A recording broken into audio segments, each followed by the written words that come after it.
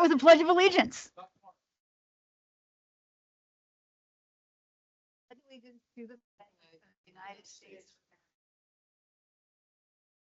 Stands one nation, indivisible, with freedom and justice for all. All right. Thanks for joining us. Trustees, have you had a chance to review the agenda? Does anyone have any recommended changes? I actually do have a recommended change if you guys would entertain it. We've got some folks here to talk about the for information on facilities bond projects. And if with your approval, I would recommend moving items for information to immediately follow the superintendent's report.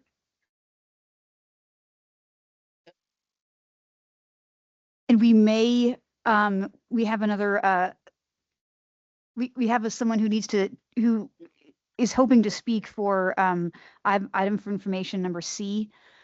And if that individual, depending on when that individual arrives, I would also potentially want to move item C up on the agenda as well. But we'll start with just the information about the bonds. That's okay. Madam Chair, if I might. You bet. So we'll do call of order review, superintendent report, and then general public comment, and then we'll move that up. Okay. So the item for information that we're moving will fit between general public comment and new business. Okay, perfect. That sounds Fair great. enough. Okay, thank you. All right, awesome. Okay.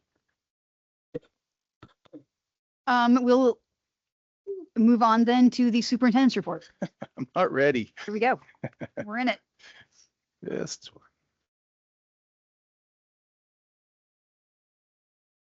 Gary, you pulled up a little bit later here. No, in a minute, we'll roll back here. Let me get through the part of the superintendent report, and then when we get to that new business, we will. Thanks.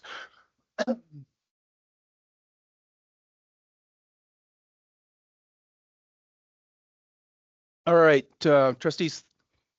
I want to first of all thank Trustee Armstrong, Ms. Cletus, Trustee Cletus, we had a long day today with exciting day. Started early this morning and went through the process for GCCMs and the Helen High project. So we've been at most of the day. Then we had a budget meeting in between, sandwiched between the GCCMs, and had a good hour and 10-minute budget meeting. So we've appreciate your patience and due diligence today through a long day. Today, for my superintendent report, always broke into 3 areas: recognitions, new business, and then obviously outreach. Outreach is the last page. You can see the things that have happened. Outreach lately has been quite a bit since about September 9th. We've been going pretty hard. So let's run through the recognitions. First of all, we had HEF last night, Helen Education meeting, Foundation meeting last night. And part of that, I said, hey, we had at the time is like we have 9 more days before the new school year, but I accidentally Freudian said we had 9 years before the new school year. That's kind of what it felt like, 9 years, but we really have eight days of school before we get into winter break and then into 2026. Really hard to believe. I've got a piece up here that I'll review, something that we covered back in March of 2025. So I'm excited to kind of get through that, really for Keith's purpose. And we have some new people on our team, Samantha Holman, of course. And so maybe a kind of a trip through memory lane of how we got to where we are today, and reason why we were sitting in 8-hour meetings for GCCMs today. First of all, we've been counting these down. It's hard to believe we did it earlier in October with a key member of our district office team, but we've been doing it again here with Ms. Mickelson. We've talked a lot about what this looks like, and really tonight comes into the reality of it all. Is this is her last board meeting. I do think we'll see her again in public comment some part in our life. She'll come back and visit us. Probably not, but I do want to congratulate Janelle for her amazing, outstanding work, right? And so we do that as we're really fortunate to find Samantha or Sam that will in the replacement, if there's such a thing. And so when you compliment and you think about all of the accolades that Janelle has accomplished and contributed to our district through, think about the lives that she has touched, not only with the district, but all the students. through one or two or three means, but she has really impacted students. And through that, everything runs through our financials, and she has done an amazing job. But also, I want to recognize the bittersweet of that is that we have Samantha coming right behind her. And so it's been a nice transition so far with the two of them working together. So on the first two of those, you'll see congratulations, business director Janelle Mickelson, and then welcoming our own Sam Holman. Sam comes to us with we'll have Masbo with some mentorship. Right now we've got Mike Waterman out of Bozeman that's going to do some of that work, and I see Mr. Myers kind of chuckle. He's been around for a while as well. He's well known, but also someone out of Lewistown, Miss Rhodes is also a mentor, and then Great Falls is also. So we've got some supports around helping Samantha find her footing. I don't know if Samantha even knows this, but her first day was this week, and then the next morning I got to work early and kept waiting for her car to show up, hoping that she was going to come back. She did. So we're thankful that she's there. All right, moving on. National Special Education Day. It's in December 2nd. So the work that Lon and her team and all of our special ed students, we recognize them. I want to thank our PTOs for the work that they have accomplished and helped out. When I was at Rossiter, we had a great PTO group, and they'd always bring in food and treats for our teachers during parent-teacher conference. And we just finished that up, and so I want to recognize our PTOs. Jill Nyman, if you had a chance, there are a couple of us, I may have said this already, but their Veterans Day out at Jim Darcy is phenomenal. And so I want to thank Jill and her staff as I did before. There were several of you, unfortunately, I wasn't able to make it down. We had another meeting that doubled up on the PAL Thanksgiving dinner. Phenomenal. Like you think about the things that happen in our district, and those are some of those ones that you really are thankful for. So that's Thanksgiving celebration. I want to thank Helen Education Foundation, Becca, and her team, Brenda, celebration of or the great conversations and celebration of our staff. Couple of weeks ago, a phenomenal event. There were some events that took place with that, and they just rolled through it, and we chuckle about them now. A lost agenda and some scripts that were gone, but they made it look like it was seamless. And so, and then of course, the celebration of our adults, of our teachers during that event was really, really moving. So I want to thank them for continued efforts. I was able to build kids packs with the governor and several of us from here at the district office. Jordan Everts is the executive director of Helen Food Share, does an amazing job over there. Plug in. She was a student of mine in Polson, so it's great to see our kids do really well. So thanks for her and her work. We said that before, going into the season and the shutdown of the government and how critical the food share becomes in our community. And I want to make sure that we recognize that. Someone else in our community that I want to recognize and has done an outstanding job supporting us through this all is Kelly Ashton with our chamber. She's helped me. I called up the other day. I said, okay, I want to do this. So, all right, we'll figure it out. And lo and behold, I get an invite for my own event. For us to be at the Brews and Blueprints, and we'll start that as we did last month or in October when we had 50 to 60 people. We'll do the same thing. It'll be at Brothers and Tap House or the Tap Works, and it'll be on the 17th at 5:30. We moved that up from 4:30 when we were doing pre-bond and the campaign or the information, I should say, tour. We moved that from 4:30 to 5:30 just to meet the needs. It's easier for people to get there a little bit later. And then lastly, something that we were not able to do last year, and we made the decision, and it was a tough call. But we got winter programs back. I do believe that Warren was at Helena Middle School Auditorium today in their winter programs, and there's more throughout the weekend. So it's something to look forward to. And I have with my own kids, well, some of them, right? Some really love to be there, and others I had to drag.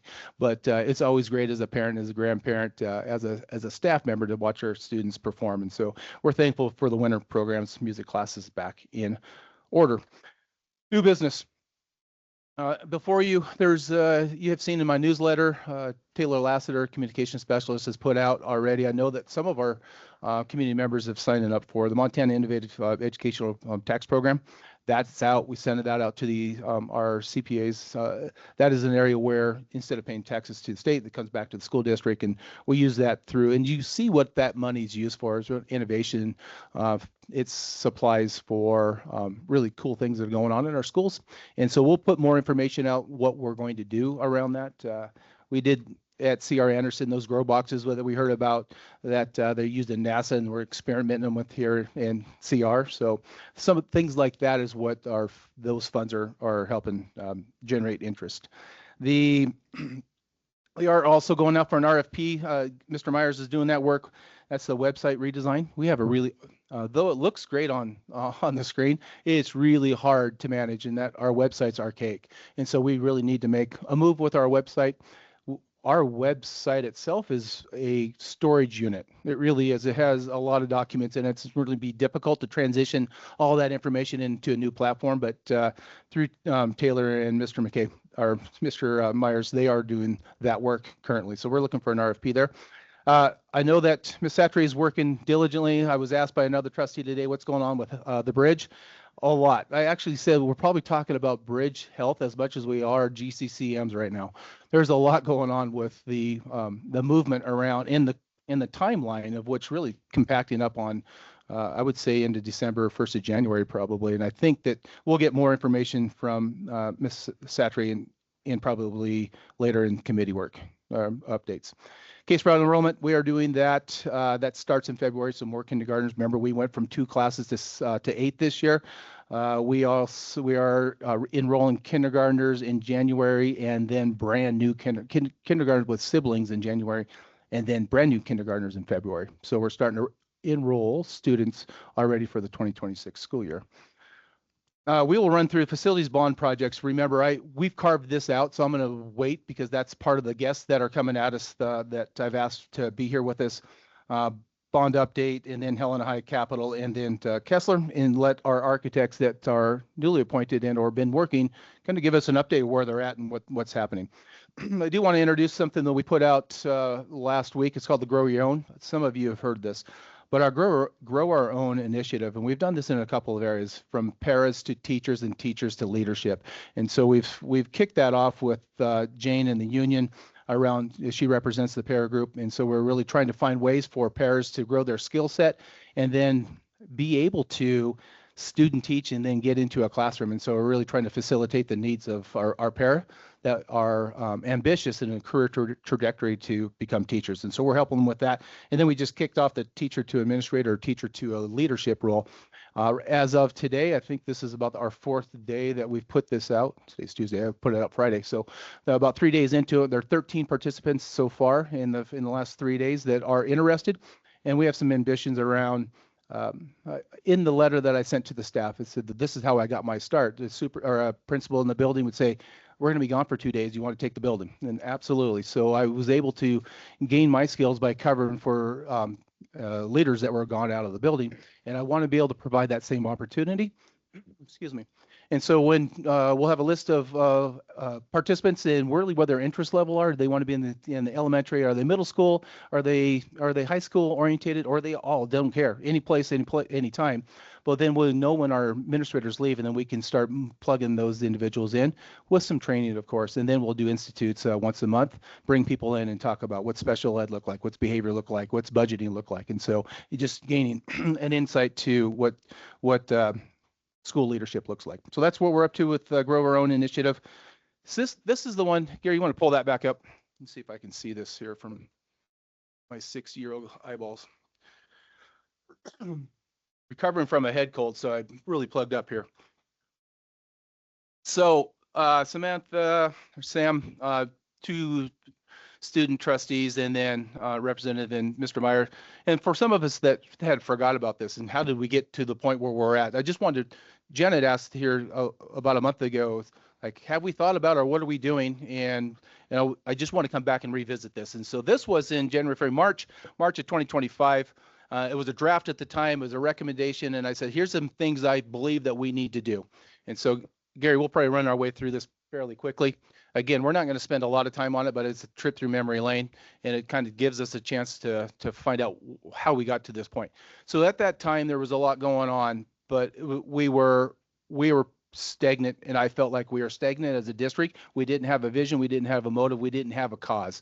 And so we really needed to move forward. And in that, these recommendations, we wanted to talk a lot about, let's back this up.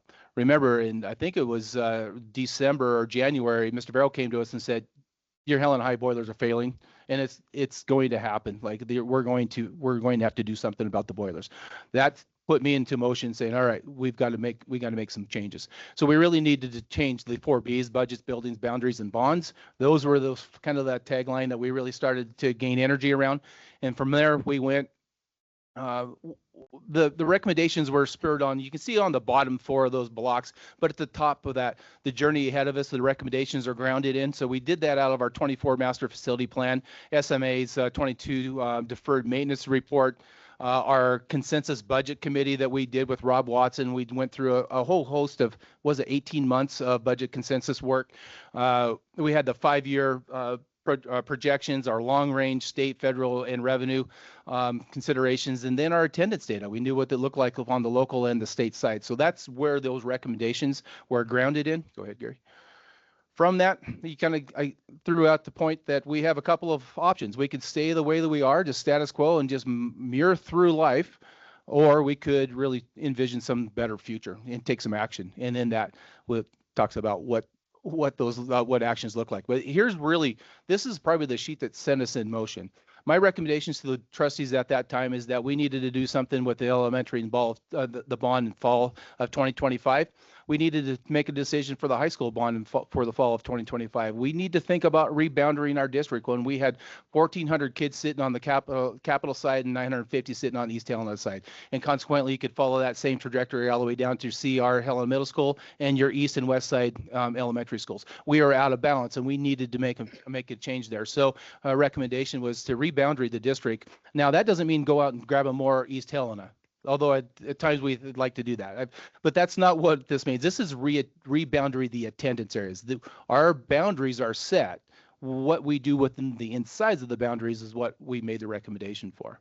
And then we said we need to make, although it was painful, but we need to understand what the future of Hawthorne looks like. We needed to understand that some sort of state lease district property that we needed to go out. Libby Goldie's a long time ago kept saying, at some point you're gonna need to find some land, right? That she's not far off, and we still have that. You'll see that we have accomplished some of this. We still haven't got it all.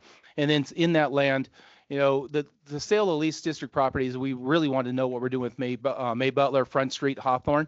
We just sent out RFPs last month for the future of what are we going to do, or what's the survey of our community around May Butler and Hawthorne. Those are due the first week of January, and then we'll have that opening. We'll make a determination, those 2 buildings, and then you still have Front Street that I have some ideas around. And then, of course, purchase 60-80 acres, transportation.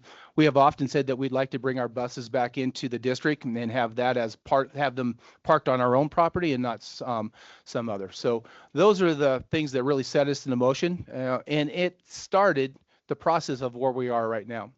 So we talked about what we have and what we don't have during that time. We have amazing teachers, great community, and extraordinary school district.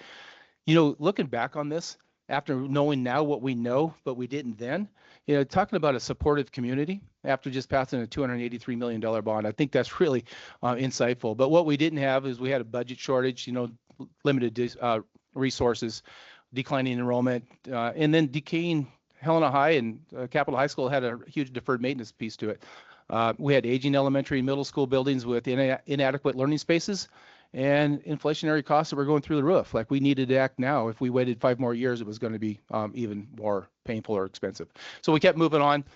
Spring, we wanted to pass the technology levy. That didn't happen. We redistrict the boundaries of the school district. We had a facility assessment, and then we engaged with SMA with the pre-bond work. And then we were going to run a bond in to have that in the summer of 2025. So then we went to the bonds. We knew that we needed a high school bond and a K-8 bond. And it talks about, we'll go back one time, Gary. And in that, at that time, we knew that we needed, in the Helena High School, we needed to do this, and in Capitol High School, that needed to take place. And Kessler just needed new construction, right? So it's interesting to see now that's where we're at.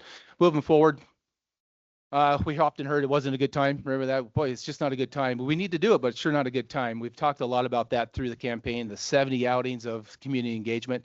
Go ahead, Gary. We talked about inflationary increases. Each one of those, Central Bryant and Jim Darcy, what it cost then, what it costs today. Look at the numbers right there. It's interesting that in Central Bryant, Jim Darcy, the cost per square foot, 272, 291, 267. That was not too long ago, 2018. And 2025 and 26, we are now $456 a square foot. So that kind of tells you if we would have waited another 4 or 5 years, that'd be a difficult situation for all of us to be in. So moving forward, we kept going. Glacier, Gallatin, and East Helena, those are all buildings, all school districts were built around us. Go ahead, Gary. So then I ended up that presentation saying, I know it wasn't the right time, but it really is the right time. We better start acting now, or we're going to have to do something with Helena High, because those boilers are going to fail, and we may have to put everybody over into capital. That was what we talked about. Then SMA helped me out with this pre-bond work that we're going to start in 2025, and we were going to move in the fall of 2028. We've stayed with that schedule. I know that bothers our owner's rep because he's like 3 years. That's really moving. And we had a meeting yesterday challenging our 3 architect firms saying, you need to work this summer. There has to be work done this summer, or we're not going to make that fall of 2028. And so we know that that's our number. That's what we preached for all summer and fall. And that's the roadmap moving forward. The bond election, September 9th, move in 2028, 24 months of construction, 1 year of documentation. Once we're in fall of 2028 at Helena High, we know that then that building needs to come down. So what I want to reiterate, in the fall of 2028, we move into a new building in Kessler or at Capitol. But the work is not done. We still need to move forward. So we have to take down, that's more realistic today than it was 8 months ago, but that's a real realistic pictures that, buildings need to come down so that we can continue to work. We also talked about the move of VIG or why that takes place. If you look at that, that's Helena Middle School, and Helena Middle School is not large enough to keep Helena High School at 1,200 students. So we change our boundaries and we need about 300 students per grade level, and Helena Middle School is going to need some expansion. But you can't have Vidge Field and an expanded Helena Middle School on the same campus. They outgrew each other. So we knew for several reasons that we needed a competition field somewhere else or build a new middle school. All right. And so we made the decision. I made the decision. We really want to run down with the move of a Vidge or the competition field and expand out on Helena Middle. And so that's why you'll see now that we have renderings of a competition track and football field that parallel Montana Street. We're pretty excited about the possibility, though I would say that SMA, A&E and SMA, they're still working through some of the logistics and schematics of that property. Where's that fit? Where does PAL fit? We got to land on that like tomorrow, but it's still really, it's still in the area of development of programming. Okay, we're moving forward. And then lastly, part of this is the district boundaries. We knew that we need to change boundaries, and that was pretty scary. Like, how many more things can you add onto your plate? No one really ever wants to talk about boundaries, but we had to. If we're going to build a new high school, then we need to know how many students are going to occupy it, right? So we knew that we're out of balance, and not only for that, but Helena High School, we've said for over the years, is that they don't have the same programs that Capital does because there's less staff there. So we want to make sure that we balance both high schools and then consequently the middle schools. And so elementary, middle school, and high school enrollment, make those as balanced as possible. And that's over the next 3 years. We'll talk more in my superintendent report, but we're going to come to boundary decision for the board in January, because we have kindergartners and kindersprouts ready to find a new school, and we need to tell them where they're headed. So boundaries are going to come at you next month. Okay, moving on. And then sell lease district properties, again, RFPs we talked about for both May Butler and Hawthorne. I will say this, though we get RFPs, they are really just a survey of what could happen. We do not have to act on them. And remember, it's either, if it's a purchase or a lease is a little easier. We'll enter into a long-term lease like we have Raid York with St. Pete's in their daycare center. If it's a sale and that's a decision that we want to go with, then we have to go through some statute steps to make sure that we are able to release a school district property. So we're not bound by anything. We're just at this point, we are interested. I want to make sure that our community knows we're not just sitting on empty buildings wondering what we're going to do. We have a plan. We just need to figure out what our variables are in front of us. So long-term lease district property, we're running through that. And you'll notice that Front Street, there's still some opportunity. We know that now PAL is going to have a new building, right? They're going to have a new structure, and we're not going to let Front Street just sit there and rot away. There's plans around that, and we'll work through those. Moving forward.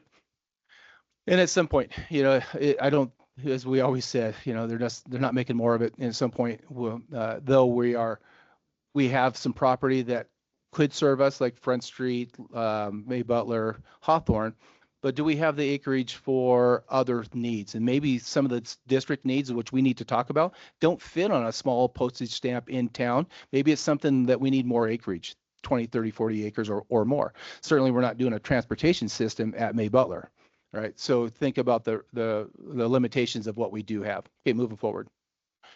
And then what our needs are, and I'll run through this as quick as possible. So what our needs are in 2025, and these are what we have addressed. Replace Helena High School, update capital, Kessler replacement, reboundary, check. Hawthorne, May Butler, Front Street, we've got those under RFPs and or consideration. Fitch Field is being moved as we speak, or during this process. We are looking at property, and that new property is going to work through facilities and warehouse needs, our transportation needs, and in some outdoor facilities at some point. I'll say to the board that we are the last school district in the AA that doesn't have or hadn't added in baseball, right? At some point, we need to think about what that looks like as well, and do we have the land for that? Not only that, there are other needs for us as well, such as I think in the near future, what we talked about in last spring is that we've got to pay attention to our middle schools, both Helena Middle and C.R. Anderson. They have got to be on our radar. When we did our pre-bond work and our master facility planning, middle schools could rise to the top. They are really in need of support, but we had to pick a space. And so I would say Helena Middle School and C.R. Anderson are really important. If we're looking at our elementary, Warren is one of those areas that we need to pay attention to. And then as a principal at Rossiter, in these buildings such as Broadwater and Jefferson that has a cafeteria and a gym. All right, we can't continue to have a cafeteria that is your gym or your gym that's your cafeteria. So we need some spaces around those areas that are going to expand the opportunity for academics, right? So just keeping in mind that we cannot be satisfied just because of what we did. We're always going to want to move forward in a systematic way, right? That makes sense for our community. Okay, moving forward, our aspirations, I think this is interesting, though it's a little hard to see. On the left and in the middle side, that's just saying that we have our hopes, dreams, aspirations for 25 to 27 was really have a 2-year contract with our teachers union, and we were able to do that through consensus building and a good and a better relationship, and then stabilize health insurance costs. And currently we're doing that with House Bill 332 and or just reorganizing our own self-funded plan. But that has been that stabilized health insurance has been a national issue, and it's trickled all the way down to Helena Public Schools, and we're working on that feverishly. And moving on, at some point, right, way down the line, and this makes people cringe, but at some point, you'll listen to those that went out on tour in Spokane, down through Pullman, up to Quincy and back around, that site tour. They got a chance to see a career center in Spokane and came back with their hair on fire. It is a ways down the road, obviously, but I don't want to lose sight that the need that we do a great job in our district around students going to 4-year colleges, but really around the trades and teaching students with being able to get certificates and moving on to the workforce right out of high school. And a lot of that comes out of some career centers and or ability to jumpstart their careers in medical and aviation and what that might look like. And so at some point we want to explore in years ahead of us some sort of a career center, and that's going to take some ground to do that on too. Okay, Gary. So in a career center, there's some things that we've learned: diesel, culinary arts, early childhood, pre-physical therapy. And think about what could happen. And some of that happens within our buildings, especially with our new buildings, but some of that can take place somewhere else, but you'd have to grow the attendance level of those pieces. Okay, moving on. And then we finished that presentation with today was the right day, and I think it was, because look where we're at. We just sat down. We have 3 firms we have that are on contract right now, and we are moving forward with what we set out, about 9 months ago. So good work. And so I hope, Mr. Meyer, Samantha, our 2 student reps, that's where we were. It wasn't too long ago, and this is kind of where we are today. That said, that was all around facilities. We have academic needs. And so we're not done, right? So that was just around facilities. I don't want ever to cloud the need that we will not lose focus on our academics as well, right? This is important. Sending kids home every day safe is our number one priority. Our second is making sure that they are learning, and then making sure that they have a place that they can learn. So that's where we're at.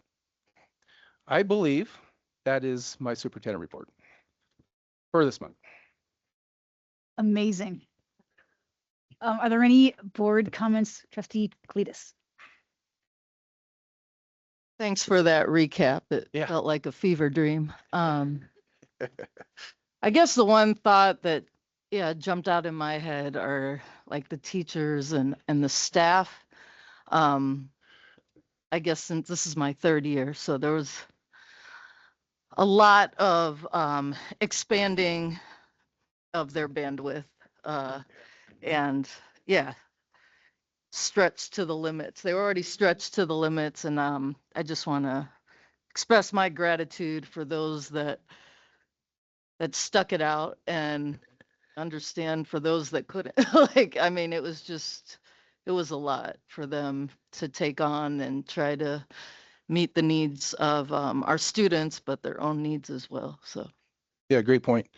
We're I think that's important for us to reflect back at where we were. Right? I don't like looking in the rearview mirror. Those are tough times. We were from 20 to 2021, 2022 on till about a year and a half ago. It was hard. We've asked teachers to teach 6 to 7. Music was out. Our teachers worked hard. Our administrators worked hard. Our paraprofessionals worked hard. We are down custodians. We went through a real tough time. I was when we were in the Helen Education Foundation meeting last night. We're talking a little bit about this, and some of the members that went on the precedent, the site tours through Spokane and Pullman, we got to update them. And one of the committee members said at the time, "I got to stop you." And he says, there's momentum going, like there's a buzz, there's some energy. And I think that is starting to change. I think the tides have moved. There's still work to be done, but we're in a better place today than we were before. And largely is that, with Jane and I, and we are able to bring in Diane Groves through the consensus budgeting system model. That has helped a lot. Our culture has changed, just bringing in someone that's helped us through that. We were negotiating through closed doors and passing notes. That was a really dark time for all of us. And so we've come a long ways from that. And that was just a year and a half ago as well. So our community feels it as well.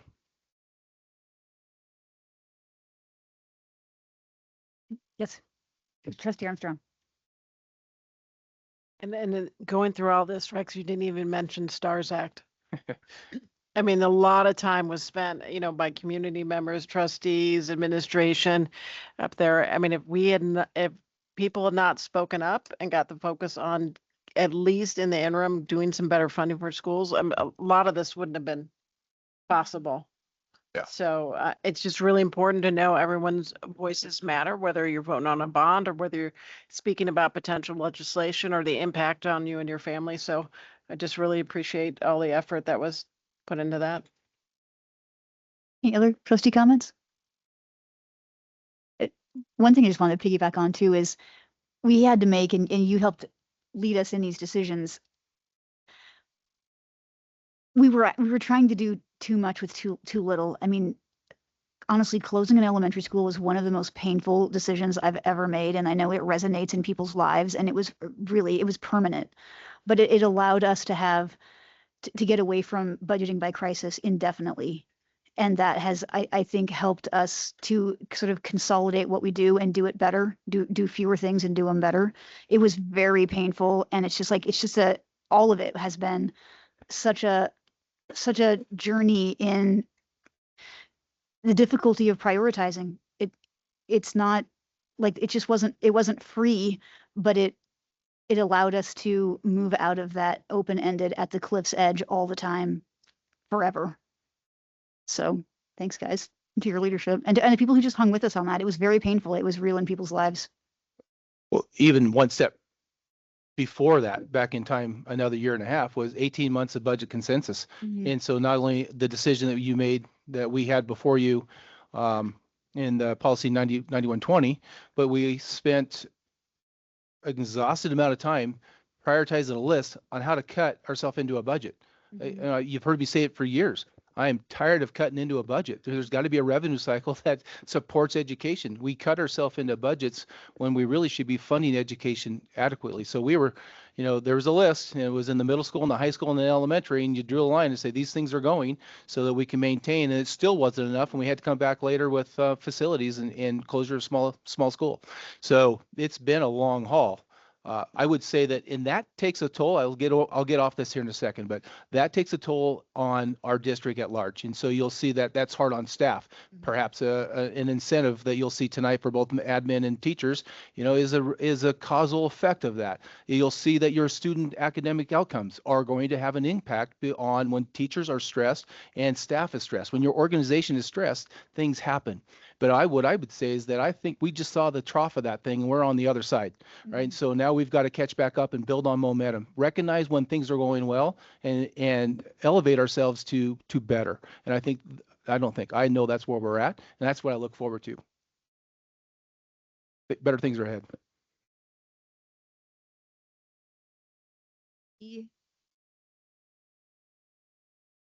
By the way, that was a long superintendent report. We tried to get the information for up early, and we just blew through an hour.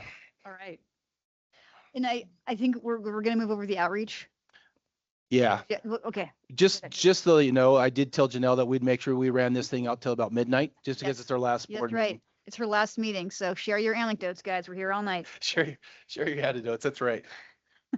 You're welcome, Janelle. All right, we will now move on to general public comment. This is the time for comment on public matters that are not on the agenda. Public matters do not include any pending legal matters, any private personnel issues or private student issues. And please do not attempt to address such issues at this time, or you'll be ruled out of order. And just as a little heads up, the board cannot engage in a back and forth discussion during general public comment, but the floor is yours. If you have something you'd like to say, please come on up. Anyone in person?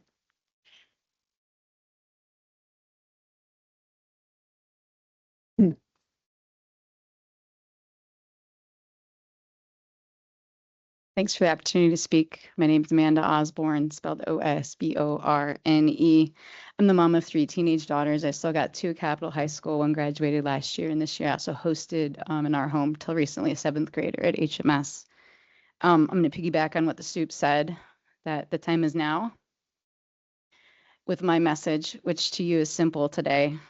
It's time for our district to implement a full day, complete cell phone ban for all students during school hours. Studies show us that even the presence of a smartphone that a kid isn't even looking at reduces cognitive capacity and lowers test scores.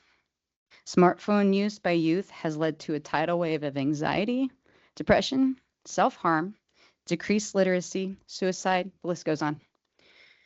Experts tell us that smartphones cause 4 foundational harms: social deprivation, sleep deprivation, attention fragmentation, and addiction.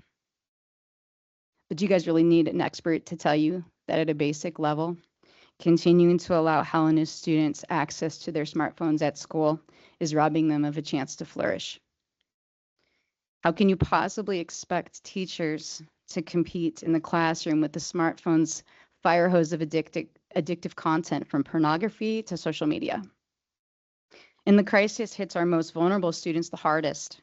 Research shows that unrestricted cell phone use widens achievement gaps for low-income students, students with disabilities, and those who are already struggling. When kids lack quiet home environments, schools, they're one shot at focused learning. Instead, the smartphone deepens their isolation. So 35 states, those are red and blue states, now have statewide laws or policies that ban cell phone use in schools. Billings Public School implemented cell phone-free schools in 2024, and many other Montana schools have plans to do this soon or have already done it. So you might say we're actually behind on this, but that actually should make the decision pretty easy for you guys, because you can justify it by the positive results of cell phone-free schools, which include 80% reduction in disciplinary referrals, transformative classroom focus, and the biggest achievement gaps among lower performing and at-risk students. We don't have to reinvent the wheel on policy language or how to enforce this. It's already been combat tested, and You will be surprised to know that even the students have positive feedback on this. We already require that students leave many things at home, like weapons or sweatshirts with offensive slogans, inappropriate clothing. Cell phones would really be no different. And the parents can still call the office in emergencies, just as they always have. In the past, this board has justified policies by telling me they're acting out of an abundance of caution on issues like COVID or active shooter protocols. And sometimes that's been on preliminary or conflicting data because student safety was at stake. The evidence here that cell phones harm learning and mental health is far clearer, it's far more consistent, and backed by years of research and real world results. We really have zero justification for delay on this issue. In doing so, will place you on the wrong side of history. A cell phone ban policy is not anti-technology. It's pro-child, it's pro-education, and it's pro-mental health. Liberate students from their smartphones at school and free them up for learning and for each other. So I am requesting that the board place adoption of a clear, district-wide, bell-to-bell cell phone ban on the agenda for your very next meeting and vote to implement it as soon as possible. Thanks.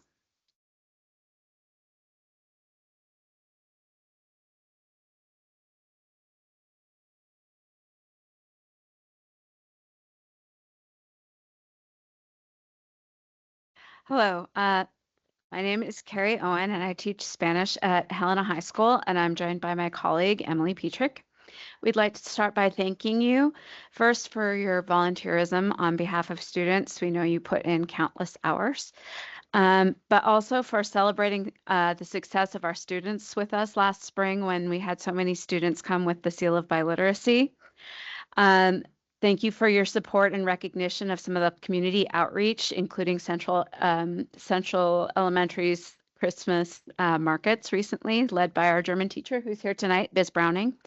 Our languages program is thriving, and we really appreciate your support. Finally, we want to thank you for supporting our strong Spanish program in the middle schools. This very popular program with very full classes has directly led to the growing student success of our program at the high school level and brought us to the point where a growing number of students earn the Seal of Biliteracy and, more valuably for them, pass the challenging AP Spanish exam. If you had not said yes to Spanish in the middle schools, we wouldn't be where we are today. We're here to talk to you about what we see as our next step for building on these successes.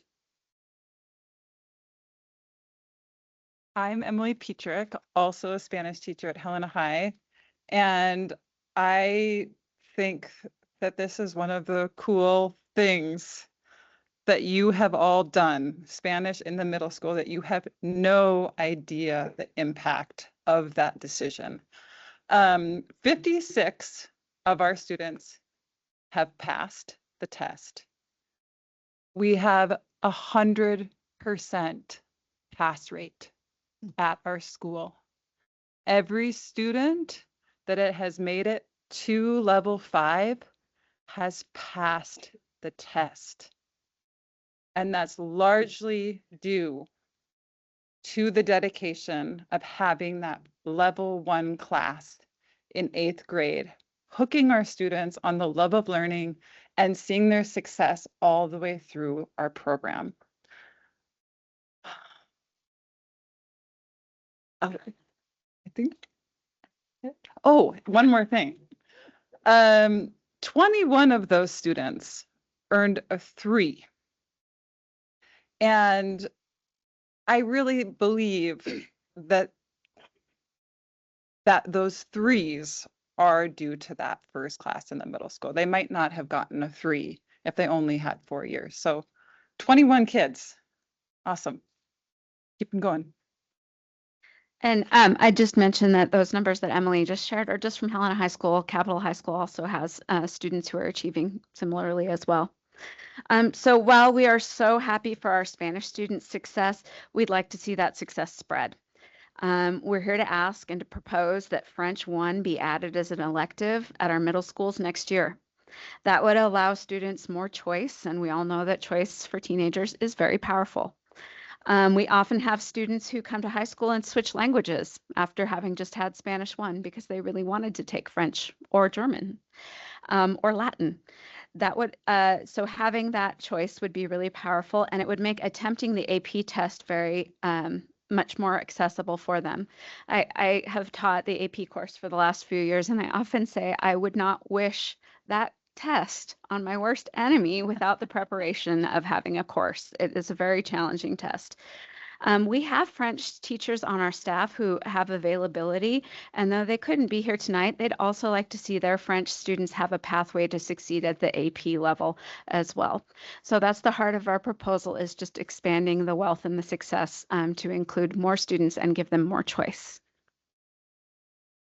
One last final point. So for our students, if you pass the AP test with a 3, 4, or a 5, at MSU in Bozeman, that's equivalent to about $2,500 money in the pockets of our family. And Carrie did some research, and at Gonzaga, it's approximately $10,000 just for that one test. So by your amazing support, you guys have put so much money into the pockets of our students and helped them to start off on their journey into high school with a language in their pocket and some money too. So thank you for your time and for all of your support of German and Latin and Spanish along the way. Thank you. And that was really well done. There's a 3-minute time limit, and you guys went back and forth and kept it under 6. Amazing. I don't know if you practiced, but that was masterful. Is there any other? We can't comment during public comment. I know. It's a one-way street. Is there any other public comment? Is there any online public comment?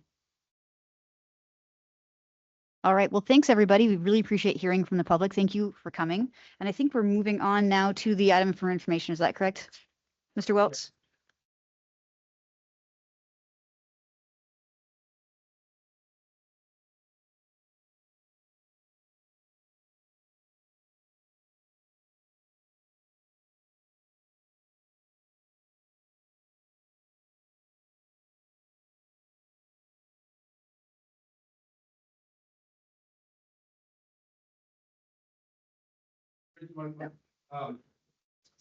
Call to the next round. We have been very familiar with Bridget for the last. I'll try to make it fast. There's a calendar in here. Oh yeah. So in our board packet, there's a calendar that looks like this. Oh, Gary has that. It literally just outlines from, we had that kind of that special moment on September 9th. Mm-hmm. And you can see through this calendar that the bond finance committee and which is for us, give it the scope and sequence of what we have accomplished or what we needed to do to make sure that we were I turned my mic off to be where we're at today. So today's is a really important aspect of this cycle. There was once, I think that just about 2 weeks ago that we met 3 times in one day through Zooms and phone calls and just getting up. It really wasn't a meeting, it was just more of an update. But Bridget, you want to let us kind of lead us down this road of the resolution? Great. Yep. Hi, everybody. Again, I'm Bridget Ekstrom from D.A. Davidson. So excited to be here. We have really great news to share on the bond issuance process. I brought with me a couple of files I carry around in this bag. I have one that matches this at home. So we have a lot of paper that we've been shuffling through and working on. So it's been a great, really busy month since we met last on November 11th. As Superintendent Welch said, we've had a lot of different meetings. The main thing is outlined kind of in your packet. and I don't know if we'll be able to flip to that page, but we have tonight 2 resolutions as the first action item. So once we get through this information section, we'll hit the 2 resolutions. Dan Simmons at Dorsey and Whitney is going to introduce those resolutions, but that really is just kind of the final summary, the final action item of the bond issuance process that the board will consider, that takes all of the final rate information that we finalized on November 20th and includes that in a resolution. So there'll be one for the elementary and one for the high school. That'll so we're just kind of teeing up by moving us early in the agenda. We'll be able to cover some of the information and jump in and ask questions along the way. Really, the overview, the roadmap that you gave Superintendent Welch before was just amazing. When we first started, presenting numbers and taxpayer impact information, it was overwhelming even to someone. I've been in the industry for 30 years. Like, wow, can we do all of this quickly? And I now I have a new test case to talk about, which is how in schools across Montana it can be done. So up on the screen, we'll just flip through a couple of the pages if you want to just go through what we're talking about. The first page is the official statement. Next page is the second page of the official statement that talks about the rates, and then the following page just says if you want to get to the full 250-page document, there's the link online. We didn't include that in the board packet. And then next page in is the time schedule, I believe, that Superintendent Welch talked about. Oh, next page is, or the next document, I guess, is the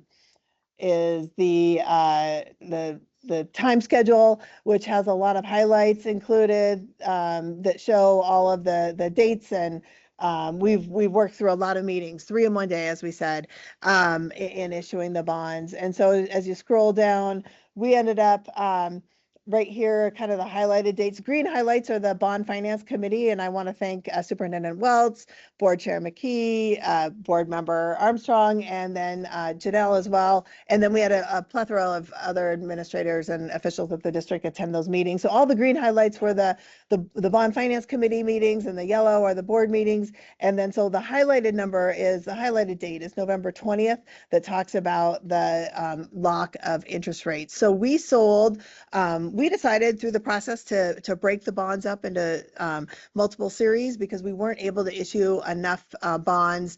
We didn't want to issue too many bonds that we wouldn't be able to expend the proceeds within that 3-year window, 85% within 3 years. And so we really did want to match the issuance of the bonds with the expenditure, and Halting helped us with that analysis, Shane. So we fine-tuned that we would issue $31.5 million in the elementary, $130 million in the high school. One of the great things about those is the elementary in the planning process decided to go with a 20-year bond, the high school with a 30-year bond that kind of matched the useful life of these really long projects that you're going to benefit from really for decades and decades. And then in the elementary, remember, we carved out, we issued fewer bonds.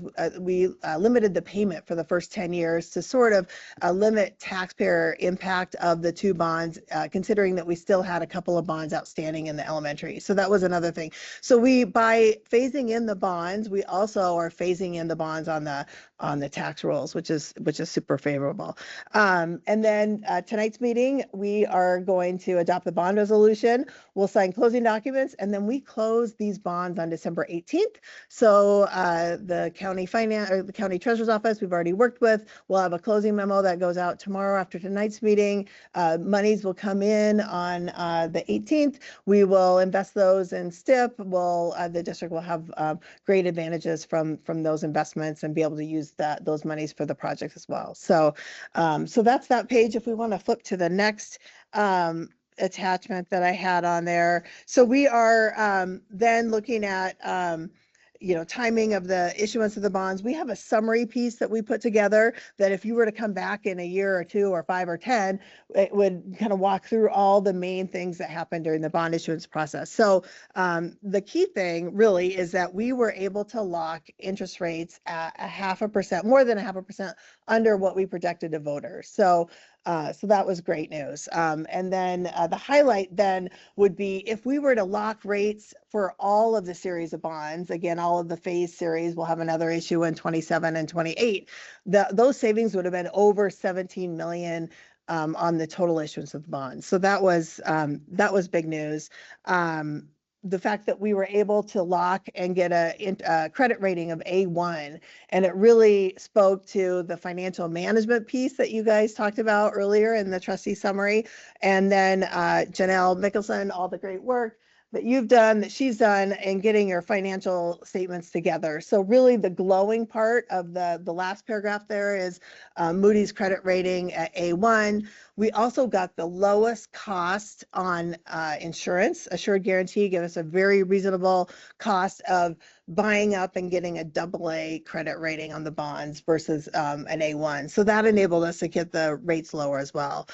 And so if you move up a little bit on that piece, top to bottom really is just, you know, the community supporting the bonds with the election, phasing the bonds in on the tax rolls, offering the bonds at record low, really favorable rates, lower than we expected, 2.64% rate on the yields out to a 4.54% rate. Those lower interest costs really enabled us to lock in savings over what we had projected to voters. So on the tax rolls will be just 60% of what we projected the cost would be to the voters next year. Any questions on that summary piece? Did I skip over anything that you guys can think about on? And then the next, the last attachment is just showing, and I touched on this, the interest rates over, you know, the course of the last 6 months as we've been following those. The Fed is going to meet tomorrow and likely for the third time this year, lower interest rates. And those rates have been built into the market. So when we locked interest rates on November 20th, sold over 32,000 in different $5,000 increments of bonds. We were able to take advantage, if you can see on the right-hand margin, of rates kind of moving lower over this time period. But then since November 20th, they've actually moved up a little bit. So we really felt like, at least in this little narrow window, we've hit kind of this low rate range, which helps us because we lock those rates. We'll have the bonds will be able to be refinanced after half the term of the bonds, or 10 years for the 30-year high school piece. But the rates where we're locked now are really favorable. We feel good about the overall offering results.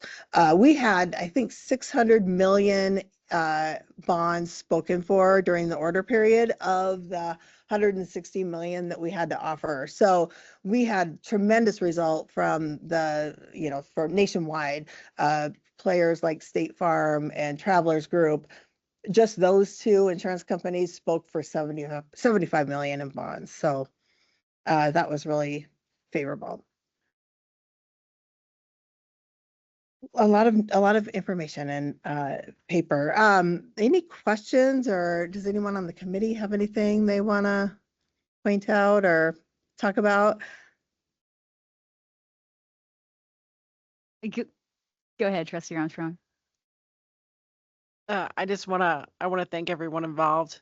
I mean, this went about as optimal as it could have, despite the environment, and that's because of 3 years of groundwork in dealing with our deficit and getting better relations. I mean, in fact, Moody's commented on the fact that we now had a 2-year teacher contract as opposed to 1 year, and that indicates stability. So I'm just really pleased. This was a big ask of the community, and I'm just thrilled that we can actually offer them some lower costs than we anticipated due to being able to up our rating and due to the interest rates going down. So it's win. I think we said like the high school per 100,000, we estimated 75 and change, and it looks like it's going to be 49 and change. So it's going to save, and that's also due to the state, you know, looking at the property tax and how they're going to assess primary homestead. So it's come together pretty well, even though it's obviously a very challenging economic environment with the inflationary costs. But yeah, I mean, as far as things going, it went optimally, which was kind of surprising given our very short time frame. But so I just really appreciate everyone coming together to get it done in such a short time frame. thank you a lot for your work on Yeah. your end. And that time frame too was just to capitalize on Janelle's expertise, that we wanted to get through the rating process and have that done before all of her knowledge walked out, because there's a list of questions they ask, and what happened here and why is this, and she was able to answer all those perfectly. So that was good. And it's just one more comment that I'd never been involved in this process before, obviously. And there's so many like opaque details that go into setting a bond rating, and most people don't really know precisely what setting a bond rating even is. But what it boils down to is a $9.9 million in savings, and everybody understands that. I mean, our levy in the spring that went down was $4 million. Like all of these ingredients and all of these little pieces that were the work of so many different people, including yourself, and thank you so much, added up to twice our levy ask in savings. Now they're different budgets, so don't get too excited, but that just gives you an example of what it means, what it adds up to. It's real money.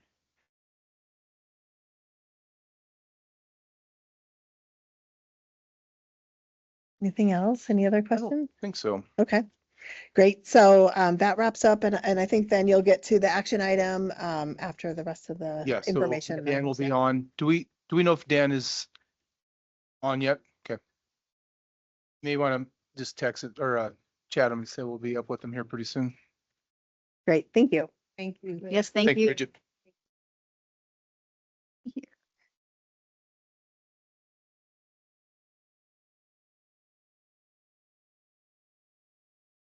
Mr. Wiltz, What's that?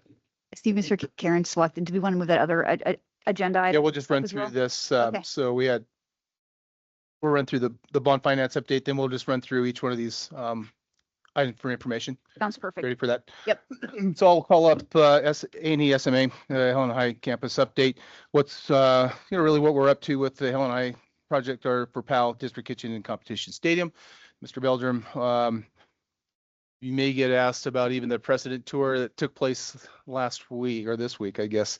I will say that it's a significant project. Obviously, the campus is there's a lot going on that campus, and so the pre-bond work has jump-started the work in the bond work. And we've had, I think, SMA, A&E, and SMA have 14 meetings in 13 days, or I might have that backwards. But we've been going at it pretty hard here, just really programmatically, where are things fitting on this campus. So update, where were we and where are we headed? Yeah, thanks. Again, my name is Tim Meldrum with A&E and SMA Design, and I want to start off by once again thanking you for this opportunity to be part of such a significant community improvement. So again, very grateful for that as always. The initial aspect of what we've been working on the most is basically the education specifications. We call them ed specs, and it's basically the programming. Sort of building the spreadsheet programming, all the spaces, how many of them, how big are they, what are they next to, and a lot of it is kind of that project requirements as well. As we start to develop those, what are the workflows, what are the teaching spaces, what do they need, and so it's a lot of project definition. And it's done through narratives as well as spreadsheets and some diagrams and whatnot. But it's ultimately a several hundred-page deliverable that is right now kind of in draft form and almost complete, and it kind of sets the stage for what we're now going to start designing. And we've started doing some of that design work. From a schematic design standpoint, we've now started that schematic design phase, which is kind of taking all of that project requirement and rearranging them and starting to look and see how they relate to each other on the site, kind of the big chunks, not necessarily all the small chunks just yet. But like we don't know where janitor closets are or all the little mechanical spaces, but the bigger pieces we're starting to kind of push around and understand how they relate to the site and how they relate to each other. We have had some community touch points, or we've had one community meeting on December 9th. Well, actually, it was actually November 19th, not December 19th, but it was I think well attended and a lot of people asking questions around how are we starting this? What does it mean? And I think people were interested for what's coming, which is when we can really start to show what it is we've made progress on, what it kind of looks like. There's a lot more to talk about, and that actually will be the future updates from the design teams. Will have a lot more to look at. It'll be less narrative and verbal and a little bit more visual even, and we'll try to do that in a really combined manner with regard to how it relates to each other in the schedule. And like Rex mentioned, we have some other presentations, like we have a Rotary presentation. We're going to start to go to groups that already meet, and it keeps them informed as to where things are at. And it's great to hear feedback from those groups. We do have the Brews and Blueprints meetings. Those are mid-month this month, and a lot of those are actually scheduled out for the next several months. And we'll have quite a few more community touch points during that schematic design phase in the next couple of months. Like Rex said, we had a precedent trip, or a sort of a site tour trip last week. The fog and weather wasn't super nice about everything, but it was again, makes for great stories and a lot of team building. We have done a lot of these from a design standpoint, but never has there been a bus full of about 25 teachers and administrators alongside. Usually there's 5 or 6 people that are sort of stakeholders in the decision making. But what a great group of individuals. They were all extremely diligent about wanting to see what we were showing them. We went to about 6 different schools. They including a middle school, just it was a good example of a commons or material usage, or it may not have been the full high school situation, but there was something to look at every single one of them. And they were taking notes. They were asking questions. They were even passionate about, I do not like that, and please don't do this. But I think that they did it right. And then they shared their excitement about what they may be getting. And we, of course, did our job, I think, by saying you may not be able to afford this or that, but at the same time, we can explain to them that these are more of the vision of what we're thinking. These are the types of classrooms we can look at, the common spaces, the athletic spaces, the activities. Really cool to see those example schools that are fairly new and working, and in some ways not working, and what we can learn from that. The campus master planning. We're soon wrapping that up. We're kind of deciding like where the district kitchen might finally go, and where some of the field space may remain, and where PAL is going to go. We're really narrowing down those pieces, those bigger pieces, as part of the site master plan. And athletics, and we had kind of validated or even invalidated some of the things that were done in the master plan, the whole facility, district facility master plan. Now that we've zoomed into this site, we were kind of able to determine, was that correct, or was that something that needed to shift a little bit? Now that it's becoming real, we're actually really close to being able to land on some of those things. So within the next 2 weeks, we'll probably be getting some final decisions on where those bigger pieces are going. We obviously know pretty much where the high school footprint is going, but it is influenced by some of those other decisions of those other spaces. Generally, we're continuing with our weekly and maybe bi-weekly meetings, depending on working with Hulting, your owner's representative, as well as coordinating with the other architects. We're excited to get a contractor partner on board. That's going to inform a lot of what we're doing. And we're, I would say, pretty much on schedule. I think there's a few flexes here and there, but that's pretty common in a process like that, where we're trying to fit so much into so many things into such little time. But happy to answer questions. I don't know if you just wanted straight out reports and no Q&A, but. Yep. Any questions? Oh, Cletus. I don't have a question. I wish I was a fly on the wall on that bus and the energy. My daughter was telling me that her chemistry teacher showed their class the notes that they were taking, and obviously her cross country coach was really hyped. So I bet y'all were just feeding off of each other. I bet it was. Oh yeah, and again, to even just the dynamic of for a lot of it, it was all business, meaning even when they were eating in the evenings, they were talking about it. They didn't really take time off of that I saw of talking about what it is they were there for. And I don't even think it was as sort of grueling as it may have been mentally in some way. I think they were enjoying themselves beyond. It was really interesting to watch and be part of.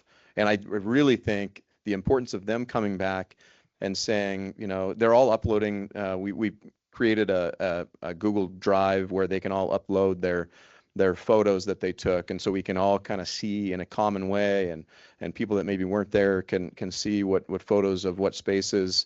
But I think we'll use and leverage those things the entire time through design to kind of reference. That's how they did that wall protection, or that's what that warming kitchen looked like, or some type of a classroom feature. But really interesting to see the personalities, and we tried to keep them as a group a lot of times just out of respect for the schools in operation. But bless them, they were, people wanted to go see their spaces. They wanted to go to the art room, or they wanted to go to the counseling center, and they kind of just broke off and said, I'm gonna go take a look at this space. I don't necessarily care about that. But and I think then we'd get back together and talk about it all. But it was really, really positive, because they went right up to their counterparts and started asking them questions about what they've experienced in their new building or renovated building. Is this working? Is this not working? And what we do in comparison to. It was really, really neat to see them just take ownership of it. Trustee Armstrong? No. Trustee Satry? So did you visit an alternative high school? And also I'm wondering about a district kitchen. Were you able to look at facilities like that? So we did visit an alternative high school, On Track. It was On Track Academy in Spokane.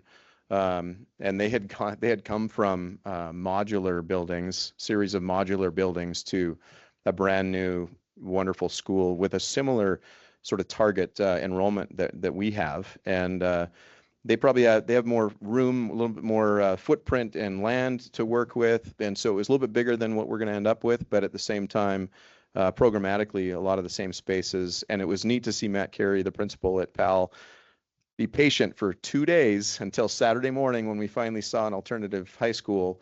And he was wonderful about how open his eyes were and the questions he was asking of a lot of us design team. There were I don't know, so most of the time there were probably 6 architects that were with among them, between A&E and SMA and NAC, and then their facilities people, or even administrators that were hosting us.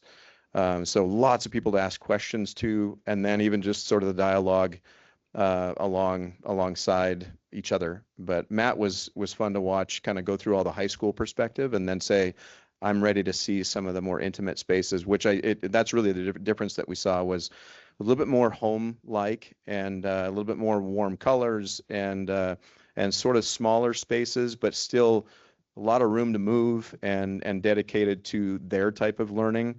And some of the programmatic elements we're able to actually, that even he does, they have facility that actually makes them more successful, but by the space design.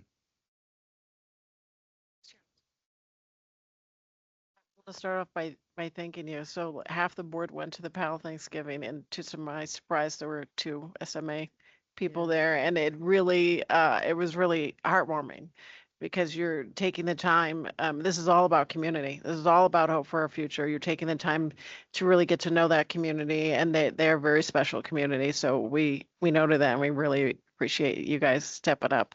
I think all the firms are doing that, but and that leads me to my second point. I was asking Mr. McKay yesterday when he was talking about the trip, what were your top takeaways? And I think the biggest one was seeing buildings where we haven't seen this type of building. We haven't seen how it flowed. We're not familiar, but walking in and how that was building more of a community, just the new school, just maybe opening to, I think you talked about music class, that you could see it, or you could see shop class. They could put stuff up through the windows so that the public, if they came in for another event, they could see what was happening. And I think our community is desperate to come together. It was a big ask. And so I'm just thrilled that we can start to have these conversations like, how can we make what we're doing more transparent to our public, other than, the parents going into the open house or the parents showing up for this? What about people that just show up to see a play or sporting event? How can they also be involved? So thank Yeah. you. About every space we walked in, somebody would say, is this about what we're going to get? It was always comparative, which pretty much every school that we went to was anywhere from 900 to 1,500 students. And so it was in a range similar, but some of them were more emphasized or less emphasized with CTE spaces, or more emphasized with athletics than we would be, just because of their community and what they were part of. But it was nice to actually see their curiosity and positivity, even around what they may not be getting, or about a principal that might have said that one mistake we made was, and they'd list off some things, and we want to learn from those. But yeah, really positive trip. Questions, comments? I had one question. As I'm trying to imagine the high schools, it's easy to imagine like a whole thing that's brand new and how aspirational and cohesive that can feel. But when you toured like a renovated school, it's important, I think, to everybody here that Capital be as functional and as aspirational and community building as its counterpart across town. What were your observations on the renovated school, and how did it change kind of, or did it frame for you kind of what's possible here?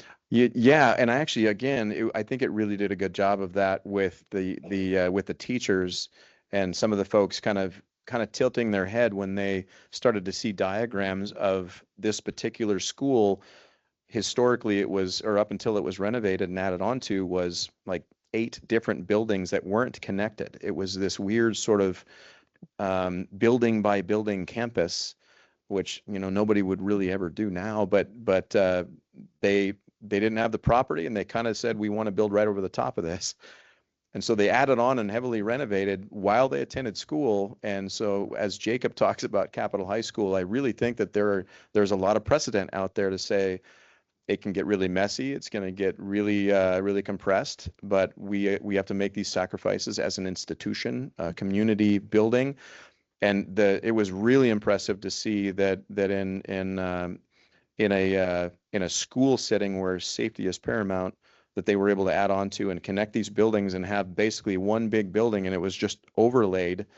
And the phasing of demolition, the phasing of new construction was unbelievable. And I think probably a lot more messy than even Capital will be, but Capital is got its own compression and time and schedule. And I think that this particular building made those teachers kind of say, this is possible. And I know that the Capital program and design team they're going to learn the same thing when they do whatever trip they do. There's always good precedent out there. Even the historic school that we saw, much different sort of aspect. It was a historic renovation, so there wasn't a whole lot of significant change in the spaces. It was just reuse of those spaces and new finishes. And so you kind of walk across the threshold of new to it's new materials, but so much of it was also old and undersized or awkward. And that's part of doing a historic building. But it was nice to see that perspective compared to everything else. Mm-hmm. Thanks. Mm-hmm. Thanks, Tim. Okay, we're moving on. It's funny, we were visiting about these outreach and having our architect firms coming in and just reporting to the board, and they asked, is this 30 seconds? Is what kind of what are we looking at? So that's no more than 5 minutes. Might be a little longer, especially early. I do recognize the fact that it's going to take a little bit longer in the excitement level. Our aspiration or my expectations is to have the firms here and go through what's happening, what's the progress up to this point, and what's the vision going forward, just so you have an update and then an opportunity to ask questions. I think it'll go faster, but it will happen on a monthly basis. So up next is Jacob Augustine, Slate RTA. Remember, I want to put this in context that Slate RTA was hired later in the process. So they're not in the precedent tour state, right? We're just now getting geared up. And so you're going to see, I don't want to ever judge, where one firm is in comparison to the other. And in a minute, we'll have Gretchen come up with Mosaic, and they're even yet a little further behind because they were hired later. So Jacob, thank you Yeah. for being here tonight. Yeah, thank you for having me here. We're again thrilled as Tim said, for being a part of this community, being a part of this group, being a part of this project. So we've been moving at lightning speed, and it sometimes feels like we're not getting enough done, but we're getting a lot done. So I just want to walk you kind of through what we've done to date, kind of what we're doing in the future, and goals and kind of aspirations that we have. So we first started by sending out a survey to the teachers and the parents and the students of Capitol High, because unlike Tim and SMA at the time, we hadn't had the chance to meet with everybody and kind of understand where we're starting, what are their priorities, what do we want to do, right? So the survey is still open to date, but there have been 460 responses, which is amazing. Last week there were 360 responses. So Principal Zanto and the group have done a good job of like reaching out. Pretty cool. Up to that point, 250 of those were parents, which is really a wonderful thing. So one of the things that we've done, and we just didn't get it to you guys, is really some cool diagrams that show people's thoughts and priorities and like what matters, like what do we care about as a group, right? So that was pretty cool. Last week, we had our first design advisory group meeting, and we call them a DAG.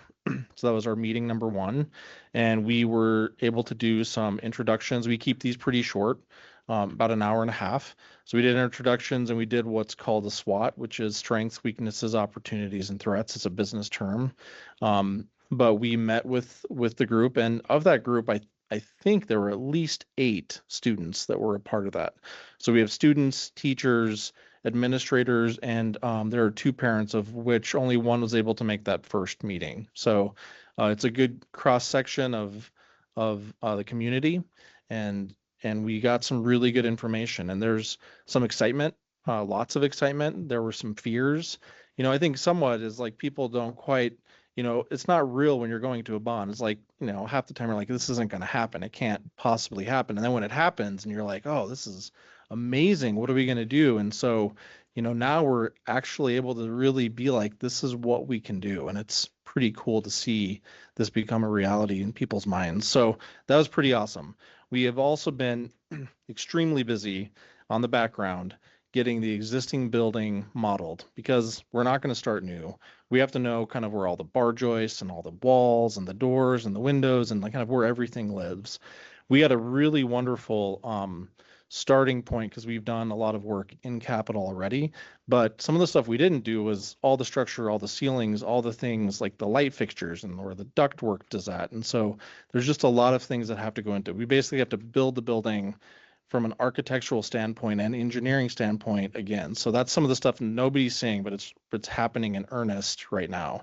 And we need to do that so we understand how to cut into things, how to revise things, how to edit things. Can we tear a wall down? Do we have to keep it standing, right? What can we do? So that's been happening on the backside. And this isn't just a small house. This is 250,000 square foot building. It's a large building. So pretty cool. So that's what we've been doing to date. Tomorrow we have a full staff meeting. This is our second full staff meeting. And we're going to kind of go through some of the SWOT, some of the survey, kind of let everybody know what we're doing and where we're going, of which next week on next Tuesday is our second DAG meeting. And again, that's the design advisory group. And we're going to be doing what's called a gallery walk. And it's kind of a preliminary kind of virtual site tour, kind of like what Tim and them did. Not that we're not going to do that, but we just want to get people's brains flowing about what the possibilities are, because we're also going to be discussing programs. What are the programs in the school? How many classrooms do we need? Are we using our classrooms well? So some of it is us understanding the functionality and how the spaces are currently being done. So we're doing some analysis on the back end, and we're going to decide what needs to happen going forward. And so that's all a part of that. we're also going to really define what those priorities are based on the SWOT, so that when we start saying, let's put a new thing here, is it going to resolve, and, you know, are the weaknesses going to be fixed? Are the opportunities going to stay there? You know, we need to have these priorities so that we understand, are we resolving as much as we can, and making sure we're not ruining things that are really working well within the school already. So those are going to be done. And then again, the potential building tours are going to happen. We're thinking around the first or second week of January, hopefully. But some of this is going to be determinant of, you know, the staff, like what do they want to see? So there have been some conversations of like, well, we don't feel like we need to do the same tour that Helena High has done. We want to see some other things. So we're defining what that's going to be with Mr. McKay and Mr. Zanto as well too. Yeah, that's where we're at. Thank you. Any questions? Mr. Armstrong? I did just want to thank all the firms and especially the superintendent. I know you haven't talked about it, but he is doing a meeting where he's bringing everyone together so that we don't have three very separate projects that go into one community, that together we form like a vision, because this is all for Helena. And we want the, you know, between the two high schools, even though they'll have slightly different fields, we want equal opportunity between the two high schools. So I know that's another meeting, and I appreciate everyone taking the time to come together and form a stronger community. Yeah. Any other questions? I had two little clarifications, and Mr. Welts, nothing ever happens here in 5 minutes. Let's just be honest about what group we're in front of. You said you were talking a staff meeting. Is that like the entire staff of Capitol High? You bring everyone together? Well, so yeah, they've invited everyone. So it's Okay. during their lunch period. Okay. So not everybody shows up. The first one we did, I think we had maybe 30, 40. Yeah, probably 40. Yep. So I don't know how many staff, 100, but I mean, so half, but it gives them the ability to, you know, if they're interested, to ask questions and to see. And it's a pretty short 30-minute meeting. Yeah, it's difficult in a large comprehensive AA high school, early bird in the morning. So you have some of your staff can't make the morning meeting. Yeah, after school, really rough time to get everybody together. So Mr. Zanto picks, you know, that lunchtime when everyone is together and it's kind of on their own accord. Yeah, we had, like you said, 35, 40 people there. And then making sure that those notes get shared out so that the rest of the people can hear it. It's very impressive.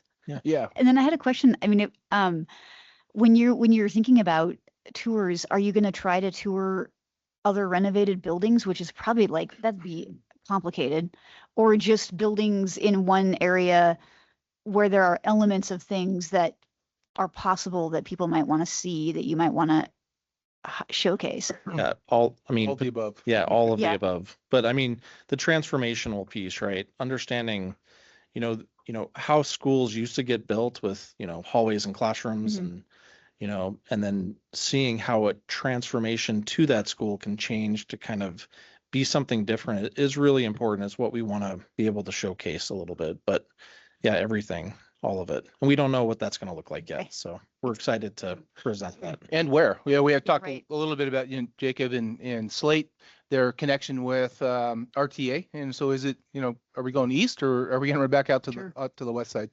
I will say that we also, Mr. McKay is putting together with all high schools a CTE trip up to Great Falls just to see what they've got going on, and just sort of that core academic team of career and technical ed jumping on a bus and heading north. And so we'll pick what works best for the group. And I agree with Slate is that, you know, we really want to see some buildings that have been renovated. Lewis and Clark, that you saw out in Spokane, was an old building. Had friends who went to Lewis and Clark back in the 80s, and it was old then, and they renovated it, and it's really, really a special building right now. And so stuff like that, we want to make sure that they have a chance to see. So, Yeah, thank you. thanks, Jacob. All right, up next, Mosaic, and I know that they are no stranger to working as well. I think Gretchen and Justine have been out and about doing school tours, and I won't take your thunder, Gretchen, but thank you for being here. Yeah, thank you. This feels like a little bit like a staggered start track race. It is. I'm on the inside lane. I'm behind, but I have a little bit shorter path. So You do have a we'll short all end together. Yeah, our first week was Thanksgiving week, so that was cut a little bit short. That week we were introduced to the Kessler staff, and so everybody could put a name with a face. First time I showed up at a meeting with my bathrobe. Thank you. But Ms. Armstrong didn't do what it mention that takes. SMA came to the Thanksgiving dinner, but I will say that was that Gretchen showed up to the first staff meeting at Kessler. It was pajama day, and she was in her robe. Yeah. It didn't last long because that room was a little warm. I was overwhelmed. Yeah, bathrobes are not meant to be worn with full clothing underneath, just to say. So last week was really our kind of first full week run at this, and in accordance with our promise to the district was to do a post-occupancy review of Bryant School, since we led the design on that project.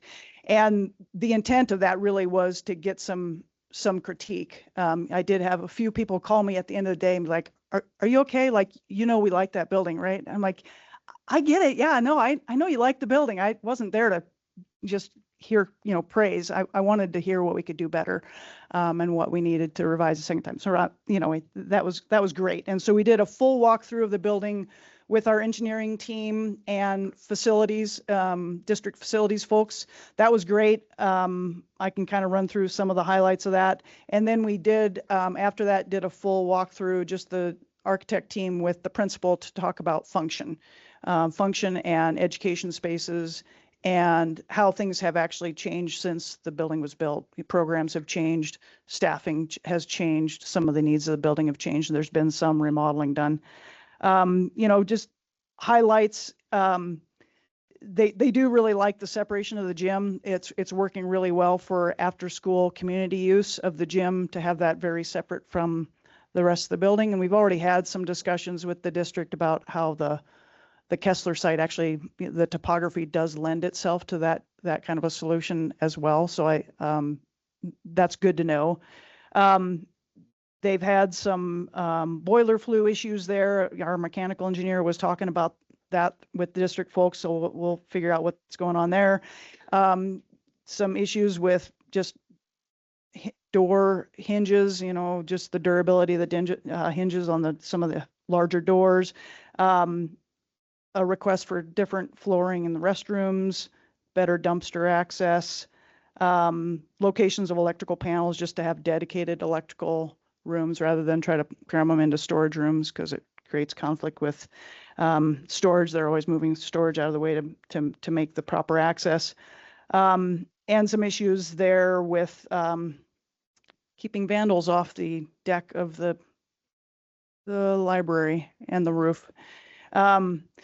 So anyway, some of those are challenges that are unique to the site that we had there at Bryant and that school specifically. But that was a really good walkthrough.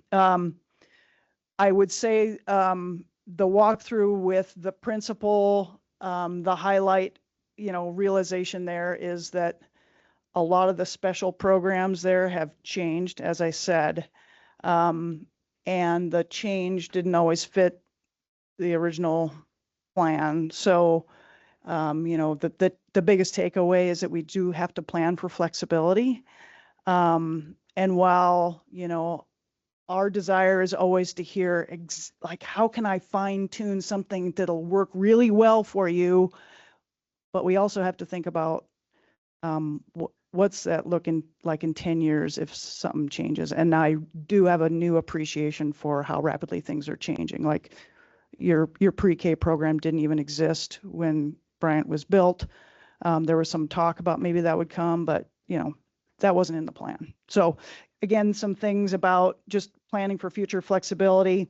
Another great takeaway was just those paras and the number of paras that are supporting your educational work, and the importance that they are providing to student support, and that they need a landing place in your building. They can kind of feel like they don't have a place right now. And, we gave them lockers, but, they really need a desk space, even if it's kind of a shared space. But that's a good takeaway. Storage is what we heard. They just want more storage. And I know that, there's a balance here between, getting rid of things But we do need to support them with storage for the facility. A lot of it, what we heard is, kind of some of the bulk ordering that happens early on in the school year, just supplies in the admin area.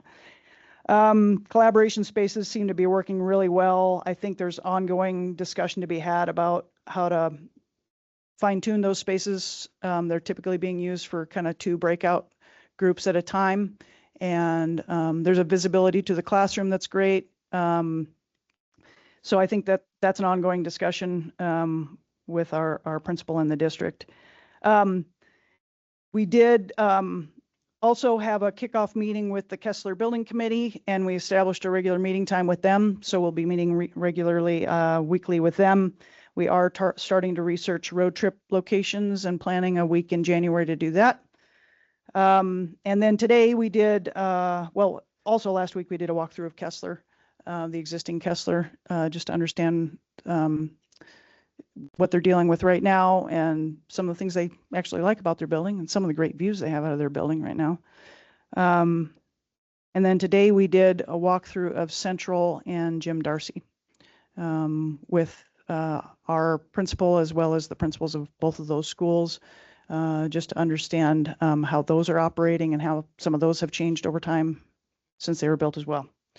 Next week, we will be kicking off engagement sessions with our teachers at Kessler, and we'll actually be going back to Bryant to spend a half day just available in the admin area or wherever they locate us, actually, for teachers to come and go and have a conversation with us again about building functionality. And then at Kessler, we'll be kicking off engagement sessions at Kessler in the same fashion, kind of setting up an office for the day and having them stop in on their free periods. And I like to talk about the quantitative and the qualitative input at this point. We're looking for qualitative input, and then we get into, the kind of that's the look and feel and the squishy stuff, kind of sense of community that's established there. And then we'll get into the qualitative stuff, which is the more programming side of things, the hard edged kind of space needs. That's where we're at. Any questions? Mr. Myers.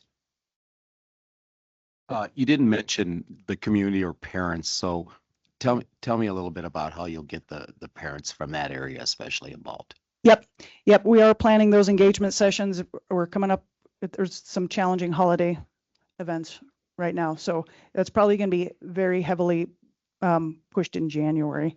But yep, we're actually meeting with our CT planning folks later this week to plan all those engagement sessions and kind of map out what those look like. Thank you.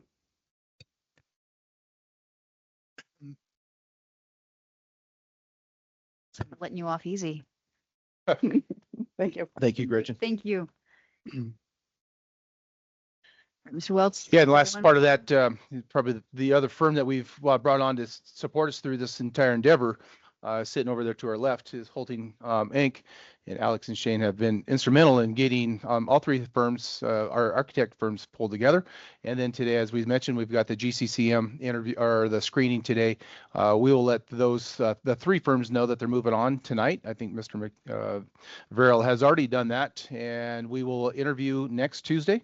And then we'll have a special board meeting on Friday to approve the recommendation of the first contractor for Helena High. Right, so that's the timeline. Before you on the desk or on your table is the schedule that Candace has put together. That also will show you, and I think you said, but look, it looks a lot like this. Right, a schedule of events for the GCCMs, and that'll take place for Capitol High School and in Kessler. I've said before we should have wrapped up by February 6th or February 9th, I think, is our last contractor approval, and that's right at the beginning of the year. So we look forward to that. Let me go back to what Trustee Armstrong mentioned, that we were going to pull everybody together and have a consistency meeting. That took place yesterday. We pulled the 3 firms together with Holting. Sodexo was with us, and really I wanted to be able to bring the 3 firms together and build collaboration around consistency. Like we want to make sure that what we're talking about, each firm it doesn't have a different set of vocabulary terms, and especially when we're coming to the trustees and our public, that we're not speaking different languages and really making sure that we're consistent in the messaging. You know, we also talk a lot about what Shane and Holting brings to the table is making sure that we have same hardware, same door locks, same HVAC system, same electrical light bulbs, filters, all of those things. We want to make sure that Todd doesn't have to buy 17 different flavors of everything throughout the district. And we want to make sure that that's there. And that takes place from Holting. He has that. Shane and Alec have that dialed in. But what we don't have dialed in is when are we communicating? What are our expectations? How are we communicating to the public and to the trustees? So that went well. I will say this. I'll back up. I ended the meeting yesterday saying that, you know, this is not 3 different projects in 3 different firms, 3 different construction managers going to work. This is really one project in one community. And I am super impressed in the professionalism of how they come together. They are understanding their role in this community as 3 professional architect firms, and how are they going to work well together to produce one project. And it really is one project for the school district. And so I want to thank them. It was a really great meeting yesterday. I always get a little nervous trying to pull everybody together and wasting time where they should be out doing their work in the buildings, but we're getting behind the desk and talking about things that need to happen. And that was important. So I want to thank them for their time. And then we will end up early. I want to over communicate because you never can catch up if you don't communicate enough. I'm going to we will pull our 3 architect firms together weekly, 10 o'clock, 11 o'clock, and 12 o'clock, 1-hour meetings with each one of the firms to do just what this is. So I know where they've been and where we're headed so that we can continue to communicate with you and our public as we move forwards. And it also helps us stay lockstep with each other. So that's taken place. And I want to thank Holting for their continued presence and organization. If you've sat in any of our screenings and interviews for architects and now contractors, it's really well ran, and our money is well served having them support us through the process. So thank you, architect firms, for being here, and Holting for being here. It means a lot. Appreciate it. Thank you.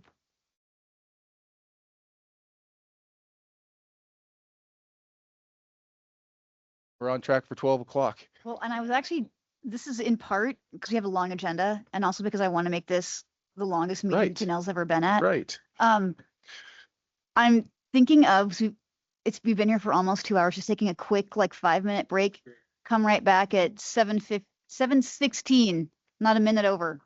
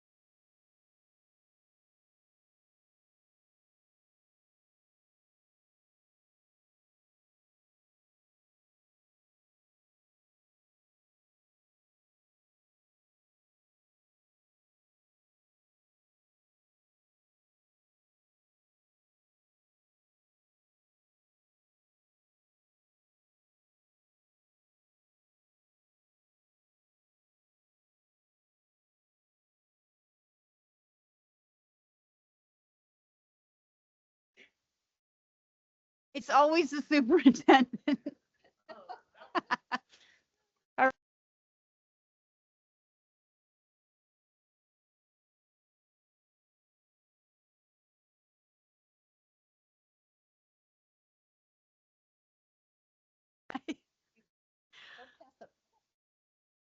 Thanks, guys. 7:22, not half bad.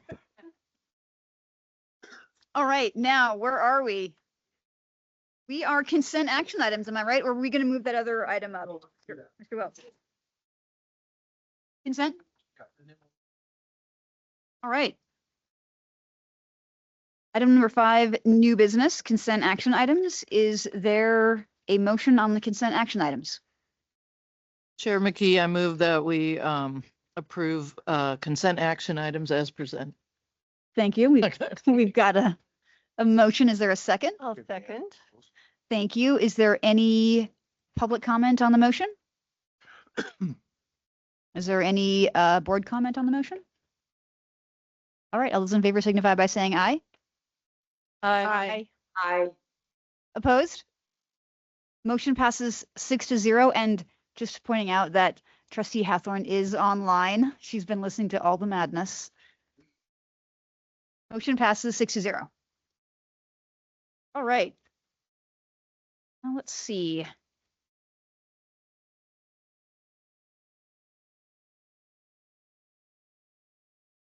Item for action, consideration of bond resolution authorizing general obligation school building bonds series 2025. Janelle, that's you. That is sort of me.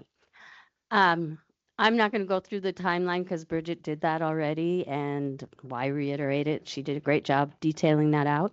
Basically, what you have in front of you are the resolutions to finalize the sale of the bonds. A lot of paperwork because this goes through bond counsel, so attorneys. And our attorney is online to answer any questions about the resolutions. He can detail them much better than I can. I do think that he will point out in section 3 in the main resolution is probably the most important piece for me at least, which is we have to have a separate accounting of the bond proceeds in a separate fund and a separate account, and interest earned on that has to be accounted for separately. And we have to have a separate fund for the payment of the debt, basically. And I want to assure you those accounts and those funds are already established. And with that, I will turn it over to Mr. Dan Simmons from Dorsey and Whitney. Thanks, Janelle. Can you hear me? Can. Okay. Members of the board, Superintendent Welts, my name is Dan Simmons. I'm a partner at Dorsey and Whitney in the Missoula, Montana office, and we act as bond counsel to the elementary school district and the high school district.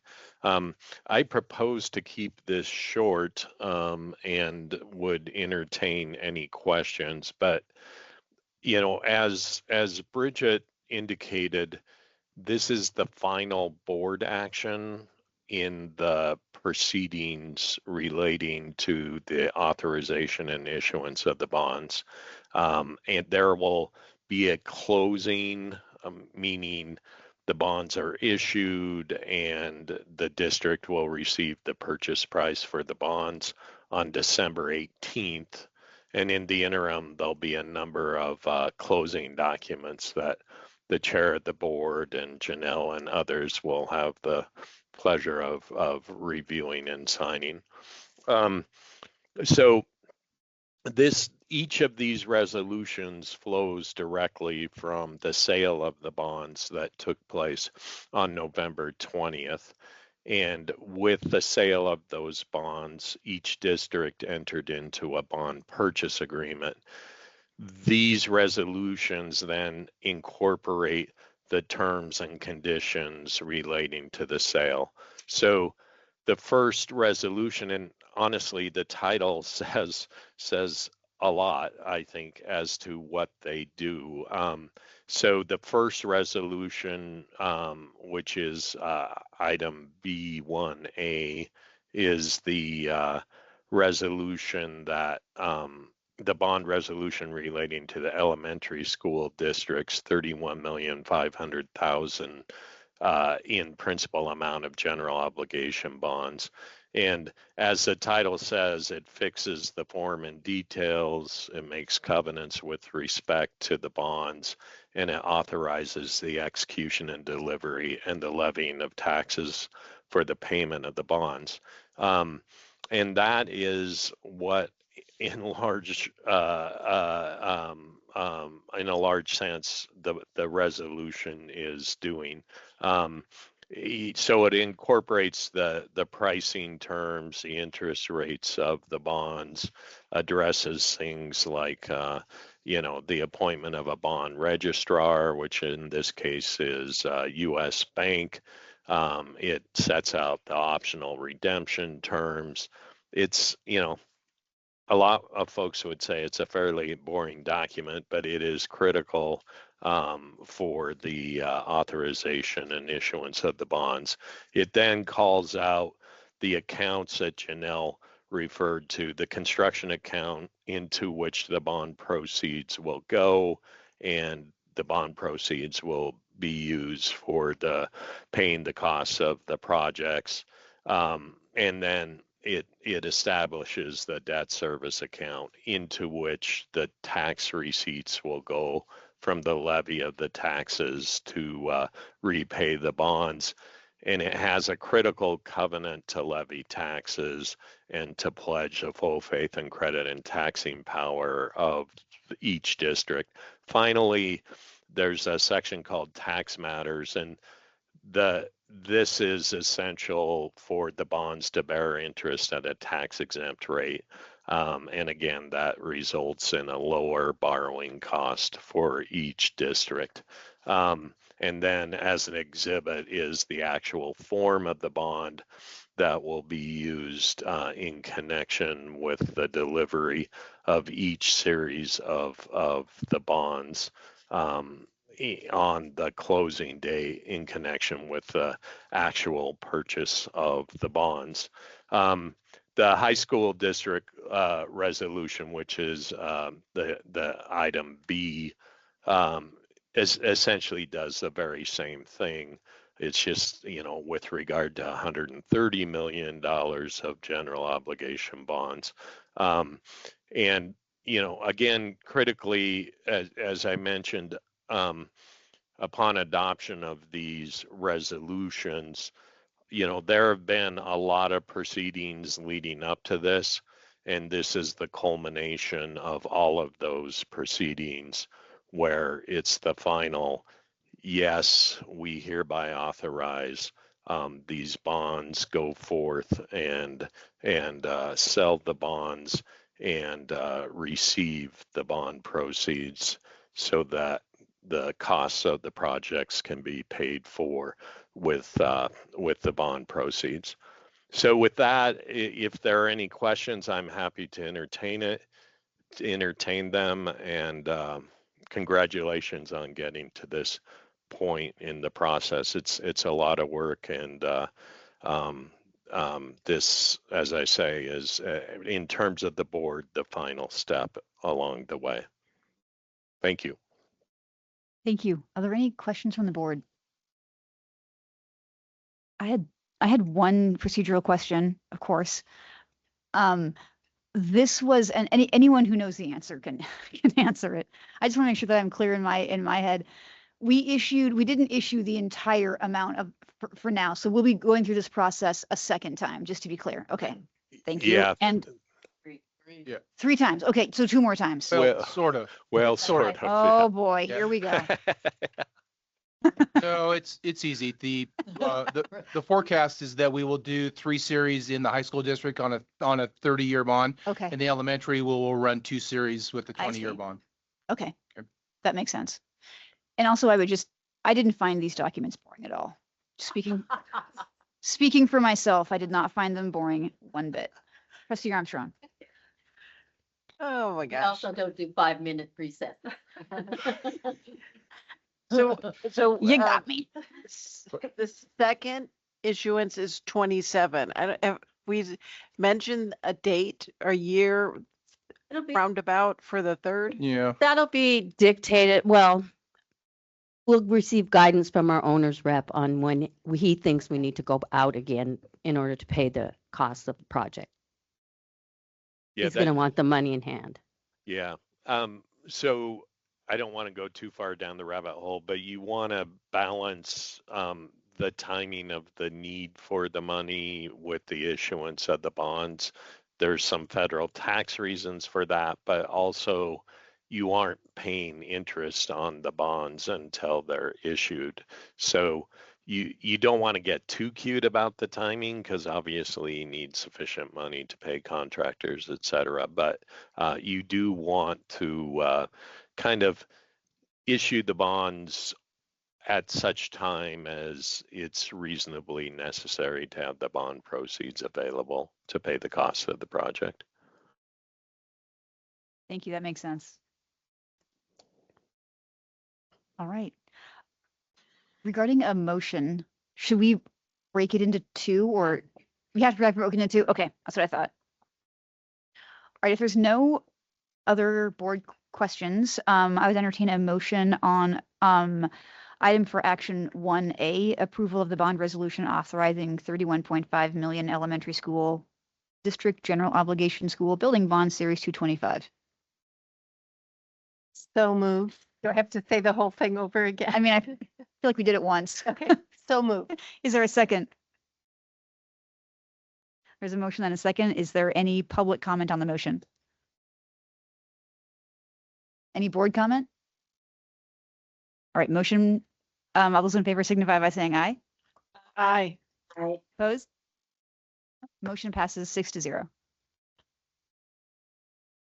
All right, is there a motion for item for action 1B? I'm happy to read it. Could 1B. could I ask you please to read it into the record? You bet. Item for Okay. action 1B, approval of bond resolution authorizing 130 million high school district general obligation school building bonds series 2025. Is there a motion? Trustee Armstrong. I so move. Thank you. Is there a second? I'll second. Thank you. We've got a motion and a second. Is there any public comment on the motion? Any board comment on the motion? All right, all those in favor signify by saying aye. Aye. Those opposed? Motion passes 6-0. That was a big one. It was big. It's significant. Yeah, it's official. Thanks, Dan.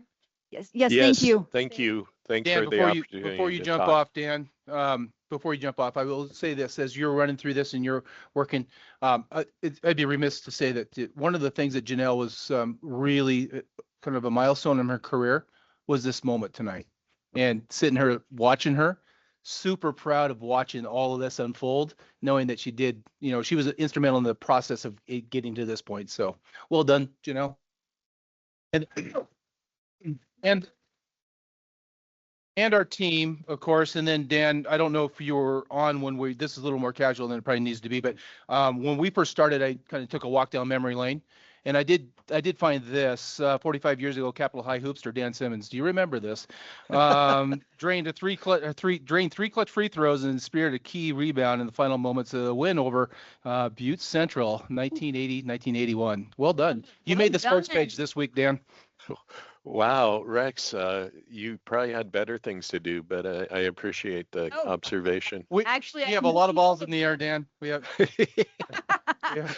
literally, we have a lot going on. Literally. But over here in Helena. That was sent to me by my assistant superintendent, Mr. McKay. His daughter also made the sports page and recognized that you did as well. So we'll share that. Nice job. I think what that indicates that Dan did graduate. He was a Hawthorne student and graduated from Capital in the early 80s. That's right. Thank you, Dan. Yeah, thank you. Yeah. All right. All right. Moving on for item for action number 2, the call for the annual election. And Janelle, that's you again. Wait, I'll tee this up. Oh, okay. You got it. Come up, Sam. The tee up on this is that legislation changed some rules that prior to this session, we would have to call for an election 70 days prior to the election. That has changed to 145, and it's in here. Janelle and Sam have this put together, but now it's 145 days. And so what we would normally call for an election in February now needs to take place in December. You'll see that we're calling for some elections around technology levy. We're not sure if we need it, but if we don't call for it now, we may not have the opportunity. So we're going to call for elections, and some is absolute. You know, that's not questionable. We need to call for the trustees election, but in the event that we don't need the election for technology, then we're going to cancel it prior to that event. So that's where we're at. Janelle, Sam, it's all yours. Right. Glad Rex covered that. I was going to go over that as well, but maybe I'll just go over the items that we anticipate will be on the election on May 5th of 2026. So we will be electing potentially 4 trustee positions. This includes 3 elementary district positions. 2 will be a 3-year term, and 1 is a 1-year term. And then there'll be 1 high school district position, and this will be a 3-year term.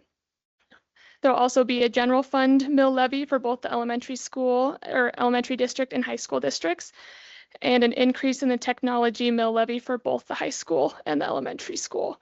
More details are in your board packets on each of those. We will have a better idea of the items that will need to be on the ballot in the next few months once we have spring enrollment numbers and preliminary budget data sheets. Amendments to these resolutions must take place at least 70 days before the election, but an item can be canceled up until the certification deadline, which is March 26th. With that, I'm happy to take any questions. So there's three elections in 2 districts, so 6 total, right? So you're looking at, we'll have trustee elections for 4 seats, which is unheard of. I mean, that's a big election year for us. And then you'll have general operation levies or levies for the elementary district and the high school. Though we're not sure that we're going to be able to run the high school one as we have in the past. Elementary, it looks like we will. And then you'll have elementary and a high school technology. And as Samantha said, that we will determine the amounts on that at a later date. But we just have to call for them now. So you're going to have 2 votes tonight, 1 for the high school district, 1 for the elementary district. Okay. And just wait, I don't want to step on your toes. And I think there's a correction in here, right? Do we need to make an amendment to the call? Because I believe that in the elementary, we have a high school piece to that as well. Oh, you got that? Okay. All right. Well, so we'll be all right. Okay.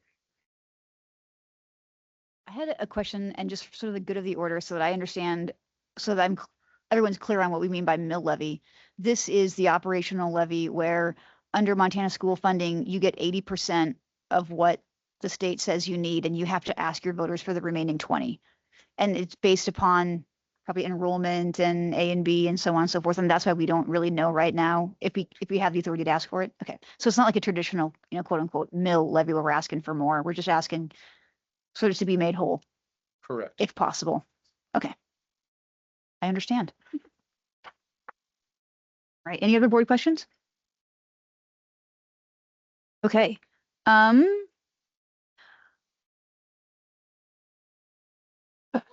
I would call for a motion on the annual election.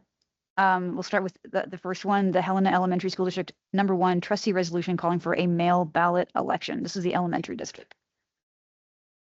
Right. Chair McKee, I call for approval of the annual election of the Helena Elementary School District #1 trustee resolution calling for a mail ballot election.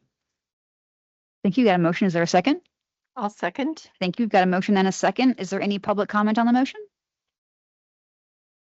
Any board comment on the motion? All right. All those in favor signify by saying aye. Aye. Aye. Thank you. Opposed? Motion passes 6-0. And we can move on to the high school I'd entertain a motion for the Helena High School District Number 1 trustee resolution calling for a mail ballot election.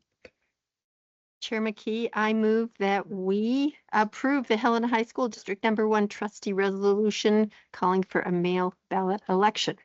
Thank you. Is there a second? I'll second. We've got a motion and a second. Is there any public comment on the motion? Is there any board comment on the motion? All right. All those in favor signify by saying aye. Aye. Those opposed? Thank you, Trustee Hathorn. Those opposed?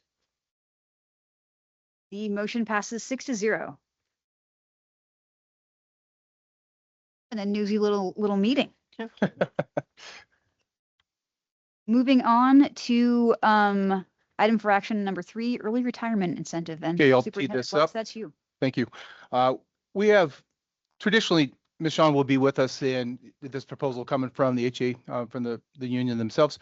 She's not able. We do have online union representation. Thank Eric McMillan if we ever need to for any questions. But Jane had a medical procedure today and is a little under the weather. We'll make it in tonight. So I said I would tee this up for them. The incentive, a little bit of a background here. We had this discussion. We have done this before. My first year here, it might have been 2021. And we have set parameters around CBAs and language about the years of experience that a teacher can come in with it for, and that really determines that pay status, or that's on the schedule of what their salary will become. So the essence of a early retirement incentive, one helps us with the STARS Act, and the STARS Act we referenced earlier. We need to maintain an average teacher salary of, and we said in this, we had a couple of years to get to that threshold.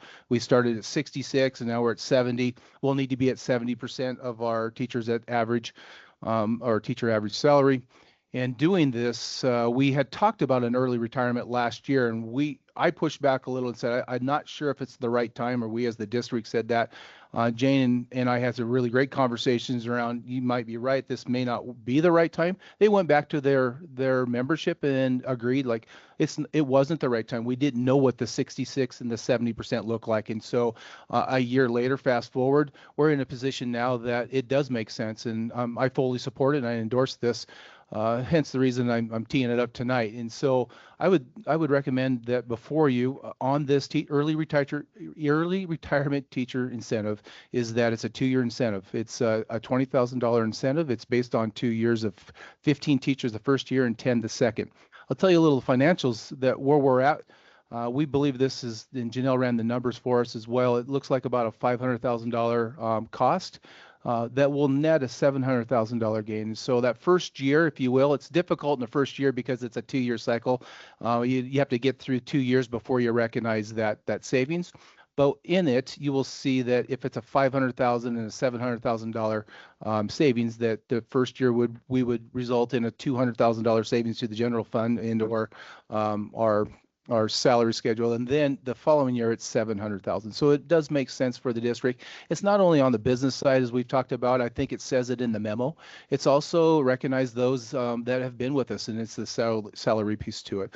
And so for culture and for budget and in the STARS, attaining the STARS money, it's a good tool for us, and we've said that in the last couple of years. It's a good tool coupled with where staff come back into the system, where if you're exiting salaries that are on the high end and you're bringing them in back high, then the incentive doesn't make sense. But this does, just the way that the structure's presented. So I support it. I'd ask that you approve this recommendation before you.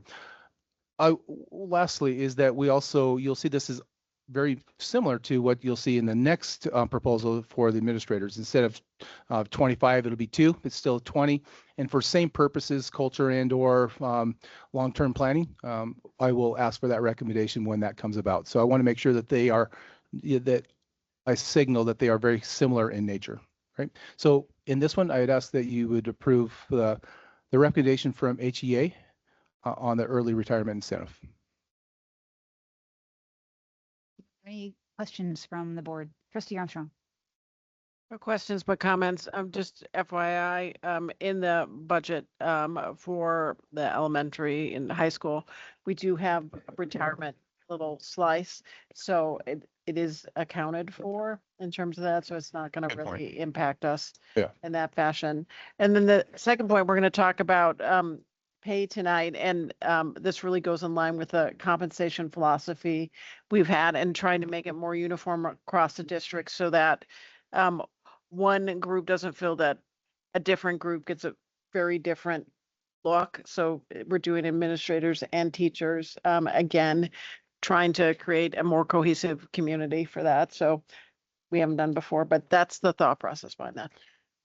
I think testament to Janelle and her experience is that there's retirement fund that part of this, but we also have in both of the elementary and the high school, there's a termination fund as well. That's part of the general fund, but it's line item out in termination. And so that incentive money will come from those termination line accounts. Thanks for that. Any other questions from the board? Okay. I would entertain a motion on approval of the early retirement incentive for teachers. So moved. Thank you. Is there a second? I'll second. All right, we have a motion and a second. Is there any public comment on the motion? Is there, no, thank you. Is there any board comment on the motion? Actually, I would just make one comment. It's hard to think of losing our most senior teachers. It's such an important role. They've given so much, but I also recognize, and I hope this is a way of giving flexibility to people who have given a lot of good years and good intelligence to Helena children. And I'm glad that this is before us. Thanks. I appreciate you saying that. Typically, I would say something like that in these incentives, and both for the administrators and for our teachers. This is no way a disrespect to them. I hope that it's viewed as a respectful in nature. The purpose is not disrespectful. It's honoring them in the work they've done. We did say that in the last 4, 5, 6 years, it's been a rough role, and so this is just a way to also say thank you for the work that you've done, and getting individuals back in our system that allows that mid-year career person to become those veterans that they've been role modeled by with the exiting teachers and admin team. Yeah, it's easy to run yourself ragged in education, Yeah. and I'm glad to offer some flexibility to people who have given a lot. All right. Any other comments, questions? All those in favor signify by saying aye. Aye. Trustee Hathorn? Aye. Thank you. I didn't hear you. I'm sorry. Those opposed? No? All right. All the motion passes 6-0. And now we're moving on to something very similar. Very similar. Yep. Before you'll find my recommendation for approve the voluntary early retirement incentive for 2 qualified administrators. This is based on, again, the administrative hire date, not necessarily the original hire date. So this will be, it's structured around the number of years as an administrator. You need to have 10 years to qualify, 10 years or more of service as a current administrator in the district. Again, similar incentive. And for similar reasons, it's a little more difficult to predict, unlike the teacher union, where we know where teachers are at and where they're going to come back in at. Our admin team, through the reason why you're going to hear from CMS here in a bit, is that we have a kind of a fractured matrix for our administrators. And so depending on who is selected on the seniority list of the 10 years, if one person's leaving, there may be a cost savings, there may be a minimal cost savings. So I really can't predict what that's going to look like until we know who applies and who qualifies for those top seats. However, there will be a cost savings. And the other part of that is similar to what we've talked about with our teacher union, is that some are ready to move on. And this is just helping them make a life choice decision. So we look forward to it. No disrespect to anyone that takes it. We're completely satisfied with where we're at. We're just, this is from a personnel standpoint, good work for our team. Thank you. Are there any board? Oh, Trustee Armstrong? Yeah, I just want to add, there's always the balance between keeping the knowledge and experience we have and also our commitment to attract and retain and develop. And so this is at least is a positive incentive. It's a recognition of the work done, but it is important that we do allow growth and development of individuals already in our system so they can step into new shoes. And I have a lot of confidence in the people that have been brought on. Even as I fear losing those, it seems like we're still attracting really good people. Any other board comments? All right. I would entertain a motion on approval of the early retirement incentive for administrators. Okay. All right, I move approval of early retirement incentive for administrators for 25-26. Thank you. Is there a second? I will second. Got a motion and a second. Is there any public comment on the motion? Any board comment on the motion? All right, seeing none, all those in favor signify by saying aye. Aye. Aye. Opposed? Motion passes 6-0. Thank you, trustees. Now before you, this might take more than 5 minutes. We have policy, Nothing ever takes more than 5 minutes here. and our policy trustee is not with us tonight. Ms. Mizell, you ready? I thought we were, CMS was going to be late. I know, I already warned Jim. We're just moving things around. You So, off from dinner? so yeah. So we just have the 4 for action and then we'll hear from CMS and then I'll be back for more. For Okay, that information. sounds good. Thanks. Yeah, we'll just move things around a little bit if that works out. So the 4 that you have before you, these are coming back for final action. You saw them last month, 2 months ago, previously. So they came before you, they went back to policy committee for review in December, and now they're back in front of you for final action. So the student instruction policy 2005, this is to reflect commemorative days. This is to align with House Bill 591. It identifies a new Freedom Week, that's the last full week of September, to educate students about the sacrifices made for freedom and the founding of the U.S. and the values in which the United States was founded. This is not to overshadow the American Indian Heritage Day, which is the 4th Friday in September. Again, there was appropriate exercises for those commemorative days, and the assistant superintendents are tracking that the board would like a report out on such exercises in the future.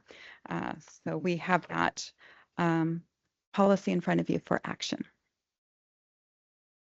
We're doing each one for action. Yeah, you guys do take them one at a time. Yeah. Yep. Trustee Armstrong. In terms of this being the second reading, have there been any changes since the last time? Okay. There have not been any changes. We did discuss that Martin Luther King Day is not a recognized state holiday, but it is a recognized federal holiday. So we did leave that in there because we do recognize it at the school district level. Freedom. So, Absolutely. and sacrifice. And popular sovereignty. Yes. So that was the conversation at policy committee. This is to, as I understand it, there was the legislation passed in 2025 that created a week to discuss popular sovereignty and its implications and all that our forefathers and mothers have done to enshrine it for us. And that's going to be in our policy manual. Absolutely. All right. All right. Are there any other questions from the board? All right. Seeing none, I would entertain a motion regarding policy 2005. I move, Chair McKee, that we approve the changes to policy 2005 as presented. Thank you. Is there a second? Second. Thank you. Got a motion and a second. Is there any public comment on the motion? Oh, excellent, because that's the next thing we're going to do. Is there any board comment? Trustee Hathorn. Yeah, I'm just going to put on my teacher hat, even though I'm a few years out. That's a lot. Is there going to be resources for the teachers to pull from to meet these requirements? the commemorative, the activities. Are you, Trustee Hawthorne, are you asking about the activities for this particular policy? Yeah, for all of those holidays, and I'm not saying it has to be extensive, but it would be nice to have some support there, I would think. Yeah, Mr. McKay will step to the mic, but I know that we are currently. We'll redistribute the timing, how we approach those activities and days and concepts. Thank you. Yeah, thank you. Having it integrated sounds perfect. So I appreciate that. Any other board comment? Trustee Armstrong. Obviously, some of these days have been there before. What days are we adding? Do you know? How many days are we adding? So it's basically lines 32 through 44 is the new, just to align with the House bill. So that it's not that it was new per se, it's just that it's called out specifically. It is, the new is the Freedom Week. That was the new one. Yeah. But this policy primarily adds that and then reflects more specifically the commemorative days. Do we have a Pioneer Day before? We talked about that. Yes, November 1st, we do have a Pioneer Day. Okay. Yeah. And do we have a Citizenship Day? Yes. Okay. We're always learning. September 17th, Citizenship Day. So again, it just calls them out specifically because we don't always maybe go and recognize what those It are. really gets lost in here.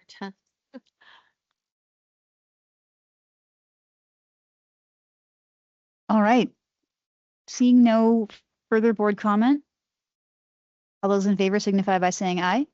Aye. Aye. All those opposed signify by saying no. All right. Looks like motion passes 6-0. I got that correct. Trustee Hathorn, did you vote yes? I just want to make sure I heard you. Yes, I. Okay. Thank you. Sorry. Okay, the next one you have in front of you is human sexuality instruction and identity instruction.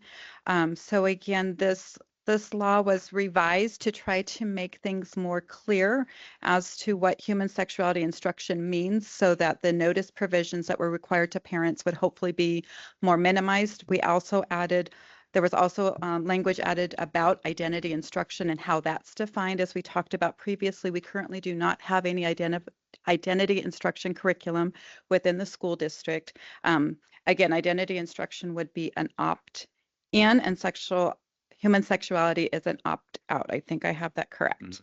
But again, the goal was to revise legislation that was previously passed and to minimize the number of notices that would have to be provided. Also to try to make it less stringent so that if a conversation came up about Romeo and Juliet, that didn't flag a notice to parents about the human sexuality. So really trying to tighten that up a little bit. So that is the policy you have in front of you. And there has been no changes since you saw this in October. Thank you. Are there any questions from the board? As clumsy as it was, as it came out and difficult it was for staff, it was easier prior, obviously, but this is a cleanup act and really just trying to make it the practice of education in the teacher in the classroom. One, less stress of can you have that conversation if it's spontaneous, you can, and then the number of notices that are being sent out, which helps drastically. It's still a burden. Thank you. Trustee Cletus. I just want to reiterate what Ms. Mizell said, that we don't have gender identity instruction. This is another policy where we are adopting something based on misinformation. So we teach growth and development, maturation, biology, puberty. Those are not new things. So once again, there is not gender identity instruction. Thanks for that clarification. Just wanted to. I too am enjoying the rich irony that our first and only mention of identity instruction is coming as a requirement of the 2025 legislature. But it will be adopted into our policy manual probably this evening. Is there any other board comment? Trustee Armstrong.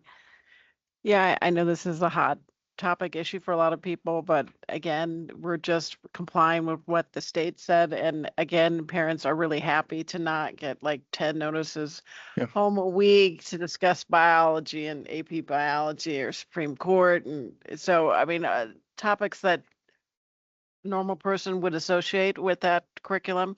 So again, we're just complying. We're not originating. Thank you. Any other board comment? Trustee Hathorn, did you have anything? I want to give you an opportunity, and I feel like I haven't as many times as I should have. I didn't, and I feel fairly treated. Thank you. Thank you. All right. I would entertain a motion on policy 2016, human sexuality and identity instruction. Chair, I move we approve policy 2016, human sexuality instruction and identity instruction. Thank you. Is there a second? I'll second. Thank you. Is there any public comment on the motion? Is there any board comment on the motion? Of course, I'm going to make one final comment. If a child reads our policy manual, they're going to have some questions about identity instruction, and I think they'll just be on their own then. They can ask their parents. So. They can ask their parents.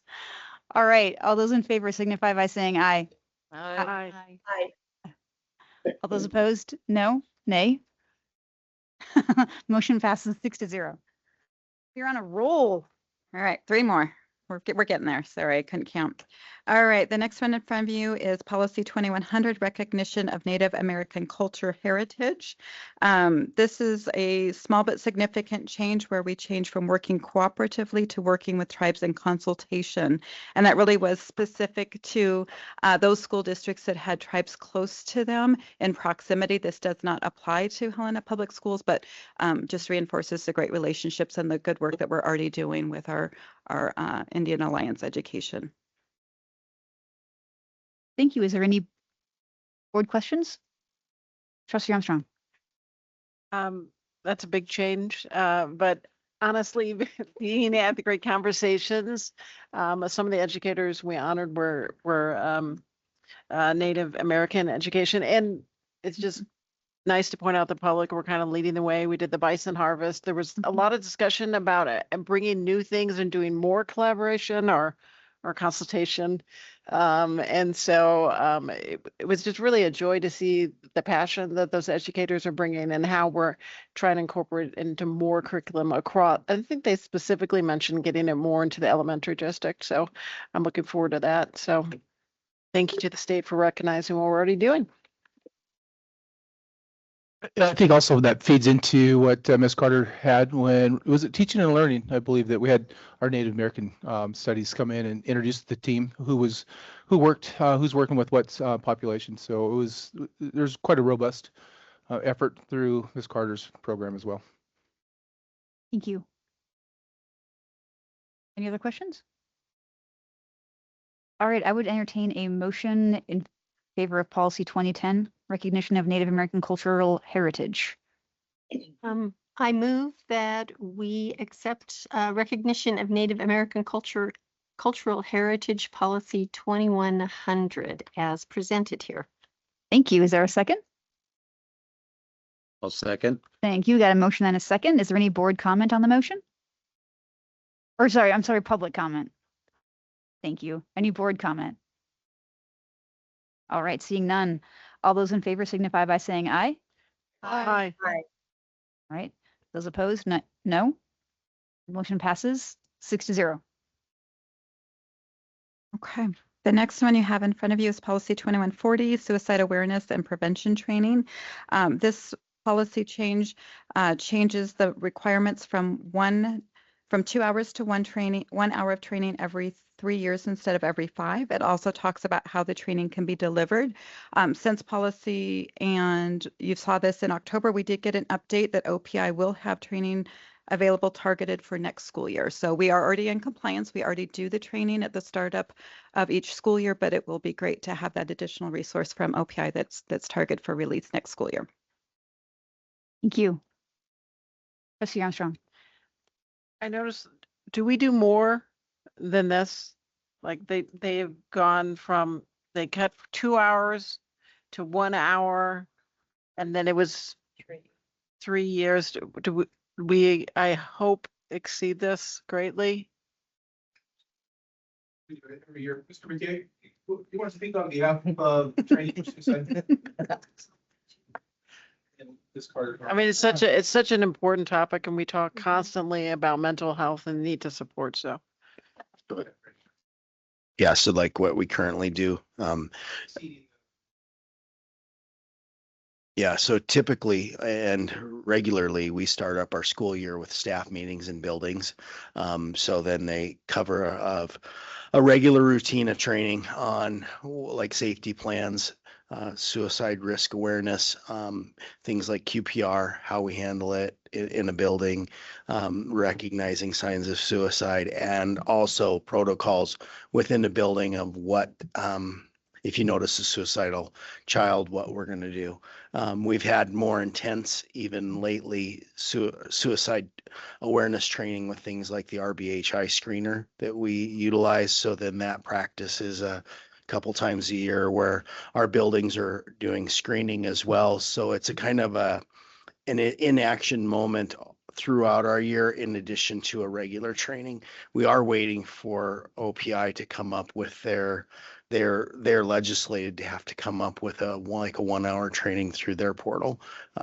But yeah, do they have that now? I hadn't seen it, but yeah, so we'll be able to incorporate that into our practice, but I feel like we had a really strong practice before this law came out. And then we have a variety of exposure opportunities for our staff to know the current information associated with suicide awareness. Yeah, I mean, and it's never enough. I mean, so then, yeah.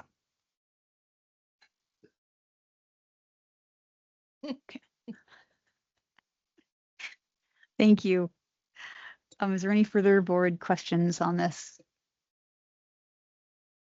All right, I would entertain a motion regarding policy 2140, suicide awareness and prevention training.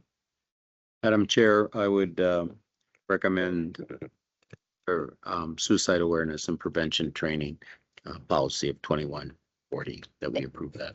Thank you. Is there a second? A second. Thank you. Is there any public comment on the motion? Is there any board comment on the motion? Superintendent report or comment. Though 1 of 3, 2 of 5, whatever that looks like, it's pretty minimal. I'd say that Helena Public Schools does a very nice job around that with screeners and the work that our curriculum directors, Dr. Alberts, Mr. McKay, Ms. Carter. But even at that, I think the question that struck me as I answered that, is it enough? Do we exceed? We do.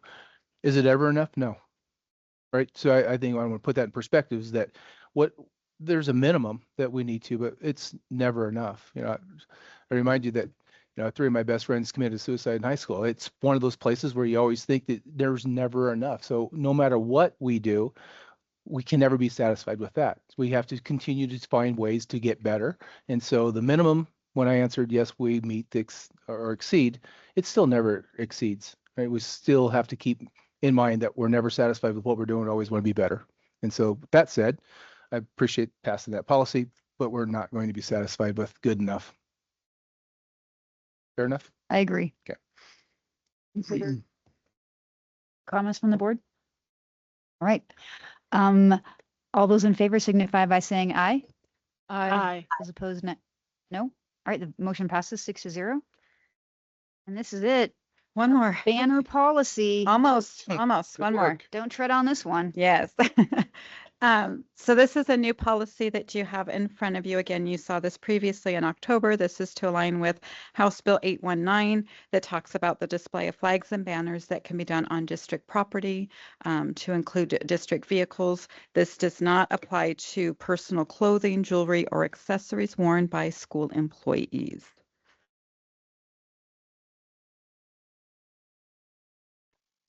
I'm just going to leave it at that. Yeah.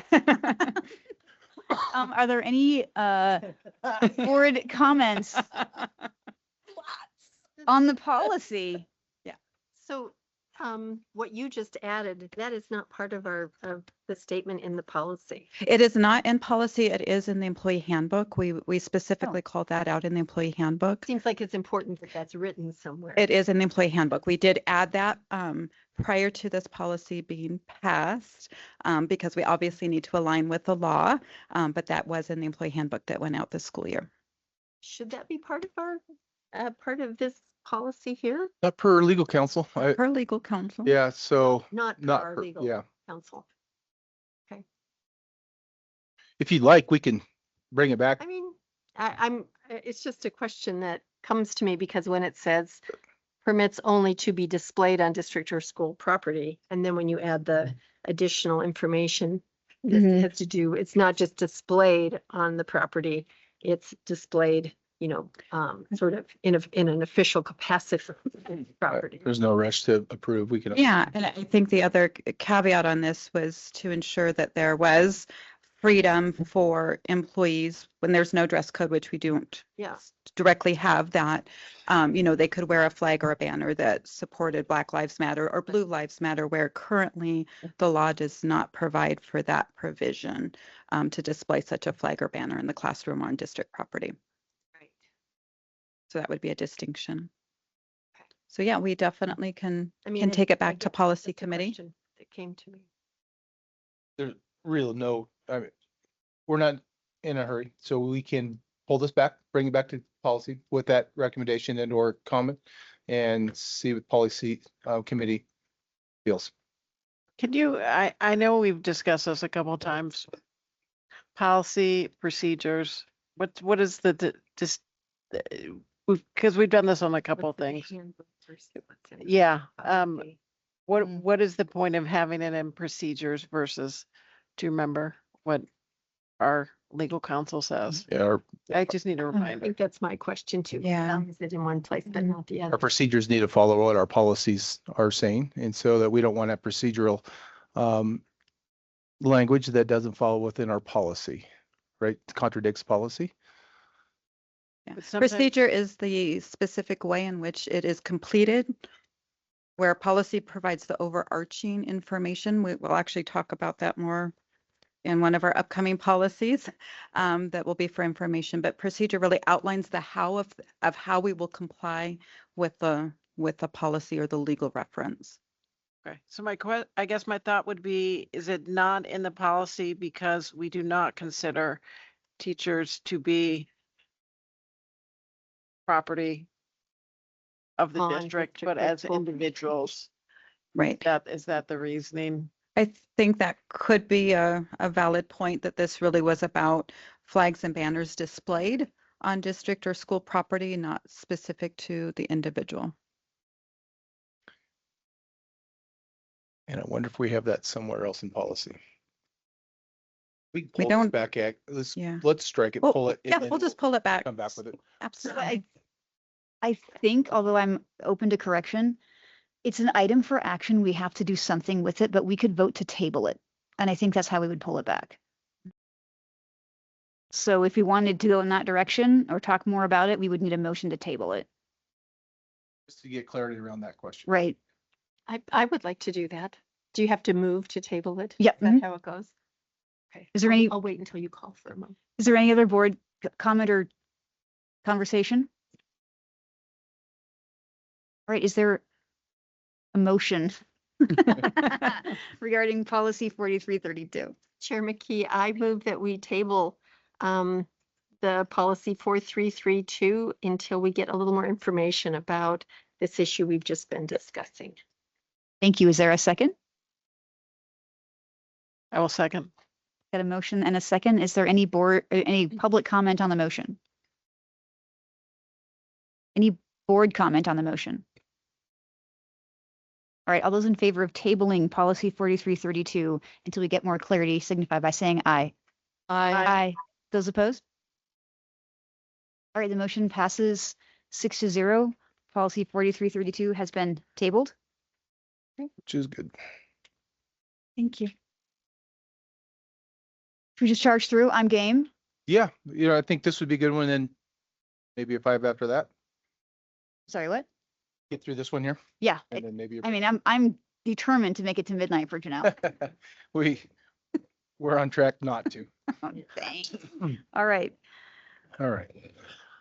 If it's okay, Yeah. Yeah, So yeah. let's, So I was thinking. we'll go with, oh, go ahead. You want to call that, Madam Chair?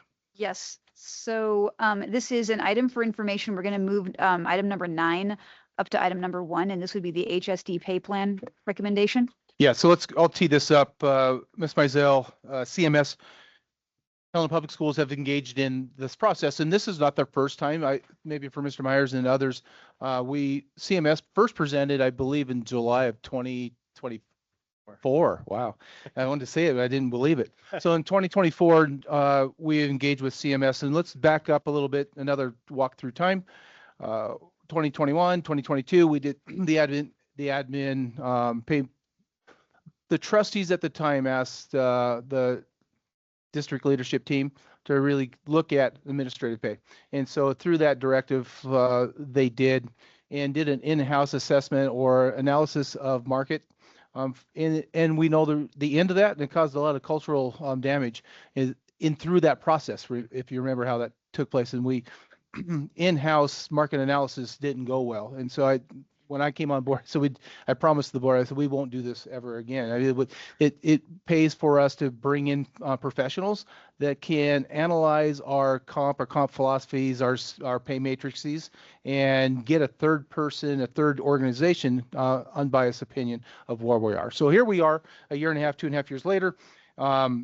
I will say that we are going to talk about independence, the independent payroll group and the administrative payroll group, but it doesn't mean that we're excluding the others. Those are the only 2 payroll groups that are not, they have no negotiations, right? They don't negotiate for what their matrix look like and or what their pay looks like, where others are governed by the ability to negotiate. And so the pay philosophy is district-wide and encompasses all payroll groups, but today we're talking about the independents, and at some point we'll need to visit around the administrative as well. So that being said, we really saw what was exposed with Jim and CMS is that the independent matrix was very inconsistent. So if you step down or across, there was inconsistencies. It could be a 0.5% increase and it could be a 7% increase. And it really did not make sense. It looked like it was built kind of like Kessler. It was just kind of added on piece by piece, part by part, and it really didn't make a lot of sense. And so what Carrie notices is that we need, and through the recommendation of CMS, we need to get much more consistent in our steps and approaches so it makes sense and easier to budget. So that's the work. I'm probably still part of your presentation tonight, but my vision for all of this is to get science behind it and be consistent and calibrated across the district. So that's why we're here. Great. Thanks, Jim. Great. Thank you so much, Superintendent Welts, and for Trustee Meyer and our student representatives, Garda P. and Lynch. I'm Jim Cairns with Communication and Management Services. So like Superintendent Welts said, we're a local human resource consulting firm. Been doing a lot of work and really grateful for the opportunity to work with the district. So just to kind of add to that history that Superintendent Welts laid out, after we did the salary survey and presented on that, the board, in conjunction with partners, staff, and unions, developed the school district's compensation philosophy. So between having the salary survey and the compensation philosophy, that kind of gave us clear guidance to develop the school district's pay plan, which, to oversimplify it, consists of the wage matrix, which we'll talk about tonight. We also developed a classification system and methodology, which I'll briefly touch on today. And then we're in the process of developing some pay plan rules. So those 3 pieces kind of are the 3 legs of the pay plan that we're going to be rolling out. So just want to provide an informational update on that. And, Trustee Armstrong mentioned earlier the compensation philosophy, and that effort's been really great because that's guided a lot of our decisions when we're developing the matrix or developing the classification system or other compensation components. That compensation philosophy has kind of been our North Star in guiding us. So really appreciate the board and staff and the union's work on that. So a couple things we're going to go over today is the independent wage matrix transition. And like Superintendent Welch said, you know, we're starting with the independents, which would be like IT, HR, accounting, communications, facilities, et cetera. But this is also going to lay the groundwork for our administrative staff too, our assistant principals, and some of our directors there. So I'll kind of talk about what we're doing in the short term with the independent staff, and then tell you where that's leading with our administrative staff. So I think I'll go to the next slide, Gary. Some of the things for the wage matrix transition, and I'm going to show you a new wage matrix that we're going to implement. And like was already mentioned, you know, there's a few hiccups with the existing matrix, and I'll kind of show you what those look like with the old matrix and compare it to the new. You know, we talked earlier too about some of the predictability and being able to budget and having some of those types of things. So for staff to be able to reasonably predict where they're going to be at different stages of their career, for leadership to be able to budget, the matrix will support that. We want to continue to support progression within the ranges for eligible staff. So we really took a look at that and where we're going to be placing people in the ranges and giving people more opportunity to grow. We are going to be more market competitive. So I'll talk about that a little bit today. And then, you know, it is going to support our efforts to recruit and retain staff. So all this is kind of leading up to pulling this all together. So just want to talk about some of our continued next steps, and really just want to remind everybody, this isn't a new proposal. This is just a continuation of a work in progress. So we're going to bring, after we finish this work, we'll be bringing a proposal back, I believe, in January. Is that correct? That's a great point, Jim. And I want to mention that as well. What we as an admin team and CMS wanted to make sure is that this is not the first time you heard it. This is why it's an item for information. It was an item of information last 6 months ago, and it was 2 years ago. We want to make sure that we over communicate this, and so when we do bring it for action, is that you are well up to speed on it. Yep. Great. Thank you.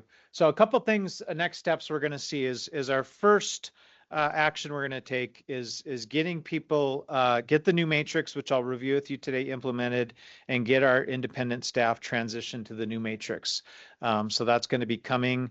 The other thing we're going to do is called classification. And basically classification is just a ranking of positions. You know, we've got all these grades I'll show you, and classification is really just deciding which position or which grade a position should go into based on factors such as the market and job content.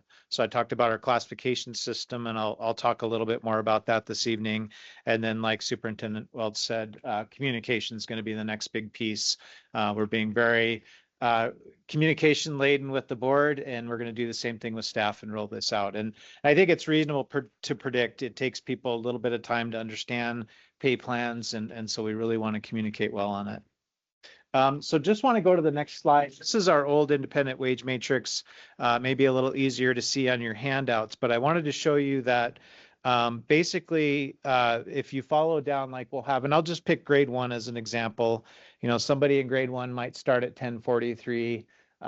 They wouldn't start that now because it's below minimum wage, but start at 1055, and then they take a step with each year of service. People move up in steps in their grades, and their wage progresses, and that's very consistent with what we do for educational staff. And like Superintendent Welch said, you can kind of see things are a little clunky, and the percentages between the steps aren't always consistent.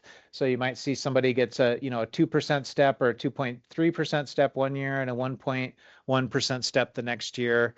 It doesn't necessarily, it's not necessarily a bad thing if the percentages decline, but these kind of jerky kind of steps and inconsistencies were a little concerning.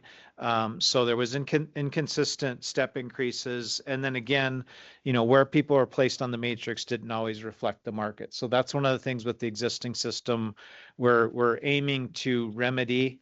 And then on the revised step progression, you'll see, just going to the next slide, is we do have more consistent progression. So you'll see, like as a position progresses from step 1 to step 2 to step 3, that's a 2.5%. I do want to point out that the percentages decline a little bit as you go up. And part of the thinking there is we wanted the increases each year to be approximately the same. And so what we didn't want was for the, exponential compounding of increases as we went up. So we did slightly reduce the step increases as you go up a little bit. And you can kind of see the net result of that was that the actual dollar amount people are going to see is going to be about the same with each step of each year. And that was a conscious, thoughtful decision on the part of leadership that we didn't want to create these exponential increases, and we wanted to have some predictability and structure. By the same token, Gary, on the next slide, you'll see that on the old independent matrix, the differences between grades were often very different. Sometimes they were as little as 7%, sometimes as much as 10%. So it's really tough if somebody's moving through, say, a career ladder or different levels, or they're getting promoted from one grade to another. If I get promoted from a grade 1 to a grade 2, that's a 7% increase, but a grade 12 to a grade 13 is a 10% increase. So again, we wanted to have some, smooth and equitable progression between grades. So that's another area. Just looking at the next slide there, Gary, as we did smooth out with the new independent matrix. Now, one of the things Carrie, Ms. Mizell pointed out is we flipped the axis on this for you guys. So you'll see in the new matrix, the grades run down the left matrix, the left y-axis, x-axis, I don't know. I'm in front of educators. It's always bad to talk about that.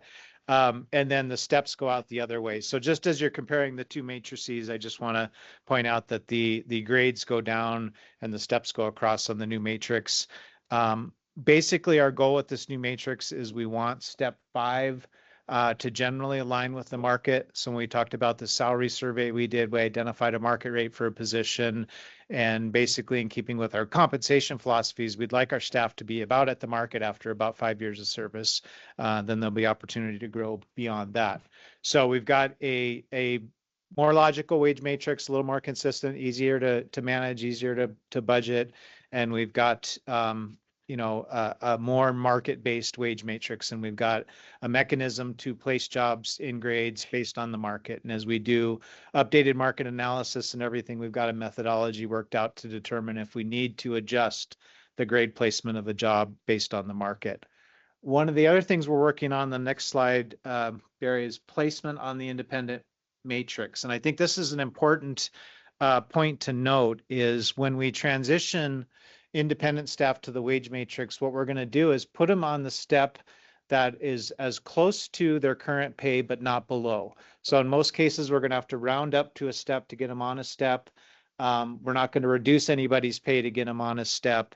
And the other net result on that is the steps are not always going to correlate with their years of service.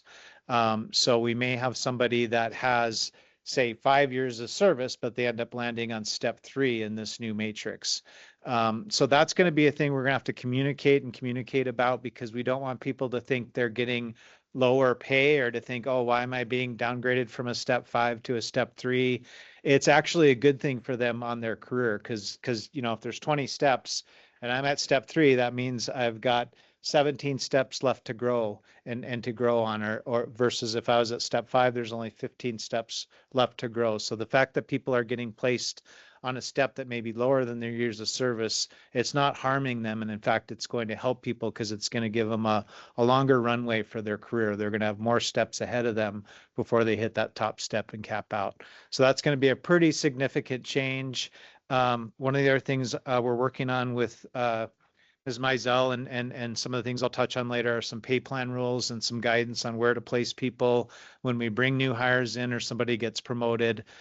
So again, this new transition is going to give us a little more breathing room and a little more room to grow for our staff on the wage matrix. Okay, so just looking at the next slide, give you a sense of what this transition to the new independent matrix is going to look like. The numbers look a lot better than the bond issue as far as cost. So, and like I said, we're really just trying to get people onto the new matrix. So the increases are going to be anywhere from 0% to 1.9%. So, if somebody's pay is already on a step or at or above the top step, they may not necessarily get an increase. And then, like I said, there's about 2 or 2.5% between those steps. So most people, the biggest step might be 1.9 to get somebody on a step. So the fiscal note, I think, is going to be fairly nominal, about $35,000. And like I mentioned earlier, the steps will be based on current pay, not years of service. Employee pay will generally increase with more earning potential, like I said. And then the folks that aren't getting an adjustment would probably be folks that are already at the top step of their grade. So they're kind of already at the top end there. Okay. Now I mentioned to you on the next slide, Gary, we've got the matrix, and now the next piece we're going to have is our pay plan rules. And what the pay plan rules do is give us guidance on, like I mentioned earlier, where do we place a new hire? What if somebody's coming in with 5 or 6 years experience? Do we got to start at step 1, or is there ability to recognize that experience and start them a little higher? Or what happens if somebody gets promoted? What happens if somebody gets demoted? Are we going to do steps every year? So all of those type of pay plan administration things are going to be spelled out in our pay plan rules. So our goals with these pay plan rules are obviously equity and transparency that aligns directly with the compensation philosophy that you all developed. Budgetary discipline, and the pay plan rules are going to set some parameters when we're doing things like promotion, wage increases, those types of things, to allow some fiscal responsibility around the pay plan, again, in line with our compensation philosophy. Market alignment, we've got those review mechanisms in place now to where if we do periodic salary surveys or market studies, we can easily translate that data back to any changes we need to make in the pay plan. The pay plan rules are also going to provide for consistency to make sure we're administering the pay plan throughout the year consistently or year over year consistently, and then to have some clarity in pay practices. Because again, one of our goals with this is transparency, and for employees to understand how they're paid and why they're paid the way they are. So these pay plan rules will really lend towards that transparency. So we will have another policy to present at some point. And we're in the process of working with a steering committee on the pay plan rules, and got another collaborative process going with that. So going to be meeting on that later this month, and hopefully bringing some information back to you on the proposed pay plan rules. And then I want to just talk about some of our continued next steps. So we're going to finalize the pay plan rules. Like I said, we're going to be steering committees meeting again later this month. And then I think we'll probably have a draft ready to bring forward. We're going to plan to use the pay plan rules to determine employee placement within the wage ranges. So kind of the next thing I'm going to tell you about is possibly doing some classification work. And so if we reclassify a job or classify a job, the pay plan rules will give us some guidance on what to do with that employee's pay or the affected employee's pay. And then, like I said, the other big push is going to be the communication piece and communicating over communicating this. Then the third kind of leg of the pay plan on the next slide is our classification methodology. And again, worked very extensively with Ms. Mizell and leadership, Superintendent Welts, Assistant Superintendent McKay, to kind of stand up this classification methodology. We look at job content and we look at what people actually do and what the qualifications are. So we look at the complexity of the work. How difficult is it? How ambiguous or clear cut are the variables you have to consider? We look at the knowledge, what qualifications, experience does it require to do the job, and the accountability, your scope of responsibility. And so our factoring system, our classification system, really digs in. It's not just based on the title. It really digs into the job content. The other part of this is it is a kind of a hybrid classification system that allows us to consider the market. And I know a lot of you have had experience with public sector classification systems that are typically just job content, and it doesn't matter what the market is. What the school district has adopted is a system that allows you to consider both. And the reason we don't just do market ranking is because we also have to ensure equal pay for equal work and equity. So we have to look at what people are doing and consider job content as well. So the classification methodology will be stood up. We may have a handful of positions that we need to make some classification adjustments to upon implementation. But beyond that or after that, most reclassifications are only going to be the result of a change in job or a major change in duties. So we're not going to be reclassifying jobs a lot. I know Ms. Mizell may be talking about doing some career progression and career ladders and those types of things. So we may have some opportunities to use the classification system to support that. But basically, the classification system will be an underpinning of our ranking and job placement. So just want to give you a sense of what the independent classification process is looking like. Is we are going to reclassify, like I said, a few positions based on job content. And this was basically jobs that in the salary survey were, significantly behind the market and needed some attention. So we're looking at, and reclassifying jobs, not only the market, but does the content of the job warrant placement at a higher grade? So we're working through those. Most of the positions that were identified were ones that were around 90% or lower at step 5. So it means they were more than 10% behind market, even at step 5. And then individual increase amounts, again, are going to be somewhat dependent on those pay plan rules. So that's why we're kind of getting those in place before we start reclassifying everybody. And then again, we'll determine the fiscal impact of reclassifications once the analysis and pay plan rules are finalized. But again, I think we expect that to be nominal. There's less than six positions. Yeah. Okay. Yeah. So again, we'll get back to you with an update on what that may cost, but not expecting a huge cost there. So that's everything we're planning on doing in the near future with independence. Now, our next step then, just going to the next slide, Gary, will be, once we get these pay plan rules developed, get the matrix stood up for independence, then we're going to move into basically doing the same process for our administrative staff, our assistant principals, assistant superintendents. It does not include the superintendent. That is completely separate, negotiated. So the superintendent's pay will not be affected by this. But again, for the other administrative staff, like Superintendent Welch said, we don't really have formal pay ranges for our independent staff right now. We kind of have some market data. So we're going to actually step into having some actual validated market-based pay ranges, some mechanisms and parameters for predictable progression. And again, not only for the benefit of the employees, but for the benefit of the district to be able to predict, and in keeping with our compensation philosophy, to be consistent across all of our employee groups. And then we are going to be doing classification placement. Again, we're going to look at the job content market rate of our administrative staff.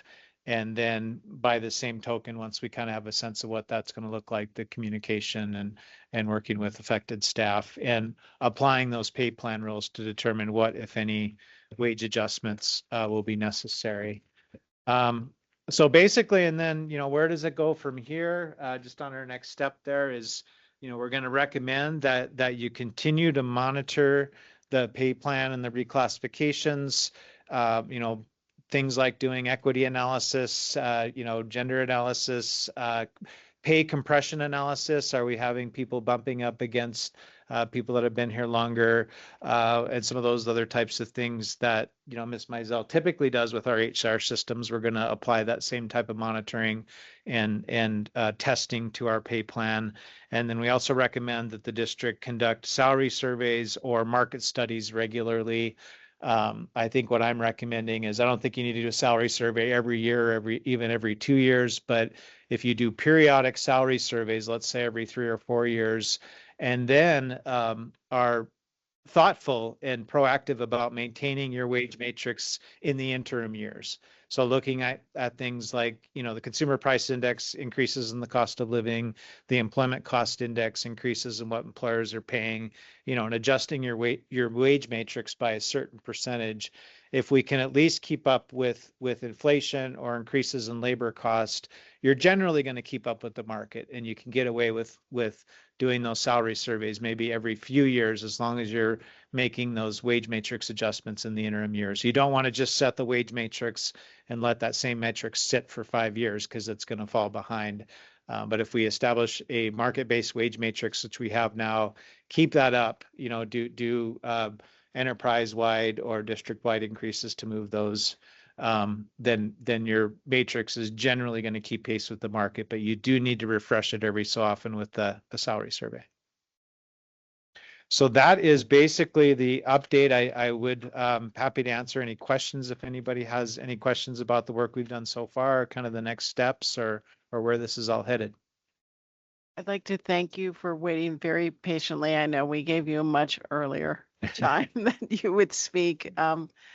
Kudos from the superintendent on down in terms of your staff choices when you hired a new personnel. I don't even want to know what you thought when you first came on board, because it looks very hodgepodgey to me, and that would explain some of the discontent within the staff. I had no idea it was this kind of slightly random type thing. It certainly looks much better. It's certainly in line with, in each area, we're trying to get some type of cycle and a well-known, clear-cut process to make sure that we don't fall behind in any one area. That takes a lot of work, a lot of in-depth work. Certainly it's been a pleasure to listen to you, and we sat down to do our compensation philosophy. I thought it was going to be a lot rougher, given all the different staff groups that we had in there. It went surprisingly well. I think people were very eager to have the opportunity to sit as a cohesive group and come up with the philosophy. We were much closer than I thought we were going to be, and that's really just been a pleasure. And you see that pay off even in our bond rating. So thank you. Yes, wait. Trustee Hathorn. Yeah. She can go ahead. Trustee Hathorn, go ahead. Oh, thank you. Wanted to echo some of Trustee Armstrong's thoughts. I don't know if many of you remember, but this was incredibly hot for maybe 5 years ago. And I just wanted to commend Superintendent Welts and Ms. Mizell for taking the long road of getting this done right, and bringing in other people in the district, hiring CMS, and more importantly, not letting it fade away. And it's a continuous improvement cycle. As we move towards admin for the next pay group, that one is always a bit of a hot one. Is there going to be any consensus work or other people brought in so that that narrative is really transparent? Yeah, I think Trustee Hawthorne, I think we can probably work with the same stakeholder group that we did on the first process, just because that worked so well. And I would add also, Trustee Hawthorne, is that this is not the first time that stakeholder group has known about it. We've talked about this in open meetings, that independence is one, that admin would be coming up next. So it's not a surprise as well. All right, that sounds good. Thank you. I really felt like everybody was on the same page with that working group, and the union and staff, and even talking about admin. I mean, everybody kind of was of a similar thought process and trying to get people as much on the same page as possible. Great, thank you. Mr. Myers. Yeah, Jim, thank you very much. As a former administrator and building administrator, and then watching the independence in this district 30, 40 years ago, it seemed like those two groups were the last to be negotiated with. And it was always based on what the current salary was going to be in the current budget. So there were some years administrators took no increase, and same way with independents. And I know it was all over the board. Right. I could never, as the assistant soup, I couldn't figure out how we were determining what each individual was going to be paid in this district. So I can tell you, this is, after 30, 40 years, to see something like this is like amen as we go through. So thank you very much, and thank you to the district, because it was always an issue, and it was always in late May, and it didn't build cohesive, even amongst the administrators. Right. And so I appreciate the work you've done.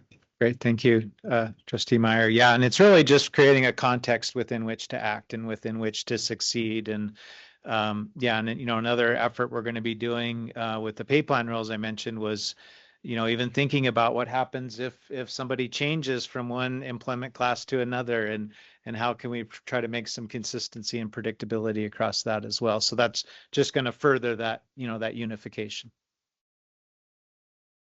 Either. This is not everyone's jam. Like sitting through into the CMS, and I get it, but I am extremely proud of the work that we've accomplished to this point. As Mr. Meyer had mentioned, that it seems when Carrie came on board, she asked about the pay philosophy, and I said, we don't have one. You know, not to scare her off, and we still. To this day, you know, her efforts were, we need something around this, and I support that. And what I think it has done, excuse me, is that it really helps build. We talked about consistency and culture and trust. I think that when we bring others in and we want to do it correctly, having something like this just strengthens our ability to talk to all stakeholders and say, I don't know how we did it in the past. I don't know how we could have done it in the past, but whatever we did didn't create a level of trust because it just seemed so clunky. And this is so much more of a structured process. And I'm proud of the work that we do in this district that strengthens our district at large. And that this is the work that I think is important work for us to do. Although it's sometimes there's a lot of other things going on, and Carrie calls up and says, hey, we got a CMS meeting. It's like, oh, great. we just got a lot moving, but this is important work, and I think it strengthens us far more than what we realize. Did you want to say anything, Trustee Satry? I had a kind of a procedural question for anyone who knows the answer. I agree with everything that everyone said. It's when it's unpredictable, when it's not transparent, you don't build trust. People don't know that if they should trust their employer, and that's just corrosive.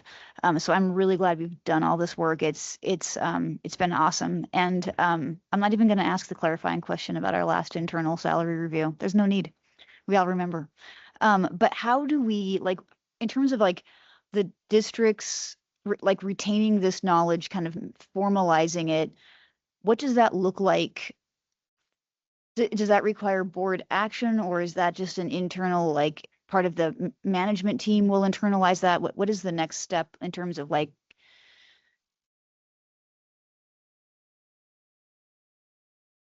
So yes, so we want to finish the pay plan rules that we're working with the steering committee, and that steering committee is, as Jim alluded to, is a makeup of secretaries, paras, teachers, independents. So we've got a wide group, again, to create that consistency and transparency.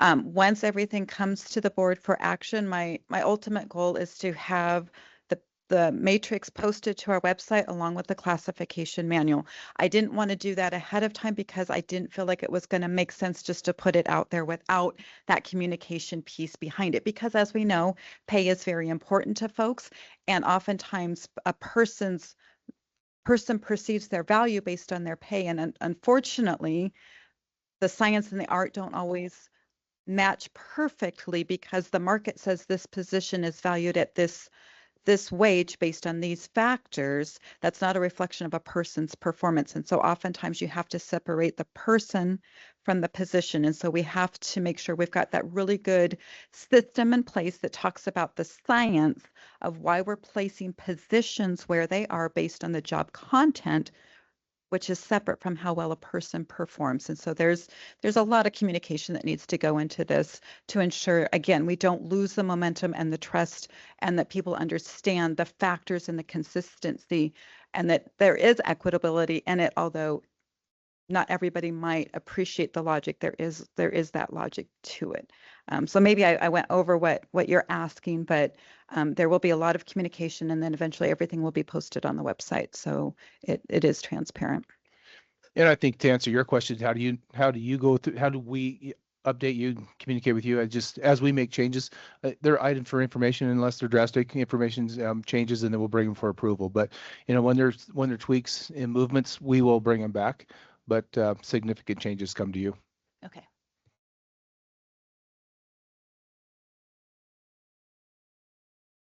Trustee Armstrong. Okay, that's great. Now we have a very proactive superintendent and very proactive central administration.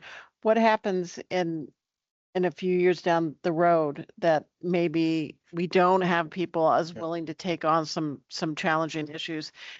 Should we have a policy where like every so often you are looking at district boundaries, every so often a policy ensures it will come to the board and we have a discussion about it? Should we build in some kind of fail safes? Like broad, not complete, no, but Jen, it's 9 o'clock. I see what you're saying. I do see that. Yeah, I see that. just thought for down the road, like we're doing all this work. I would hate to see it. No, because truly what you're saying is that people move things, and if there are changing guard, then potentially this momentum could be lost. And you know, we have 4 trustee seats coming up open here in less than a few months, right? So what happens when we change people, but we want the practices to continue? And so I understand what you're saying, and I take that seriously. Let me put some thought on that, because I truly don't want to lose the momentum that we have in 5-10 years.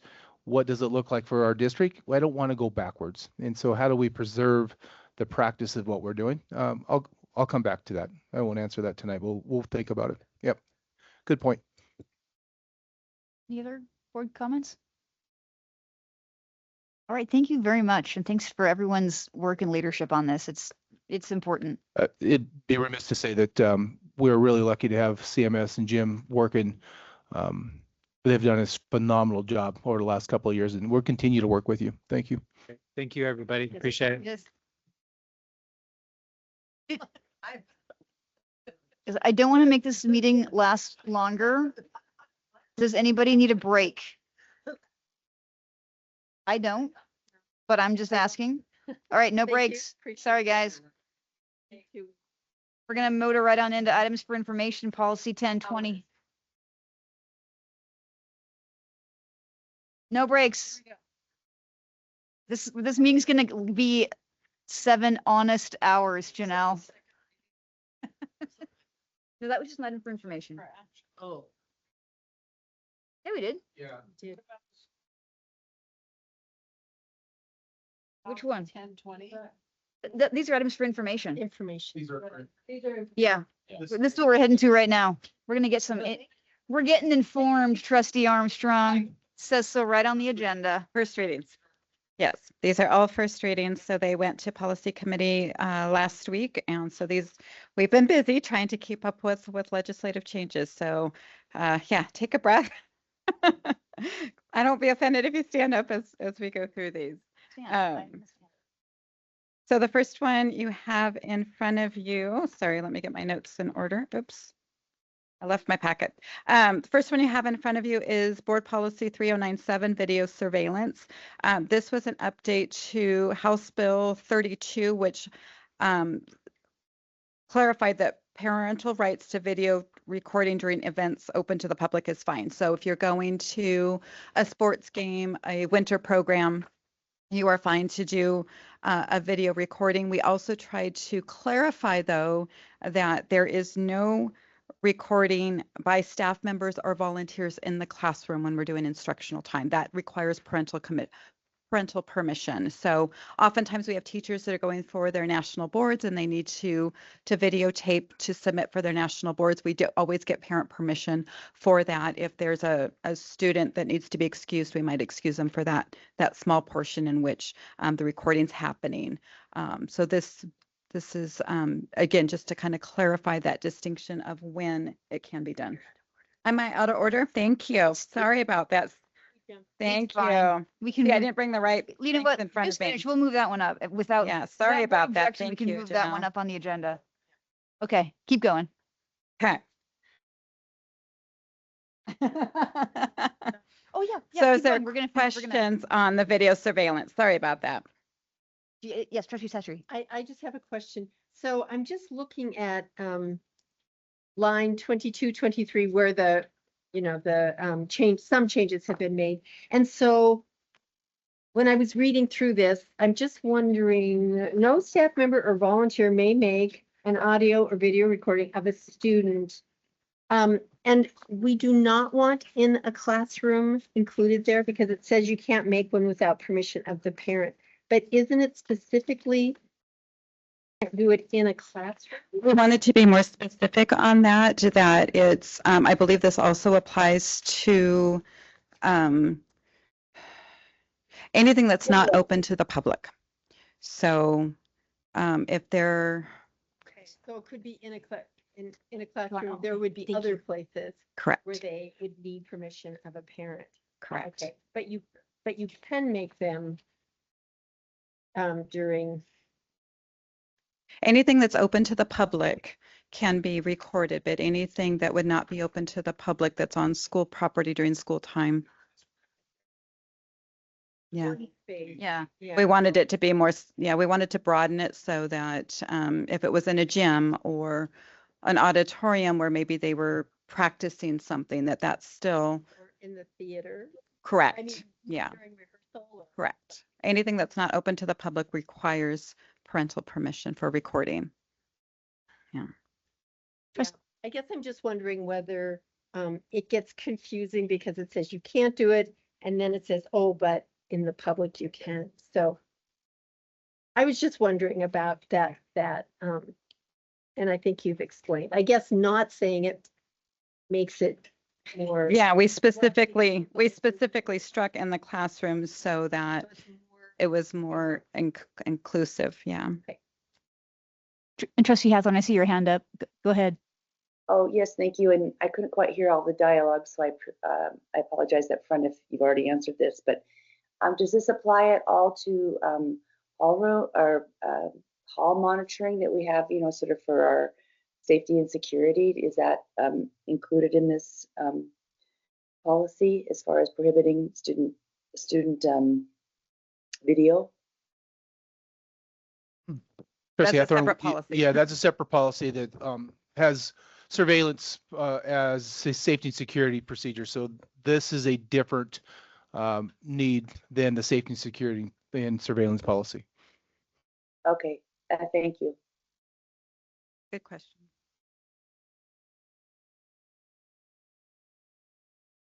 Are there any other questions from the board? Trustee Armstrong?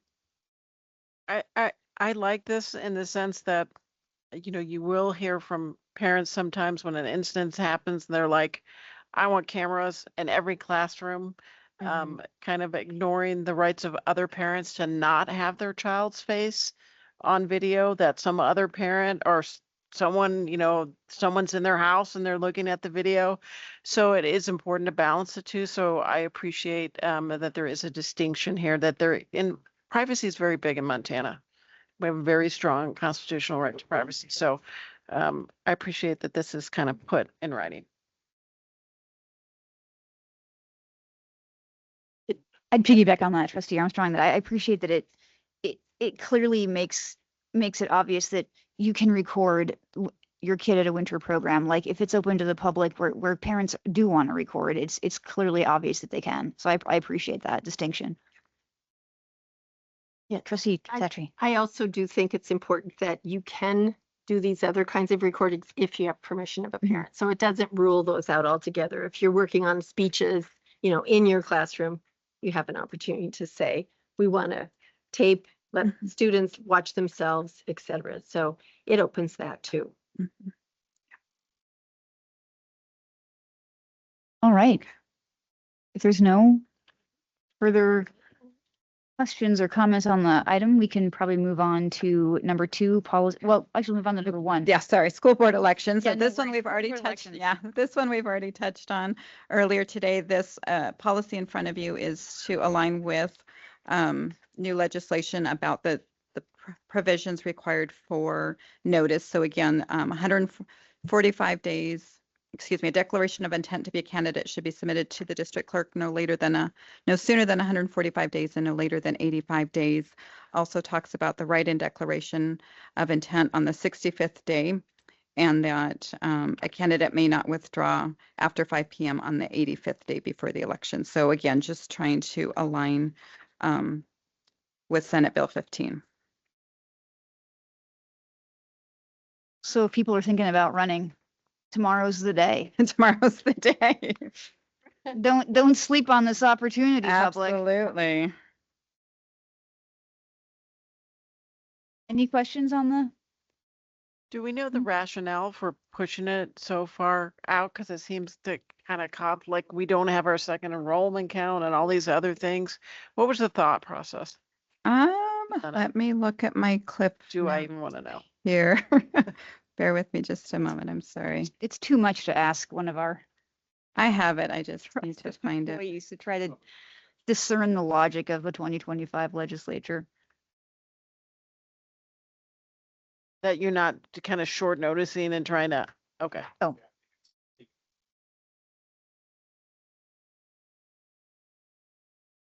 I see.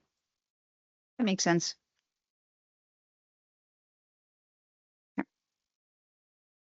All right, we're good with that? You don't have to keep digging. Okay, sorry. I've got it But I all here. I just appreciate can't find it quickly. A for effort. Too much information.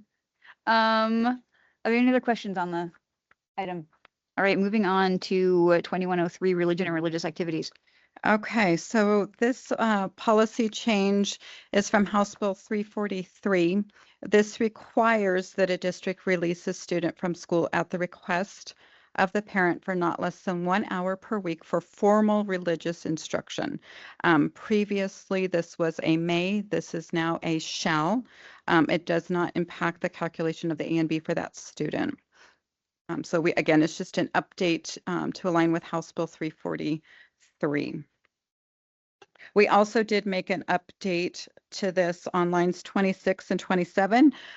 You'll notice that we tried to make it more inclusive, that a student may read any religious material during free reading time and not specifically calling out a specific religious material. Just a question, and you may not have the answer, but I am a parent who has called my kid out for religious activity, and I found there to be no friction. So I'm guessing that we've always done this, right? This is just complying with state law. Right. Okay. Yeah. Go ahead. This is just to reaffirm an assumption that this has not existed or has run smoothly. So once again, it's based on misinformation that has become a law to reaffirm something that we do that has not been problematic. Right. Yes. All right, we're all on the same page, it sounds like. Any questions from the board, comments? We can move on.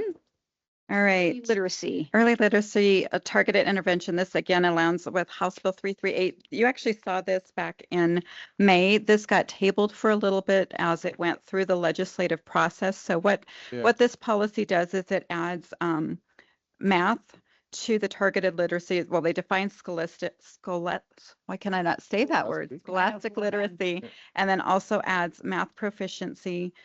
We did end up striking lines 33 through 35 as there was a veto to the bill on the funding piece. So what you have in front of you aligns with current legislature, but that's why this policy was stalled for a little bit as we waited to see what was going to happen.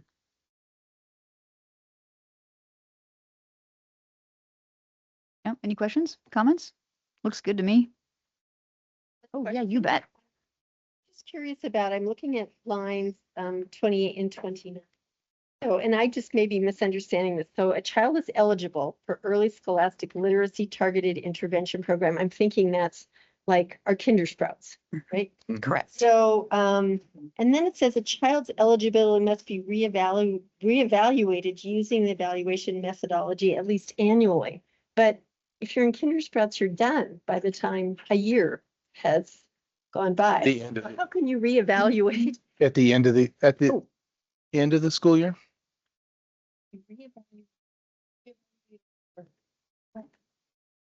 We have to show Eligibility? we have to show proficiency. But it says the child's eligibility must be reevaluated. Justine, you want to come up? You see why that seems Yeah, maybe the wording on it. But we have to, already in it, then you've been eligible. You have to show Yeah. growth. Evaluate for eligibility.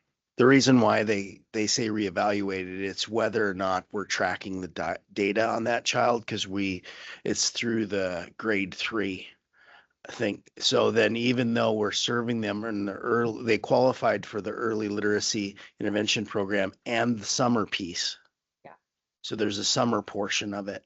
So then if they test out or like no longer qualify, then they like wouldn't be eligible for the summer piece in between the grade levels as they go. Does that?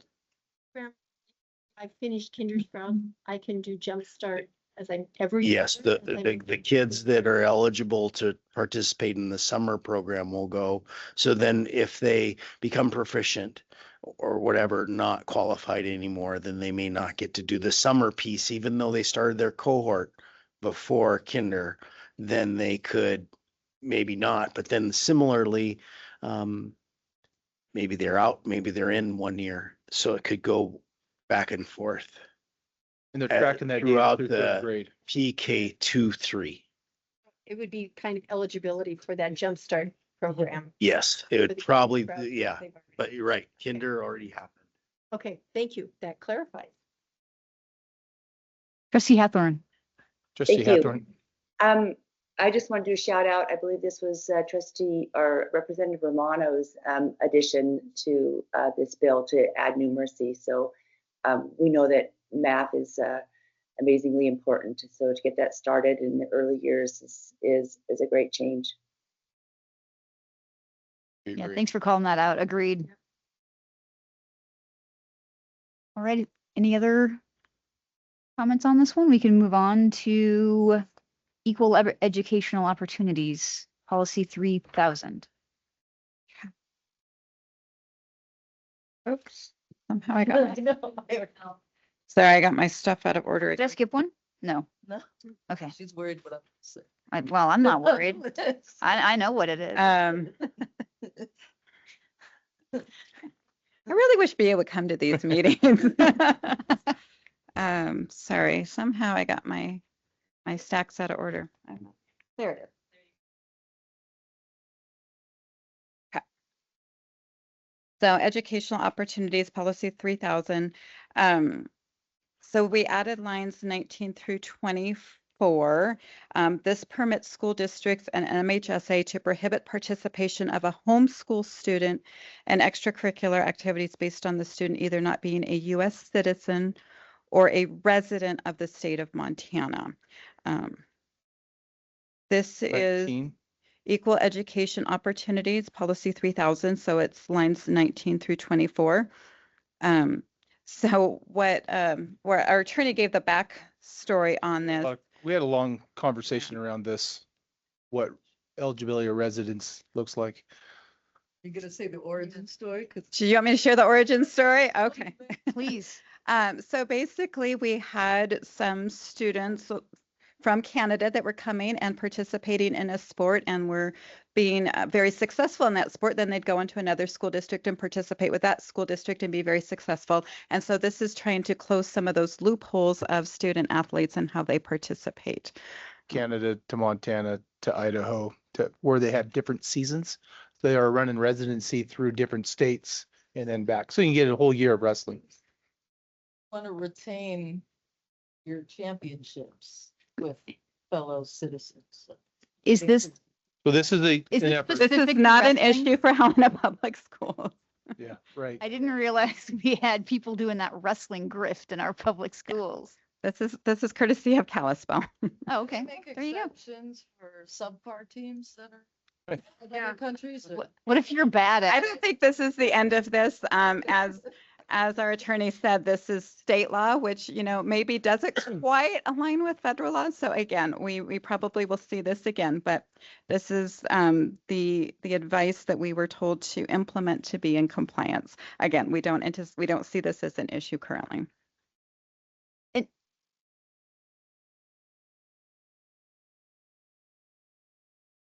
Okay, I get that was the thing, but what if you, especially in towns like Missoula or Bozeman, where you are having educators come in and they're not citizens? Does that mean They should be U.S.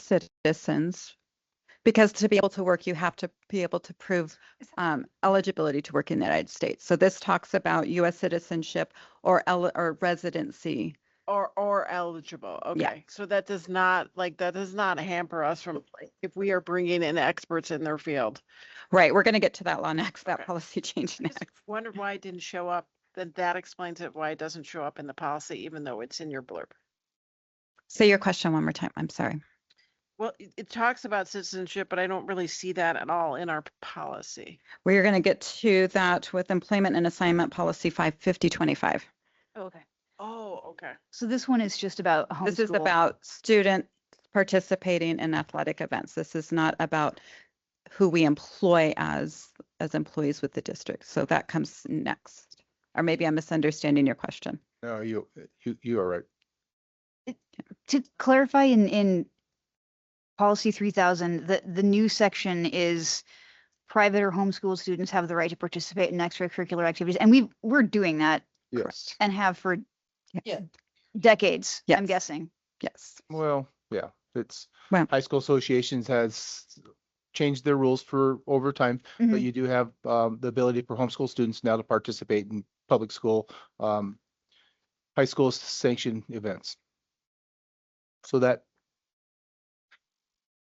has been a change as not too long ago, but Okay. that is currently the practice All right. following high school association guidelines. Thank you for the clarification. Any questions or comments on this particular item? It seems like it follows the pattern of the other items. Okay. Do you want to say something, Trustee Cletus, about this one? Just want to give you opportunity. Trustee Hathorn, did you want to? Yeah, no hand up. All right. Okay. We talked about video monitoring, so we'll move on to policy 3410, student health physical screenings.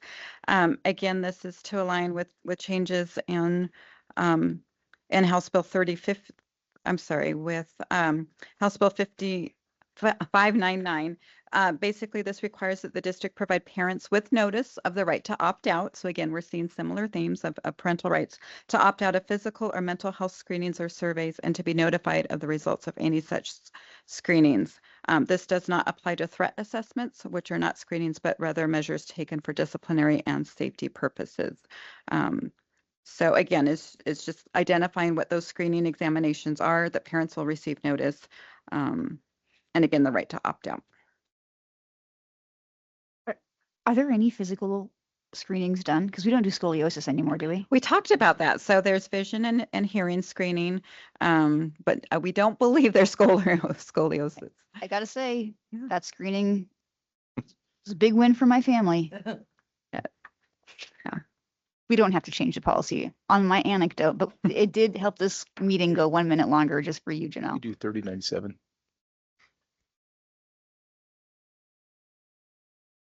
And I'm guessing, I mean, I know as a parent, we are already doing this. Right? Yeah. I already get This these. this is just to get the policy to align with law, but yes, our nurses are already making sure that we are in compliance. Absolutely. Okay. Any questions, comments? Oh, Trustee Cletus? I just want to thank Ms. Mizell for dealing with my snarkiness. This is year 3 on the policy committee, the second legislative session, so I apologize. It's just kind of at a certain point, I'm becoming more vocal, so apology for that. Oh, no need to apologize. Duly noted. Duly noted, yes. Okay. Was there any other comments on the student health screenings, physical screenings, examinations? Okay. So this one gets back to, so policy 5025 is employment and assignment.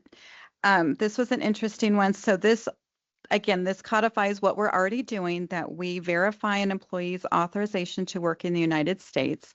What the legislature did is it opened it up to Montana Department of Labor and Industries to penalize an organization who was not in compliance. It also provides them with subpoena power to determine compliance. So no change in federal law. It just gives more, it provides an option to Montana Department of Labor and Industries to come in and penalize. So again, already in compliance, really no change. Did this apply evenly across the board to all employers, or is this school districts? All employers. Okay.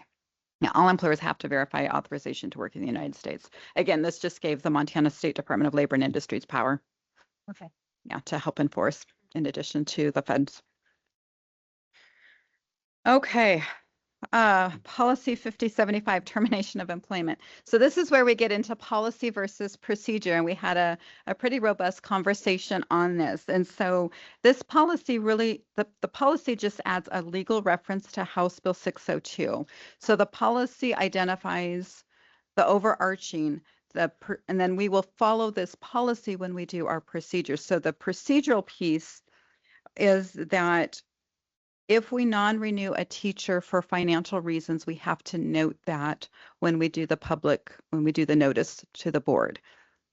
So now we know internally our process that we have to follow, but we are not spelling it out specifically step by step of what process we go through when we do the non-renewal recommendation of non-tenured teachers. The intent of this was, I think, to try to help educators who were non-renewed for financial reasons, but unfortunately there's going to be some unintended consequences with this, we anticipate. So we will work our way through how to navigate this to be in compliance with our collective bargaining agreement, which says that if if there's financial reasons that may trigger a layoff, which might not be what our intentions are. So we'll make sure that we're in compliance. The intent of this was that when that teacher was no longer with us because it was a non-renewal because of financial reasons, that then that they could tell that potential new employer the reason it wasn't a performance issue, was financial. And so they're trying to help people move on with a cleaner slate than just a non-renewal. The intent makes sense, but then there's some unintended consequences as we do that or as a district does that on the inside. Right. So we're working through that with our legal counsel. This is just following that rule or law. Thank you for that. Any other questions? Thanks for your devotion to our policy manual. Absolutely. Absolutely. You'll have some more things in front of you in January. Nice job. All right. Thank you. Thanks, Carrie. All right. This is the time that we've been waiting for. Student rep reports. We have the best student reps in the state of Montana, and this is their time to shine. I can't remember who went first last time. It was student rep Lynch. All right. Mr. Gardapi. Oh. No, we never set a standard. Not no all way. Canadians. It's even Steven around here. Okay, then. Well, let's get this over with then. Fast. You've been here this long. I'm just kidding. But anyways, let's get started about our school-wide information. So for starters, our winter concerts are being put on by our amazing music groups and led by Mr. Hollow, Mrs. Kotek, and Mr. Cleary. Wanted to make sure I got those names right. We have some very talented students, so I know they're doing a great job. We're also having an assembly coming up, and I think I'll mention that later. So I'm really excited to hear some of their music that they're going to be playing for us. All freshmen have been going through YAM training in their PE classes, which inform them about warning signs of a friend needing help and what to do because of it. We have partnered with MSU on this, and it is a great way for students to learn how they can help. On December 9th and 10th, freshmen and sophomores will be taking MAP assessments so teachers can view what they would score on the ACT test, and it lets them know how they can improve their teaching. Thankfully for me, we did that already, and so now I just get to relax and feeling good. Our school leadership team is working hard to move forward with the school and district goal related to furthering our approaches related to disciplinary, literacy, and overall growth of students, thinking, writing, and preparing like a professional in all our content areas. For our student leadership, we have worked a lot on trying to raise awareness of not like destroying our bathrooms, even though we're getting new schools. Um, things like that. Um, with that, each PLC department provided our SLT with insight into what they are currently doing in classes related to vocabulary, instruction, writing approaches, and the skills needed to be professional in their field. Our next steps with these are to analyze the information given to us and look at commonalities for our strong points and areas in need of improvement. Also, one things our clubs have been putting on as a group, like I said, our student leadership council, they come together and we get all the students involved so that we can have a big impact in our community. And the one thing we are doing right now is we're collecting baskets full of food to give to families in need. The HOSA president and I went to Walmart this weekend and we picked up a bunch of cereals. We bought a gift card specifically for turkeys. We bought some bread. We bought some treats like cookie dough and like ice cream bars, and we like just some necessities for them like toothbrush, toothpaste, soap, all that kind of stuff. And then we put it in a tote and we're sending it off so that people can have the things they need and they can pick it up once they need it. As well, I think that's it for that. Also, nope. Now I'll move on to my recognitions. The volleyball team had 6 all-conference / all-state recognitions, and the boys and girls soccer team had 9. Milo Kaufman finished 15th place in regional cross-country competition last month. This competition had over 500 competitors from the states in the Northeast. Now I'd like to thank our world language team for their amazing winter holiday market they put on at Central School this past week. Biz, Emily, Carrie, Leah, Susan, and Shayla do amazing work to build up on understanding of other cultures and cultural traditions throughout our district and community. And I'm learning about that currently all around the world. And again, like I've said before, our teachers do a great job. Strings and desserts, December 11th at lunch in the library. Our choir is singing at lunch in the Capitol Rotunda with CHS, HMS, and CRA choirs. A very awesome event. Join us to hand out donuts on Thursday, December 18th at 8 a.m. at any entrance, and holiday assembly showcasing our music groups on Friday, December 19th at 10 a.m. Join us. It'll be a treat for sure. Thank you. The concert in the Rotunda, what day is that? The 11th? Was it? December 11th. That's Do you have that? That's drinks and desserts. Did not actually say anything, so I. Oh, okay. All right, no worries. Because. All right, well, thank you. Representative Lynch? Alrighty, I'll try to follow that. I'll do my best. So we are definitely celebrating the holidays at Capitol High. We have our holiday concerts as well. Our orchestra students performed last Tuesday and last Thursday in the Capitol Rotunda. And then we have upcoming, well, I guess it's not upcoming anymore, but yesterday there was a band concert in the auditorium at 7. And then today there is a choir concert that's actually happening right now during our board meeting. Our NHS has been doing a food drive, and it became kind of a classroom competition amongst our homeroom, which is our second period. And, you know, you got to bribe people with donuts, of course, to get them to donate food. We donated 563 items, and the winning homeroom was Miss Rummel's homeroom with 202 items donated. I can tell you, I have her 4th period. She was very excited about winning the competition, and that was great. She really highlighted that to her students, and that really made a big difference when someone is mentioning it every day and really emphasizing it, and you have an adult in your life doing that. So she was a big part of getting those items donated.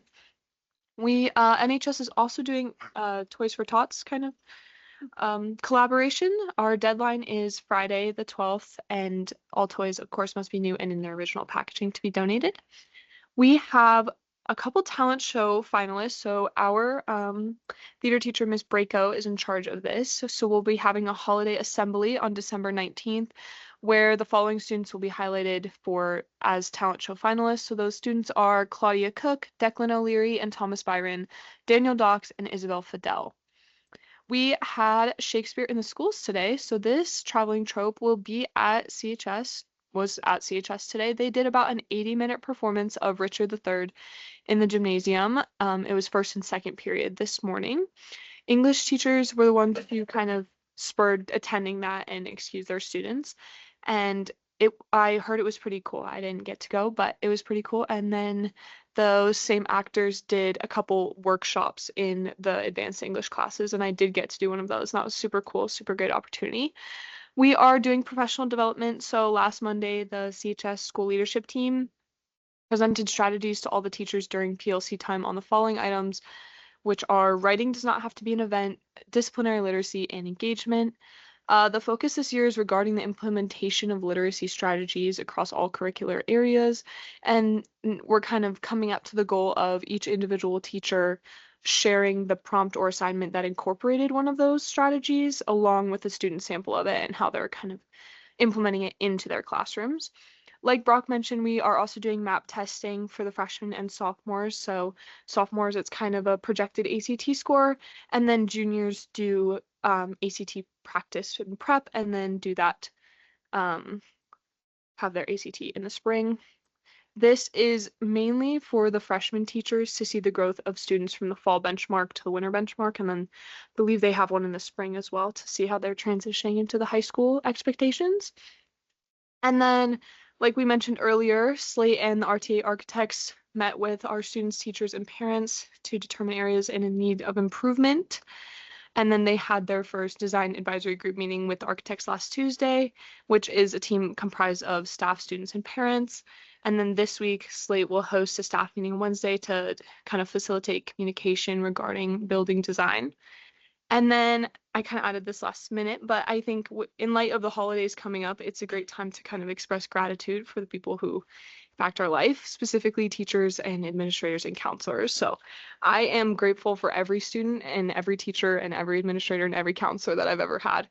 But I'd like to highlight 3 people who I think have made a big impact in my career at Capitol High School. So first is Tim Meldrum's wife, Miss Dana Meldrum. She's a counselor at Capitol High School, and I fondly call her my best friend because Miss Meldrum has gone above and beyond for me ever since in 8th grade when she came in to do the talk about high school. She sat down with me and was like, okay, this is maybe too much. You might want to back off this. These are the classes you want to take, and I'll kind of make sure your schedule aligns with what you need. And she has done that for me every year since then. She has been a huge help with college preparations and is always willing to kind of help me last minute when I procrastinate some deadlines and I need her to turn in a recommendation letter.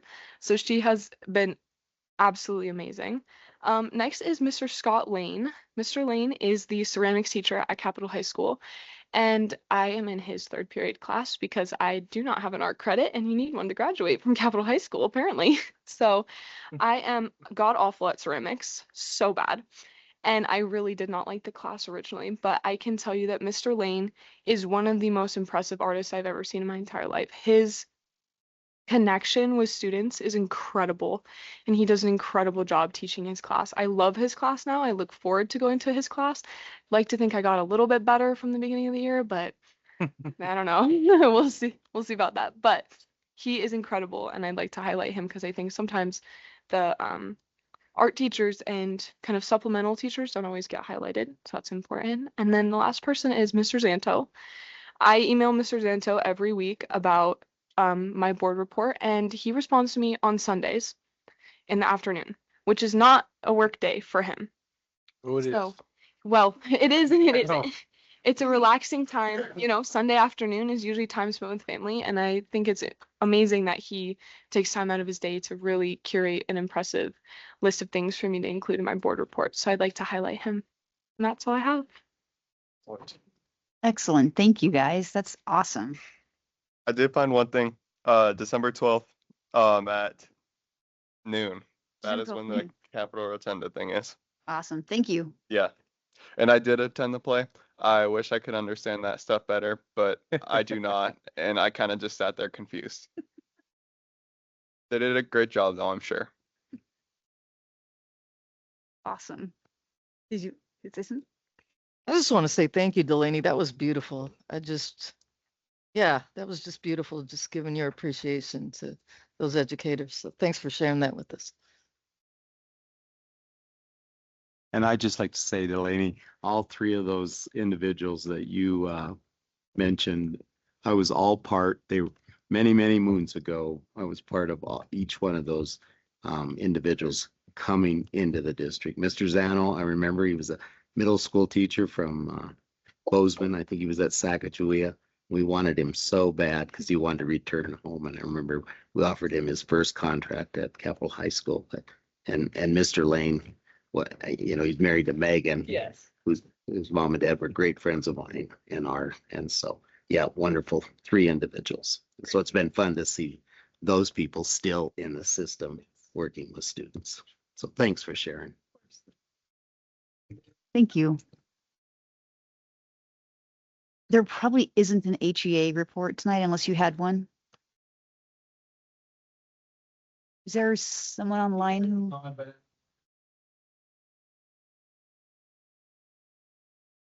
Okay. All right. Well, we look forward to that. We'll have that'll be a big one when she's back. Facilities and Technology Committee. Who's on that? Oh, Siobhan. Thank you. Yeah, thank you, Chair McKee. We had a very robust facilities and technology session a couple days ago. Some of it has been repeated today, so my apologies in advance if I'm redundant, but I'll do my best to leave those parts out. Mr. Myers first reported on state reporting, and accreditation reporting is due in February, and there's oftentimes a gap between how our systems work and how the state systems work. So it's a long process that has a lot of troubleshooting and prepping, and behavior incidents is the same. We use PowerSchool, and they have to upload into another program called Infinite Campus, and it's just a lot of work. So I want to thank his group for getting those things done. Their application work, they were putting filters on the ChatGPT, primarily for students, while allowing teachers to have more open access to that.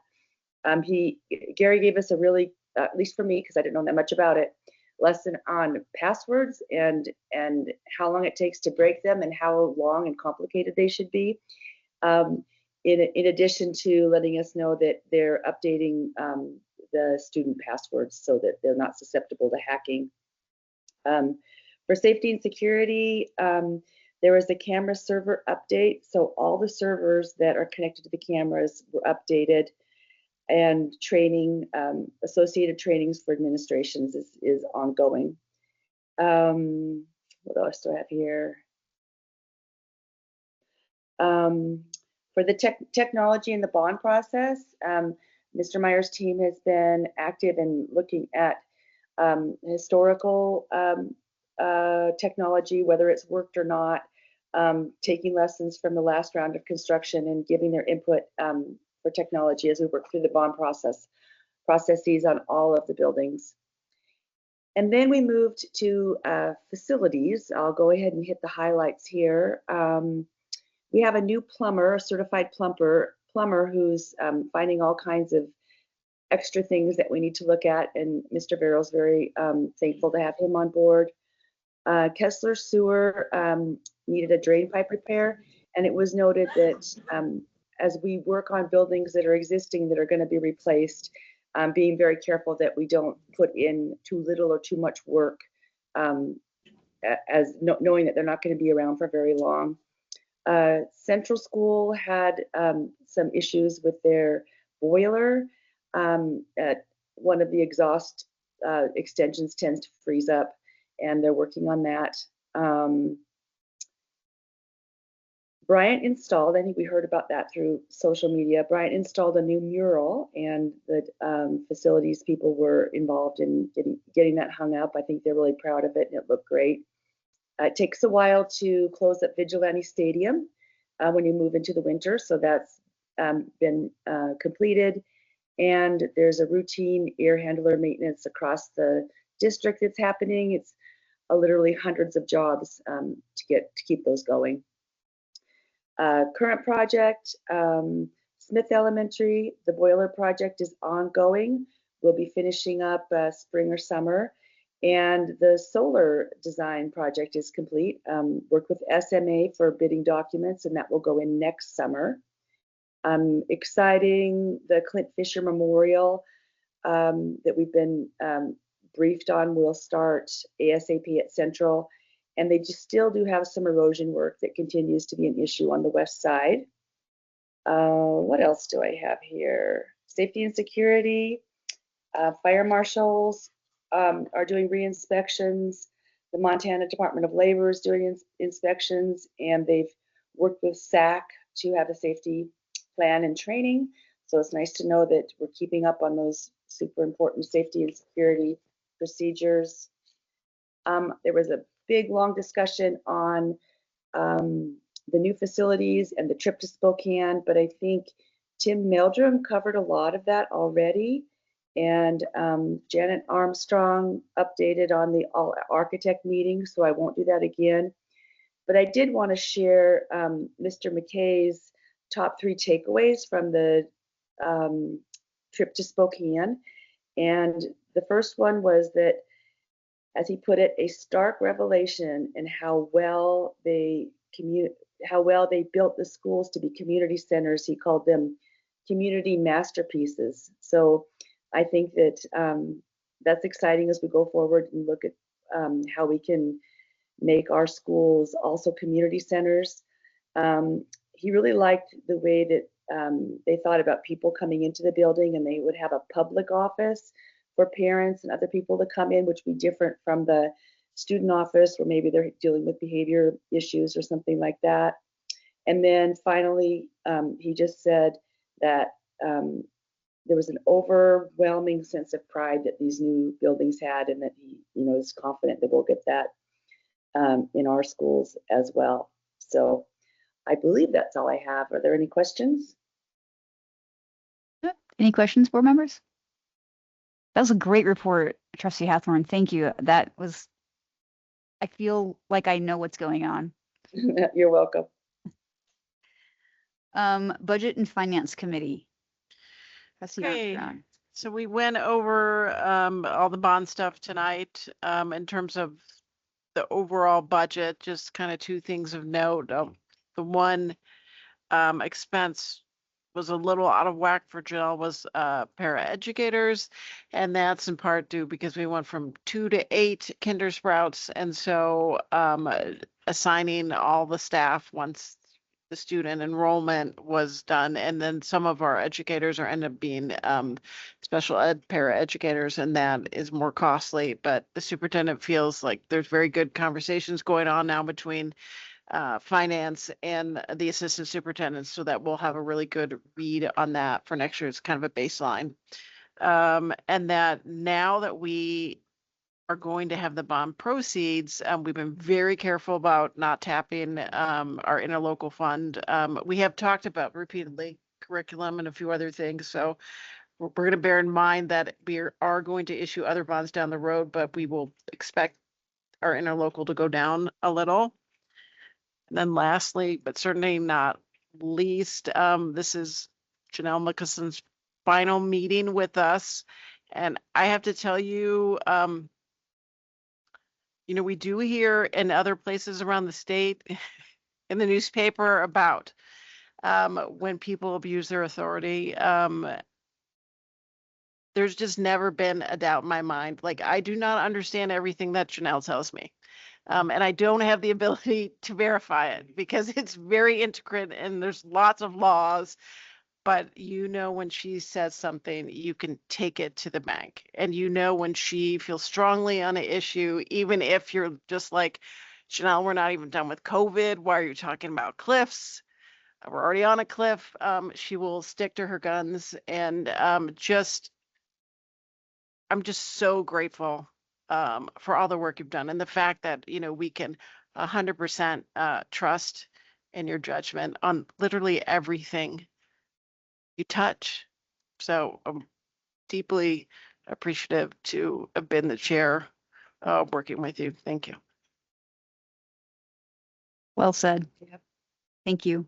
Any questions? All right, teaching and learning, trustee Hathorn. The meeting's tomorrow, right? Have you had a chance to talk about the last meeting? Yes, I don't have anything prepared for that. I believe I will be giving that on tomorrow's meeting, next time. Thank you. And just a heads up with trustee Renan Butcher starting her parenting journey. We never really announced, because we kind of announced that. She has a future HPS student who's about 12 pounds now. So she won't be on that committee, but hold on to your hats. I will be. So I'll see you tomorrow at noon. It's a lunch date. Great, thank you. Policy committee, I really feel like we know what you've been up to. Yeah. But if there's anything that anyone wants to add, if you want to make a report that could possibly be more detailed than what we've already gone through tonight, by all means, the floor is yours. All right. Cletus waves off. Health benefits, wow. Okay. Trustee Sackery, do you need to be behind a podium or I how know. to go down? Yeah, so I do have a report here with a number of things. As you have all heard, we've been working and meeting to talk about the Bridged Health Alliance. So I'll get to that in just a little bit. But first, we met last week, most recently in our really formal meeting, was to have our yearly review with our representative from Allegiance, Amber Ireland, that gives us a look at how our plan functioned over the past year. So October 1st to September 30th, 2024 to 25. So I have just some information about that. And as I kind of move through it, I'll see what, what I might want to skip over. But so in terms of membership, the membership in our plan dropped by about 100 people. During this year, the employees on the plan fell by 7.4%. Active members total fell by about 15%. We kind of wondered, how to look at that, but that probably tracks with some of the cuts to our workforce. So that's what we kind of ended up feeling. I think Carrie had told us that we have a decreased workforce, and so probably most of those losses in membership was due to that. In this past year, option 1 had 644 members enrolled. Option 2 had 849. That's a 41 to 59% sort of spread between those two. After enrollment for this year, the proportions have shifted, and we did all that work to change our plan last year. And so now option 1 has 55% of members, option 2 has 45%. So, okay, in terms of claims costs, we saw a 3.4% increase in medical costs, and that's looking at per member per month compared to the prior year. We saw a 3.4% increase medical costs. We saw a 44.4% increase in pharmacy costs. So 44.4. So much of the increasing costs for combined medical and RX come in that RX category. That makes for an overall 11.1% increase in combined medical and RX per member per month. We had 12 catastrophic claimants this year, and that's those 12 had average claim costs over $230,000 each. Last year, the prior year, we had 18 catastrophic claimants, so that number has gone down. Their average claims cost, was closer to $200,000, but that number has been reduced. Our highest claims cost came from these things. The highest was mental health, mood and anxiety disorders, and depression and others. The second was neurological disorders, so that might be a seizure disorder or multiple sclerosis, other things like that. Muscular skeletal disorders was the third highest claims cost, osteoarthritis, joint pain, etc. And then fifth was cancer, sixth was gastrointestinal disorders. So just a note about the on depression. About 12.6 of our members were diagnosed with depression. This is above our national benchmark. But we've seen a decrease in office and ER visits for depression when compared with the prior year. So kind of interesting, yeah.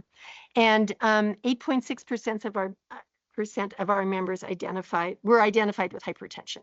So those are just a couple little zoom ins for specifics. Let's see, in terms of the use of our plan, urgent care use increased, we are well above benchmark. That's what we want. We want people to go to urgent care, not to the ER. Office visits also increased again. That's likely a good thing. However, preventative office visits decreased just slightly for a couple of age groups, the 0 to 9 age group and the 60 to 69 age group. Cancer screening rates were up. They are well above benchmark. That's good. ER use increased slightly, even though there are much more use of urgent care.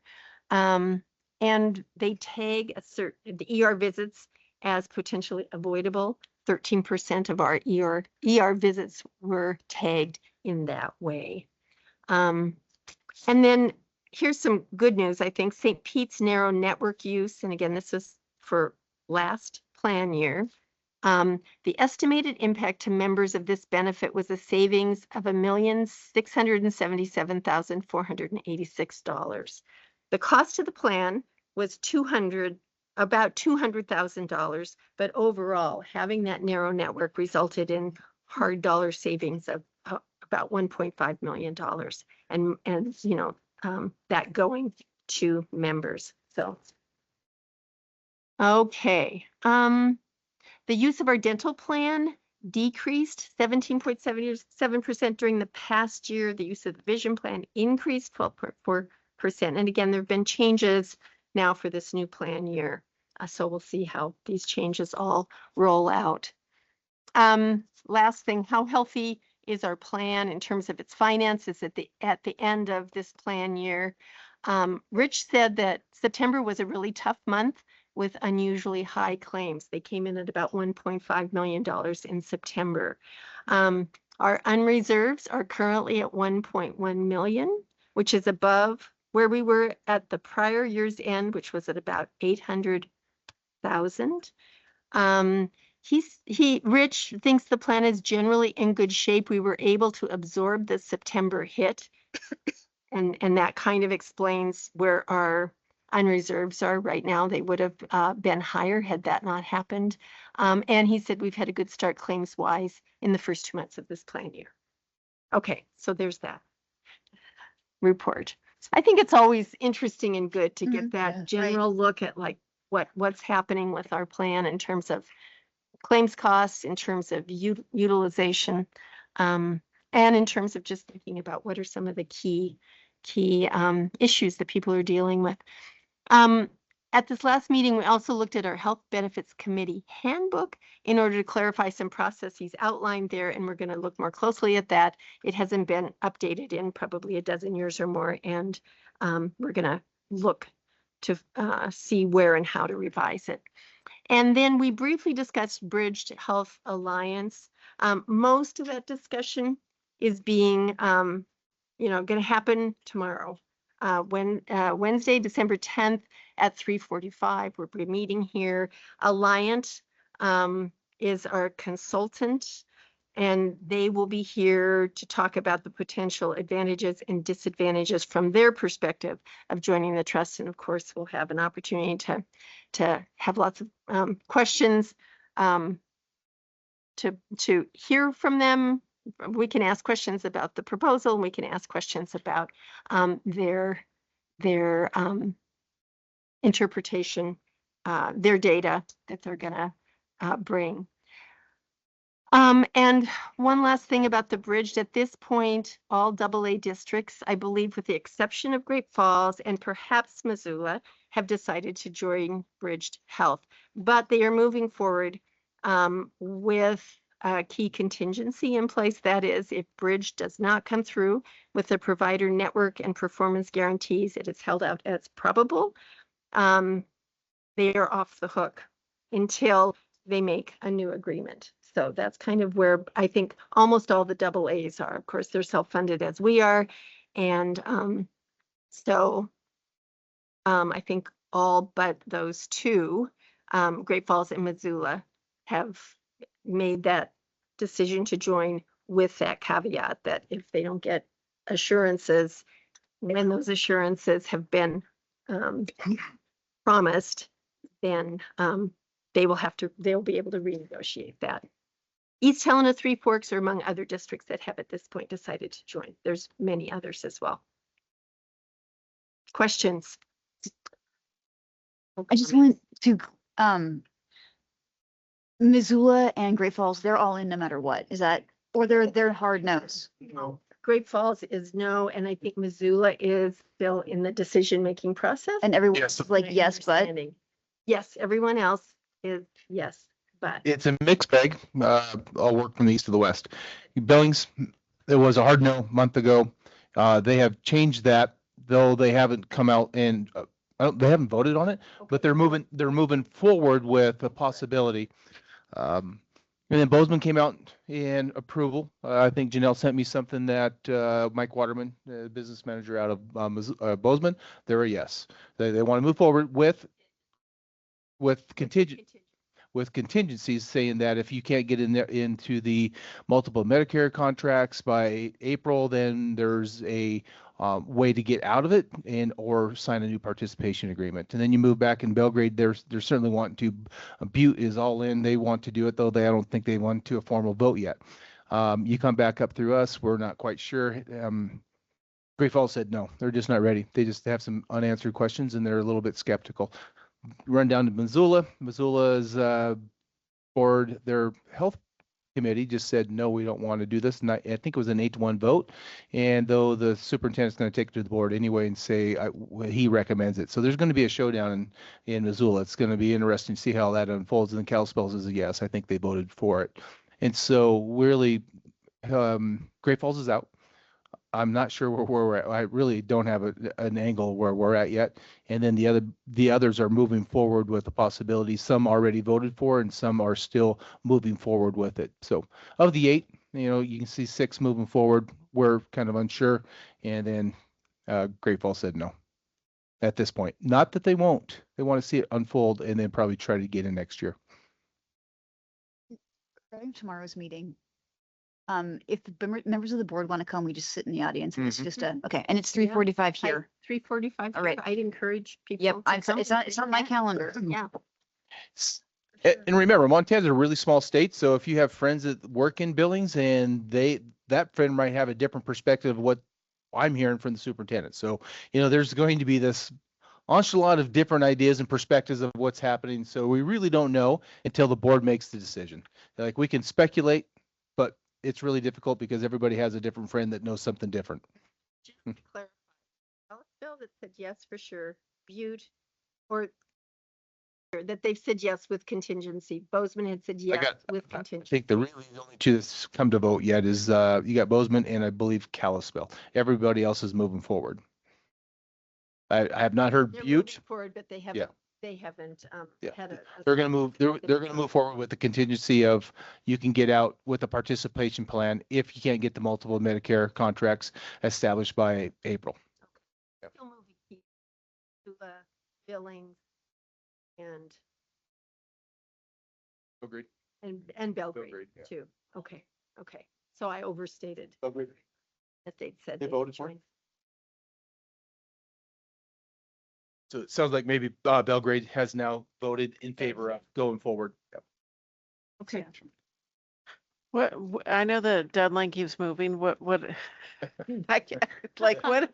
The deadline is this: 150 school districts and 12,000 lives. So that deadline is going to keep moving a little bit until they reach that. Okay. I do believe that we'll have through January, Oh, yeah. early January, probably. And are you talking about, Janet, the deadline to The to state- make the decision or The state said, deadline? yeah, for what was the state's deadline qualifying? that? November. Yeah. Okay, So they're obviously letting already that go. Gone past that. Okay. Yeah. Then my other question was, when you were talking about option 1 and option 2, is that like the lower cost option? Option 1 for us, option 1 and option 2.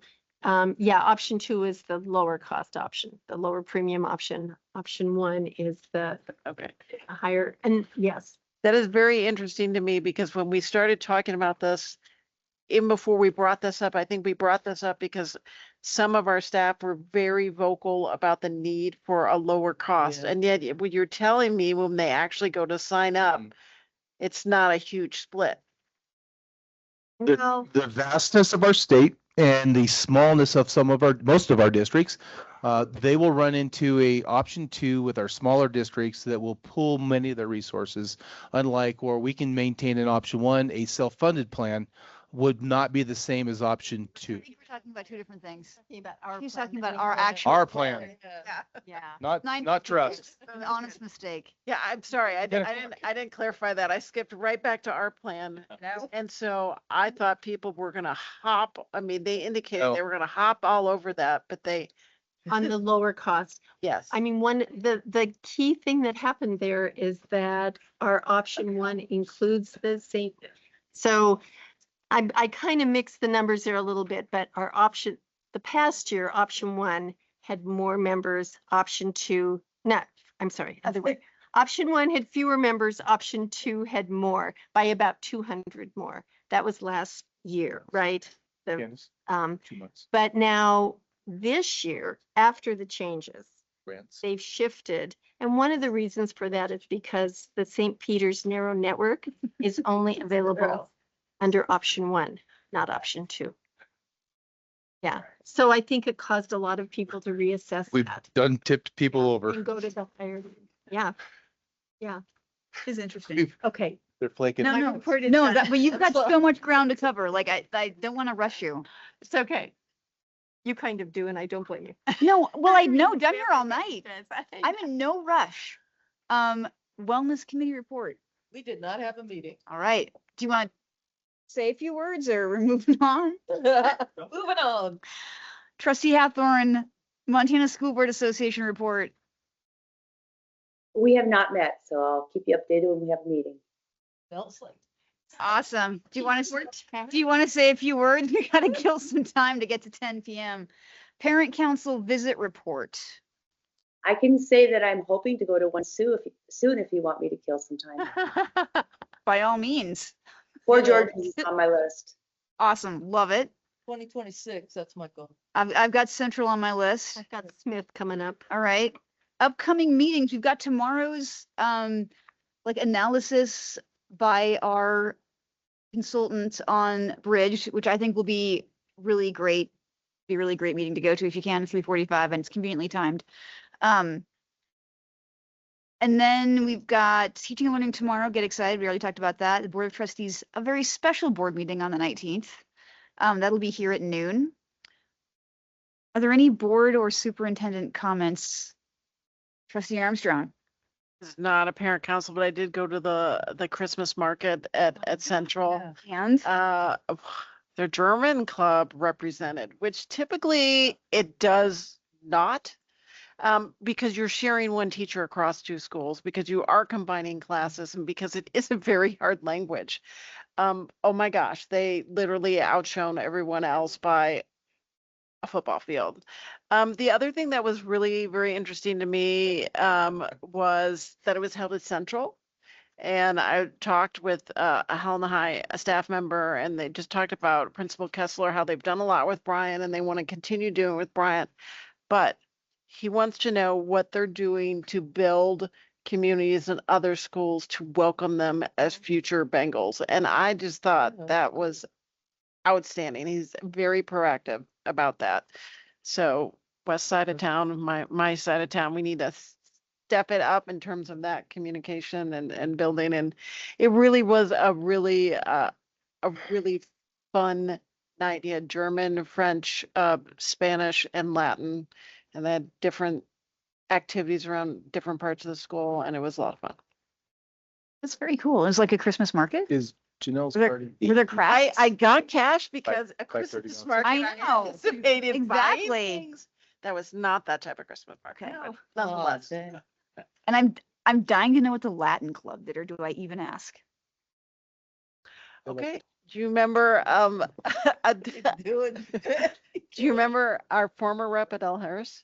Yes. Yes, her younger sister's in that, so that was the connection right there. Round of snaps. Love it. Thank you. We've really plumbed the depths on that. Have you gotten them? One last comment? Dude, don't limit yourself. Go nuts. I can't make it 2 hours for Janelle's sake. Also meeting 18th, 5:30 Mount Ascension. Janelle's little celebration to recognize her little ditty here in the district. And so 5:30 Mount Ascension, we'll be there. Awesome. And I want to commend the 5 that stayed in the back the entire night. I feel like we got to give a shout out to student rep Gardapi's parents. They almost made it to the end. I mean, that is a stall. That's a B+. That is. And they were gone. Yeah. I mean, they heard wellness committee and that's it. They're out. Reminding me it's been 4 hours. Okay. Thank you, Delaney. And a shout out to 4.5. the ones that are online virtually that stuck it out. Yeah, way to go. They're probably in their PJs.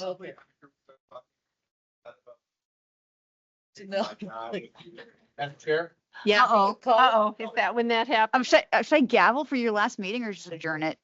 I was gonna take the gavel. All right, we're adjourned, man.